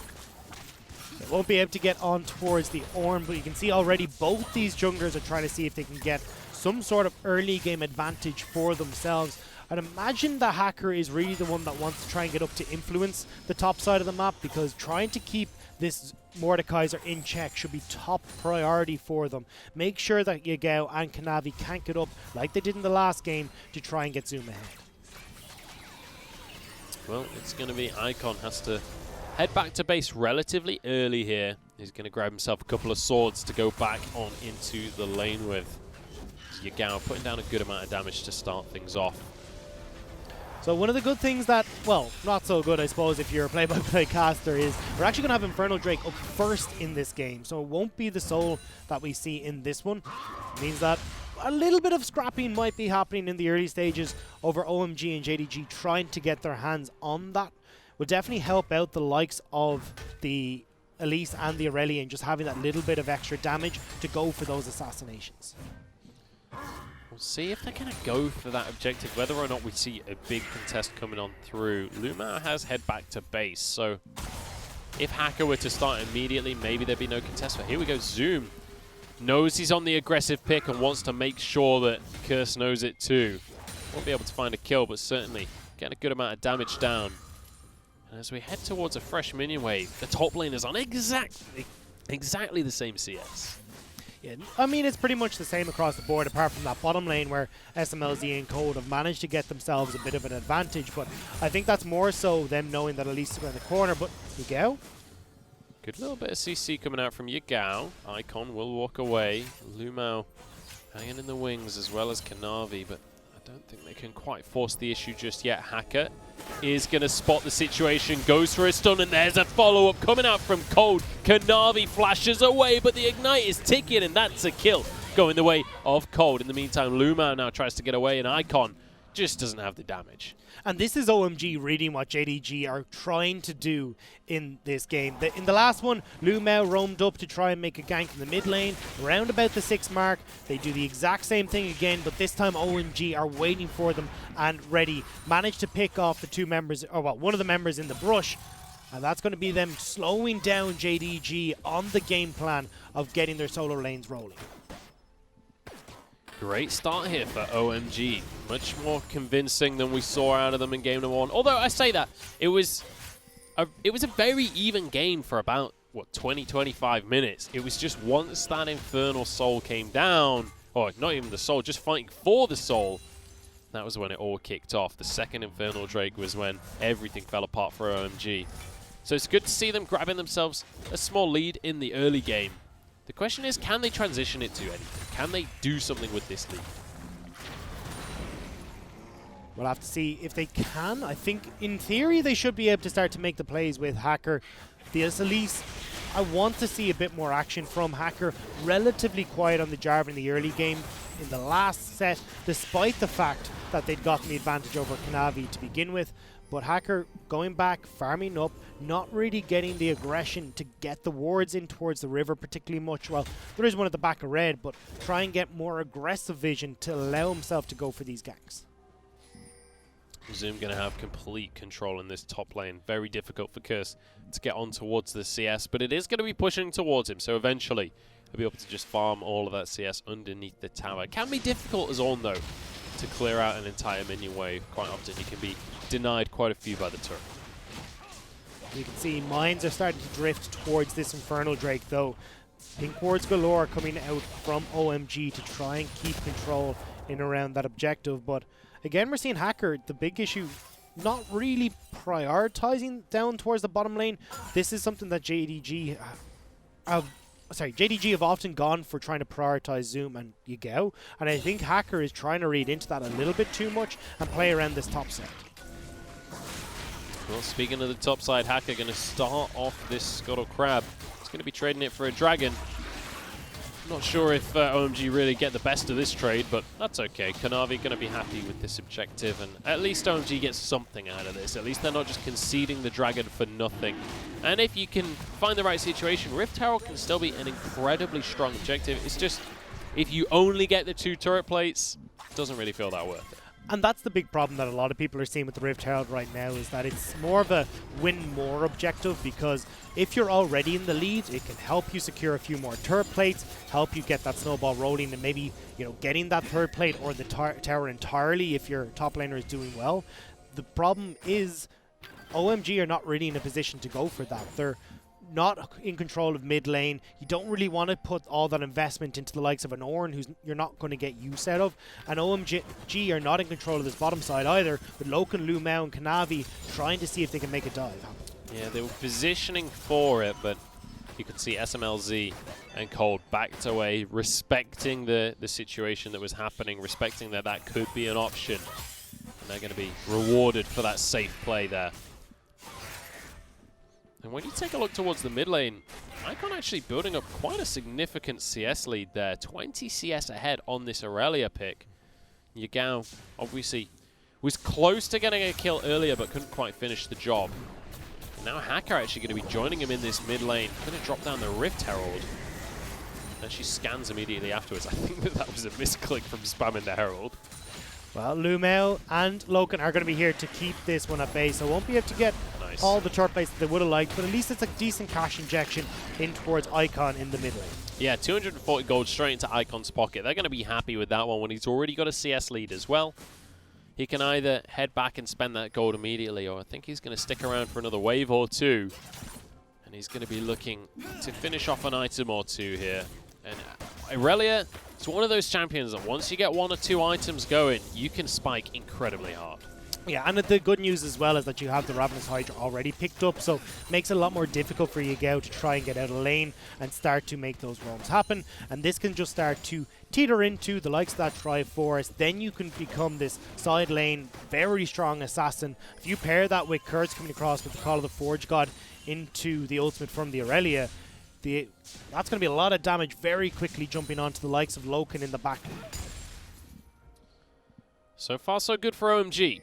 Just under 2,000 gold in the lead as we're 11 minutes on into the game. They are down in Dragons, though, currently. That Infernal Drake going the way of JDG. The next one going to spawn in 2.5 minutes. It's going to be that Cloud Drake. So, you know, definitely a lot stronger of a Drake than it used to be. Like, let's bear in mind, in case you guys are new here, in case you've not watched anything since last season, Cloud Drake now gives ultimate CDR. It's a big, big Drake now, especially in the early stages of the game. The Soul, not as impactful as some of the others in my opinion, but when it comes to the individual Drakes, it can be massive. Yeah, and especially if you look at some of the ultimates that are available on OMG, if you're getting 10% cooldown reduction on, you know, Call of the Forge God, on the Vanguard's Edge. Elise's Transform. Yeah, the Elise's Transform. But the box as well for Cold. I mean, these are some big ultimates that can be pretty defining in team fights. So picking up this Infernal Drake, or sorry, this Cloud Drake even, could be really beneficial for OMG. And conversely on JDG's side, more access to your bullet time, to your Death Realm, or Realm, but I've forgotten that. Death Realm, Realm anyway. of Death. Realm of Death, that's the word I was looking for. But yes, these are going to be fantastic for the side of JDG. We'll see if they're going to be able to grab that for themselves. Still a minute away, and you can see OMG already starting to posture towards that Hacker's head down towards the bottom side of the map. Just going to be clearing vision and then resetting before the objective spawns. Zoom. He's looking for a 1v1 right now. Takes Curse into the Shadow Realm. He's actually taken a lot of damage so far. He's not actually winning this 1v1. Curse does find his way out of there. And well, all said and done, it's just ult for ult. Yeah, with no more cooldowns available, I think Zoom might have been able to get the upper hand if that fight was to continue, but Curse does back away. Will mean that Zoom is going home at the moment. So we'll have the buy-in and be able to teleport over, but at the moment we'll need to get up towards that top lane to clear out the wave, and maybe Curse can just come in straight away towards this fight in and around the Cloud Drake. We're going to be clearing some vision here. 20 seconds till that Cloud Drake going to be hitting the map. And turret plate's going to be falling shortly as well. So looks like Curse, I don't think he's even going to be able to get that one for himself. Zoom's arrived back in this top lane. But the Drake is really what we're going to be looking at here, because Kanavi has arrived on the scene. They're setting up to make sure that JDG have priority here, and Lu Mao happy to be aggressive on this Leona. You can be so aggressive. It's very difficult to punish a Leona. They were hoping to try and make a play before the Ornn had gotten back to base, so the health discrepancy between Zoom and Curse would have been able to turn that fight, but unfortunately not able to connect the Zenith Blade. Means they can't find the fight. Ornn is now walking his way over towards the Cloud Drake while Zoom goes on to the top side. The Flash Blade comes through from Cold here, but immediate counter engage going down, but the kick onto Hacker will keep him alive for now. Dodges the bullet time with the repel, but there goes Zoom. Gets an obliterate. It's 2 kills on the other side for Icon though. He's going crazy as Loken shuts him down. In the end, Zoom once again on the backline. SMLZ falls. It's another kill going the way of Loken here, and Curse finds himself alone. OMG once again lose the 5v5. Fantastic decision making from Lu Mao there to turn on the aggression and find that team fight victory for JDG. OMG keep opting into these fights, but unfortunately they don't have the coordination the same way JDG do. And again, get the Dragon going over in favor. Well, Dragon's still up, but should be able to go in favor of JDG if they end up fighting over this objective again. And we were saying that, you know, Loken coming back on into this roster, he had to replace Imp, you know. There's a big shoes to fill. So far, amazing. He's got a triple kill for himself. And this looks like Lu Mao getting caught out, but having the presence of mind to turn on to Hacker, you've got a fantastic ultimate from Loken coming over the wall to split up this fight. OMG just crumple underneath the pressure in what was another fight they opted into. And so important that Zoom teleports in here. He zones 3 players out of this fight by himself, meaning that the rest of the fight is basically a 4 versus 2. He can comfortably do that on this Mordekaiser. He's only going to get stronger as well. Phenomenal stuff coming out from Zoom here. And we're consistently seeing these Mordekaiser top players being able to do so much to sway the game. Well, we are going to see the Dragon being gifted over towards OMG as JDG decide they want to go for the Rift Herald instead. MF is pushing down this bottom side, but they do have to be careful that there aren't members from JDG, from OMG coming over to try and collapse on them. Yeah, I think they're going to be able to grab that turret for themselves, or not, maybe not quite. 1 or 2 more autos will do it. There's the love tap just to finish the job. Lu Mao sticking around just to make sure that Loken is perfectly safe grabbing that objective. And now with the Rift Herald, they might look towards the mid lane as well. After Steve Kanavi decides to toss this one down with Lu Mao backing, I'd be surprised to see it go down. I think they'd rather have pressure on the bottom side of the map from Zoom before they try to use the Rift Herald to take that mid lane turret. And they've got a lot of gold in their pockets as well. You've just seen the Misfortune pick up 2 turrets there, good bit of farm, so I wouldn't be surprised to see them try and spend that before they make any aggressive plays towards objectives. Everybody heading down towards the bottom side here from JDG. They're looking for Icon. We'll dodge away from the stun. Yagao backs away once again. And now we're going to see the Herald used. It's not going to go mid, it's going to go for this bottom lane tower, and they'll easily be able to finish this objective off. With 4 members here, they might look to push a little bit further than just the tier 1 here. They might look to get a charge onto the tier 2 turret as well. Yagao managed to get slow onto Icon there. Won't be able to finish the job just yet. There's still 2 from OMG in mid lane. JDG could just look for the dive here. Lu Mao was wrapping around. Look for the dive, or maybe just look for the turret. There's the charge from the Herald and a comfortable tier 2 take here. Lu Mao doing a great job on Leona just to zone everybody away. And well, that's just how you take objectives 101 right there. No contest from OMG. And how do you try and now defend this mid lane turret as OMG? You've got no turrets on either of your side lanes. This is open season for JDG in the jungle to try and get vision and wrap around underneath them. We already talked about how strong the dive potential is from JDG. It only became even more potent when they have complete vision control. very much feels like right now, if you give JDG an inch, they will take a mile. They are comfortable with snowballing. When they find one fight, first off, they team fight brilliantly. They know how to turn that into a win, but off the back of the fight, they will take so much away from you. JDG are now coming back out onto the map. Mid lane turret is set in their fire. Trying to push in is Loken, keep himself in check, make sure that he's keeping himself safe for the moment, wants to wait for the rest of the team to come out onto the map. Zoom still hovering around in the base, so we need a little bit more time before they can try and push on for this. Just going to be clearing out the mid lane for now as we wait and see what JDG's next objective will be. 1 minute on the clock until Baron Nashor will spawn onto the map. And that's the point where OMG have to make their mark on this series. If they allow JDG to just control this Baron, I fear it may be all over for OMG. I'm going to have to say, as we take a look at the gold coming out from the turret plates, it is all in the pocket of Curse right here on this side of OMG. Has been able to pick up quite a few of those turret plates, but that's not the person that you want to be able to pick up those plates. Would much rather have it on Icon or SMLZ, because look at the difference in particular between the AD carries when it comes to those the items. You've got the Infinity Edge alone for Aphelios, whereas if you look over towards a Misfortune, she's picked up an entire Essence Reaver over the Aphelios. This is not where you really wanted this SMLZ to be on what we are calling one of the strongest AD carries, if not the strongest AD carry on this patch. Now just clearing vision here. 1 minute until the Ocean Drake spawns, but Baron is just about to hit the map in 2 seconds time. Looks like JDG not going to position for that immediately. They know that OMG can't really go for that objective, so they're just going to wait for the Drake. Make sure that they take that one first so that there's no trade available for OMG.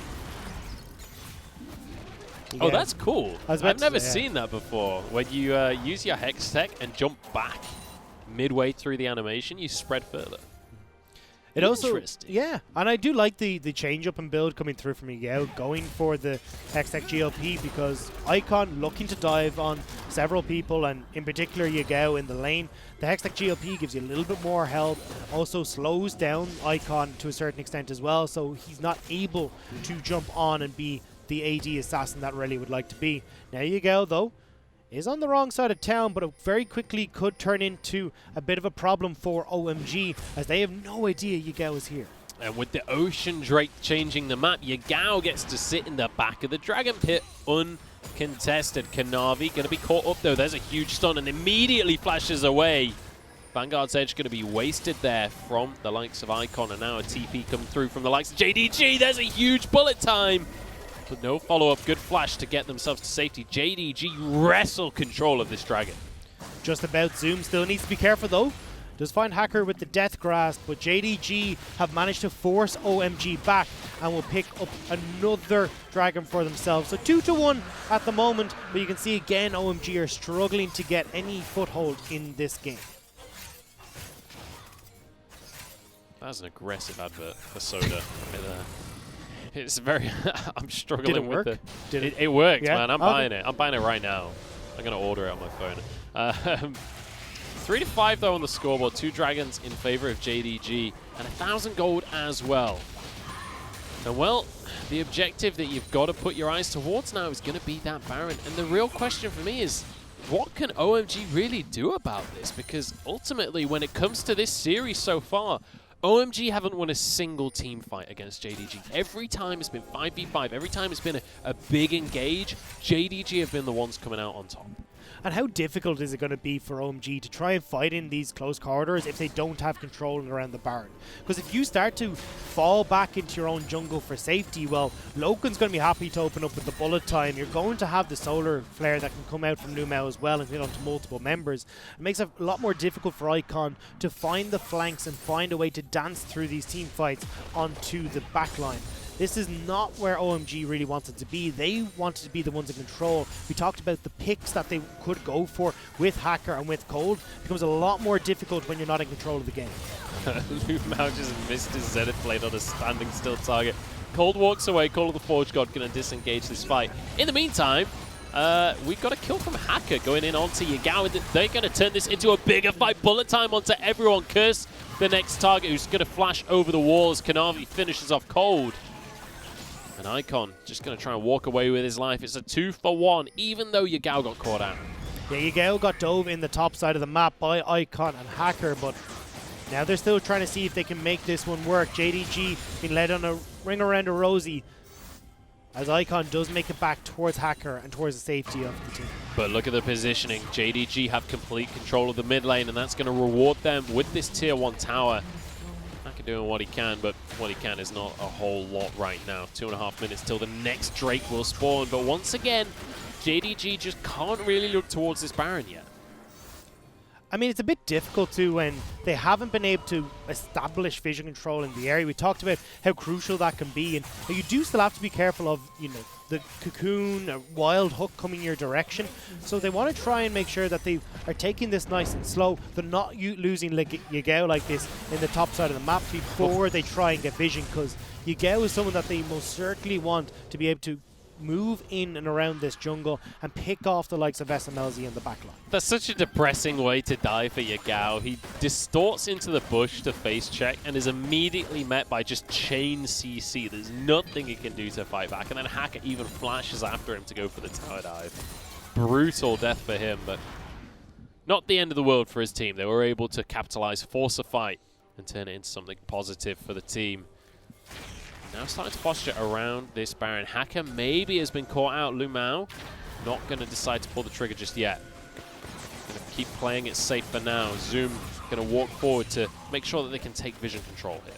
Curse is back in base though, waiting to see if he can use this teleport to join the fight. There's a ward in mid lane that he could have teleported to try and get in on the backside, but not looking to follow that up. Instead, is going to do the long walk over to try and join the team and see if they can wrestle back control of this Baron pit.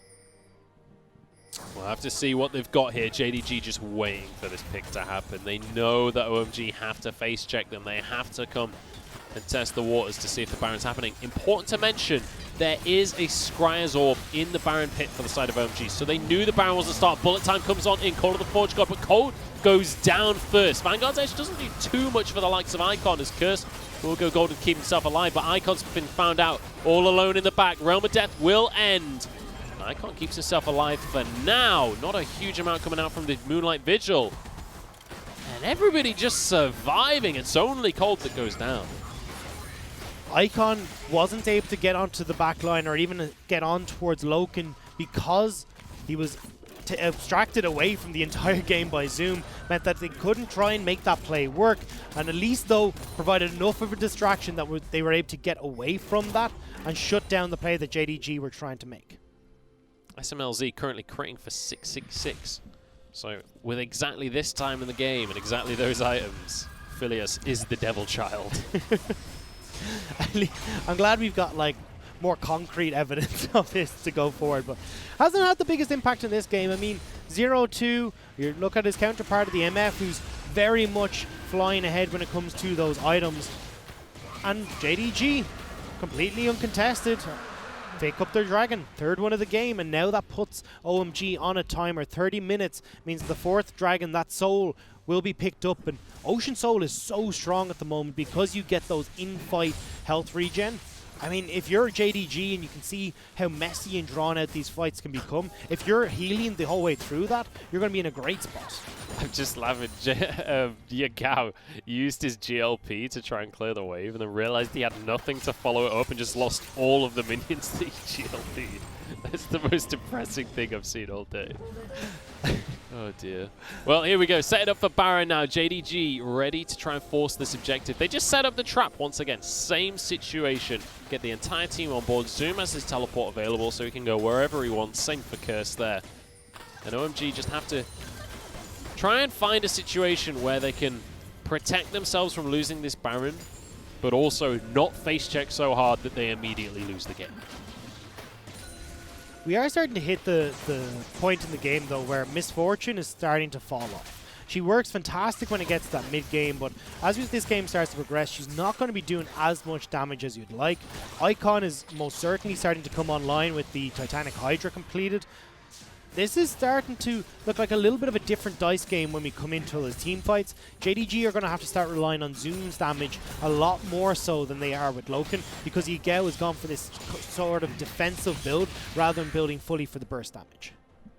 Yeah, for sure. And important to mention that there is that ward just outside of the Baron Pit for the side of OMG right now. You know the one that ruined teams at Worlds. It's just hiding outside of the Baron Pit, so it's not going to be caught by any control wards in the Baron Pit, and it's often missed by people sweeping around the pit. So OMG very much have vision right now. They know if JDG are going to start that one, but the ward has been spotted. So everything I just said, you can forget I said it. Look, it was a great point. It's just JDG doing their due diligence here, making sure that they're completely clearing out the pit and having control of River, now pushing in more aggressively, but Pinks are all over the place in this jungle, and you can see OMG are not wanting to give an inch. JD will set up the Baron though. And I like this because they haven't done this all game. Well, it doesn't really matter anymore because Scry's Orb comes down, but because they just baited all game and didn't actually start it, suddenly it's a lot harder for OMG to tiptoe around. Lumao maybe going to back away here. Doesn't actually want to force the fight just yet because they can force the Baron first. Smite comes in and that's going to be the objective taken. And now JDG forced the fight. Bullet time across a couple, but not doing too much for himself. Lumao walks away from the engage. Hacker wants to turn this into more, trying to get onto Lumao. He's actually just going to repel.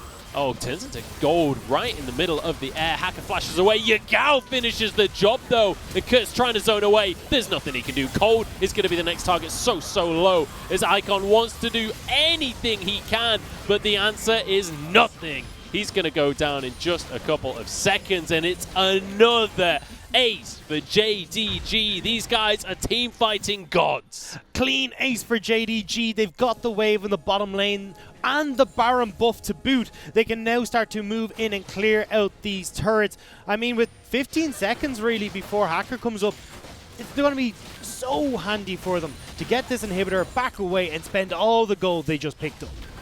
Yeah, fantastic situation for JDG here. They're going to grab this bottom lane inhibitor. They're going for it. I think they might be able to end the game right here. 20 seconds still on Icon. Important that he survived so long in that team fight. It actually turns into a negative for them. JDG trying to end the game right now. That's going to be both Nexus turrets going down. A beautiful insect onto SMLZ. Good night, Aphelios. 50% win rate, my friend, as the Nexus will fall. JDG start the season strong with a 2-0 on OMG. And what an incredible homecoming for Loken as well, doing work on the Misfortune in this game. We again seen Mordekaiser come up clutch for Zoom in the top lane, and really JD Gaming just looked completely unstoppable in this series. Magnificent performance coming out from JDG here, and you have to give props to Kanavi as well, doing a lot of work. Yes, definitely. In that team fight around Baron, Yagao finding the pick. I thought that they'd got away with it. I thought Hacker had escaped, but Yagao jumps on in, distorts to the backline, and finishes the job. And I feel sorry for Icon in this series because you could see he was really trying to get on towards the backline, try and make something happen, but when you've got the Realm of Death, you've got the Dragon's kick coming in from the Lee Sin, you've got a Leona to try and get past, there was just too much CC and too much nope coming in from the side of JDG to try and make that happen. Fantastic performance coming out from JDG, getting their first win on the board here in the Season 10 of the LPL. That's a 2-0 over OMG, and eStar managing to get a similar performance up against Rogue Warriors earlier on today as well. So 2-0s on the books, but relatively long games as well, especially in this second series. It felt like JDG, this is a team that wants to play relatively slow during the early and mid game, and then they want that 5v5. They want that miracle fight that just wins them the game on the spot. Yeah, their team fighting was very strong in this, so I'm not surprised that they're trying to hold out for that. I still think, though, that there's a little bit of ARAM that we saw coming in the game one. Still need to try and knock that one out of their habits, but definitely a strong performance for them for their first game of the split. Yeah, absolutely. And definitely in game number 2 there, it felt a little bit like they weren't 100% sure whether or not they could go for the Baron, whether or not they needed to play the pick. You know, they were waiting around the Baron. They were trying to set up a pick situation. OMG were just like, we're not going to face check you. It's not going to happen. That kind of dance happened for about 5 minutes there. But other than that, phenomenal team fighting coming out from them. Yeah, they are still similar problems on OMG, though, from what we saw last split, where not really getting an awful lot of follow-up coming in from the jungle. Hacker was trying to go a bit too aggressive in game number 1, didn't quite work out. And these hero plays that we saw 2 games in a row, Icon trying to flash in the Cassiopeia, and Hacker in that last team fight as well, trying to get the catch that maybe they could pick off after the Baron had been taken, but that was not working out for them. They didn't find anything, and it meant that the whole game fell apart off of just those one team fights. I mean, Hacker was, on the side of OMG at least, Hacker was the standout player for me, both in Game 1 and Game 2. On the Jarvan, he did a great job trying to force the issue, trying to get onto the back line, and the similar situation with the Elise as well. Was pretty on point with his cocoons, tried to find the pick onto Lu Mao at the end of that last game, but unfortunately not really able to have enough of an impact, and Kanavi at the end of the day was the better jungler. Yeah, and I think that kind of says a lot about the way JD Gaming, again, we're seeing a similar style. They come into this, Kanavi's playing towards Zoom, he's playing towards Igao. It's Loken on the bottom side of the map who's not getting a huge amount of input, but this time instead, when he's got Lu Mao at his side, they're pretty happy to just have that stability because Loken doesn't need a huge amount of resources put into him. He's happy to farm up. This was his goal on top esports as well, and it frees Lu Mao to go and play a much more aggressive roaming style, consistently getting towards Igao in the mid lane around about that 6-minute mark, and this is something that teams are going to have to be prepared for if they play against JDG. Yeah, I mean, it's a rough start to the season for the likes of OMG. Obviously, we were talking about Icon being the superstar, having the backup singers of SMLZ and Hacker. Hacker's singing in tune. The other two, not so much so far. We'll see if they can pick things up, but let's take a look at some of the highlights of that game. Yeah, this was such a beautiful setup from JDG. Everything came to fruition. Loken, safe over the wall, was able to open up with a full bullet time. They spread out the fight. Zoom teleporting in keeps SMLZ out. And Curse, because he'd already used the Call of the Forge God in the top side of the map, was a non-factor in this fight. He's more chasing after, going, please guys, wait for me. I want to do something. But all he gave was his life and an extra bit of gold into the pockets of JDG. Yeah, well, we were talking about the AD carries coming on into this entire series. Loken played out of his mind, getting a triple in the previous fight. His bullet times were great right at the start of every single fight. And just great damage output in general. And that's what you need out of a Misfortune, just good positioning so you can keep lashing out these shots. Yeah, I was really impressed with JDG here. Igao as well, I like the adaptation in the build that he saw from the LeBlanc, not going for that full burst, instead opting to go for something that would not only facilitate this team quite well, but keep himself safe so Icon doesn't have a bit of extra gold coming in from kills or whatever it might be to try and be a bit more of a nuisance. And you could see JDG operated off a game plan. Zoom, you're on Icon duty, the rest of us will take care of all of OMG. Yeah, and Zoom played exceptionally throughout this series. Both games he had a huge impact in these team fights. Great job, especially on this Mordekaiser. You saw the fight earlier where he basically 1v3s while the rest of his team finishes off the game. So phenomenal stuff coming out from the entire roster of JDG. I'm very impressed by their first performance. The question for me is going to be, can they replicate this kind of performance against more aggressive early game teams? If you're going against someone like FPX, they're not going to let you just farm for 20 minutes and then team fight. They're going to force the issue. Yeah, and that is a big question. I mean, Kanavi was getting aggressive early, but it is that kind of case of, oh, we're going to abandon the bottom side. And against some of the top teams, they will very easily punish that. But that seems to be the big question for a lot of us here is, how far can this JD Gaming team run? Because we saw it in Demacia Cup. What are they going to be like coming into LPL? We got a little bit of an opening to see what they are potentially could be like, but the rest of the split is where you prove it. Well, the MVP for this series is going to be Kanavi in the end, and I think well deserved here. Despite falling behind on the Kindred, still had a massive impact in game number 1, and then his Lee Sin in game number 2 was magnificent. Great performance coming out from him, and just setting his team up for success time and time again. Yeah, and I think as well, it's great to see Kanavi now getting the time on JD Gaming. Only was there at the end of the summer split, but now coming in as the starter on this roster, coming out with a performance like this where he's got 85.7% kill participation. This guy was involved in everything and was really the shining light for JDG. He certainly was, and regularly setting up his team, especially Yagao, for these big plays, and it did a decent amount of focus down towards the bottom side as well when the Dragons were coming up. I'm excited to see what Kanavi has ahead of him, because he was a relatively untested player. Well, maybe not untested, but, you know, didn't have a huge reputation. He's still green behind the ears. Yeah, exactly. So I'm excited for what's coming up for this guy, because, you know, earning an MVP right here in this series, he was very much one of the stars, and I'm excited to see if he can replicate that against some of the stronger teams in the league. Yeah, I think, I mean, that's it. The big question, can they keep this run going? Can JDG keep this up? I mean, Kanavi's looking strong. You've got their bot lane is looking far better. I mean, Loken, the big problem for me was I was looking at his laning phase when he came in. Far better this time around. Had Lumel there once or twice to get him out of trouble, but other than that, I mean, looked phenomenal, looking far more comfortable in this lineup. We'll have to see if this can continue for them. Absolutely. Fantastic play across the board from JDG. And with that, let's take a look at our results for the day. It's 2 clean 2-0s. eStars having their debut performance here against Rogue Warriors, a 2-0 victory, and looking convincing as well. And then we've just finished off our second series there with JDG against OMG, another 2-0. And as we take a look, tomorrow's matches going to be BLG up against VG, and it's going to be DMO up against IG as well. Now, these are not going to be broadcast on the mainstream. Wednesdays and Thursdays, we will not have an English stream, so you can go check out the Chinese stream for those ones. Yeah, and I think these are definitely some games you're not going to want to miss. BLG for Vici is one that I've got my eyes on. I want to see what Vici are going to be capable of doing coming out. I mean, Koma joining the team, Pumandu joining the team, and going up against BLG, who have always been a strong team in the LPL. I mean, that's one you do not want to miss. Yeah, absolutely. And we'll have to see how those ones are going to go down in the end. And I'm excited to see what results are going to come across our scoreboards. But that is going to just about do it for us, I believe. Fantastic games, though. I'm really excited for eStars. Yeah. eStars especially, they managed to get a 2-0 on the board. They managed to win themselves some games here. And, you know, everyone was coming in with question marks all around them, not knowing what to expect. eStars showing that, especially in the early game, they're willing to put the pressure on. They're willing to force the issue.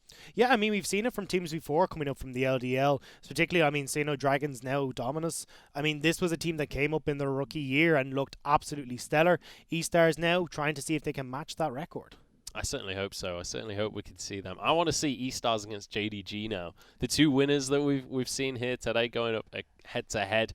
Because one of the big questions for both of these teams for me is, what happens when you're against a stronger opponent? What happens when you're against one of the top teams in the league? Because this is LPL at the end of the day. Everybody is mechanically insane. We've been complimenting some of these players on the mechanics that they've been bringing to the table. But you've got to go up against some of the big names when you look at, like, the lineups of RNG, the lineups of FPX, IG. These guys are insane. I mean, IG already toppling FPX yesterday.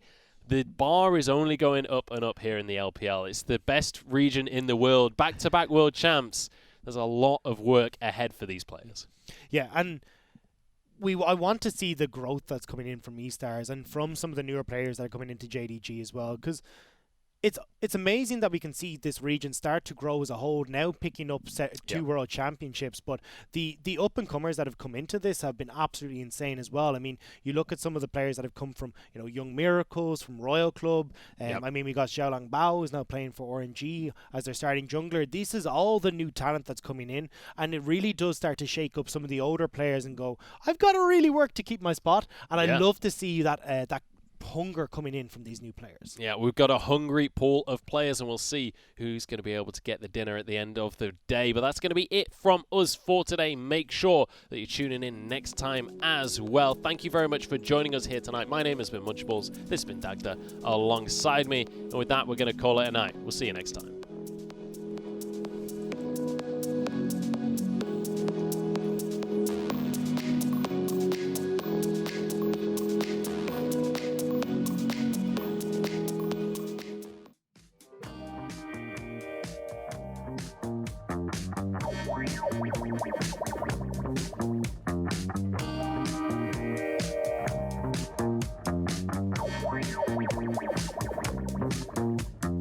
Too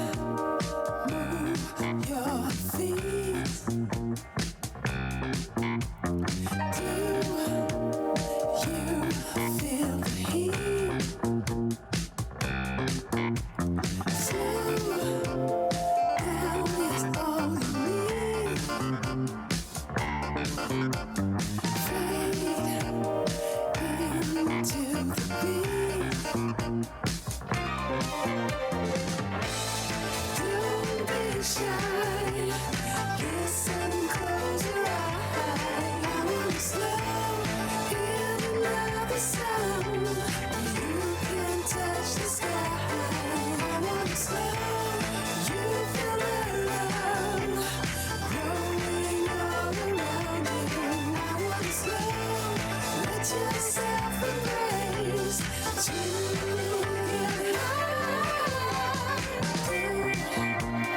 Move your feet. Do you feel the heat? Slow down is all you need.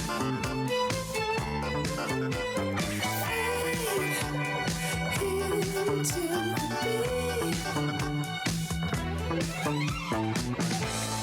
Don't be shy. Listen, close your eyes. I wanna slow. Hear another sound. You can touch the sky.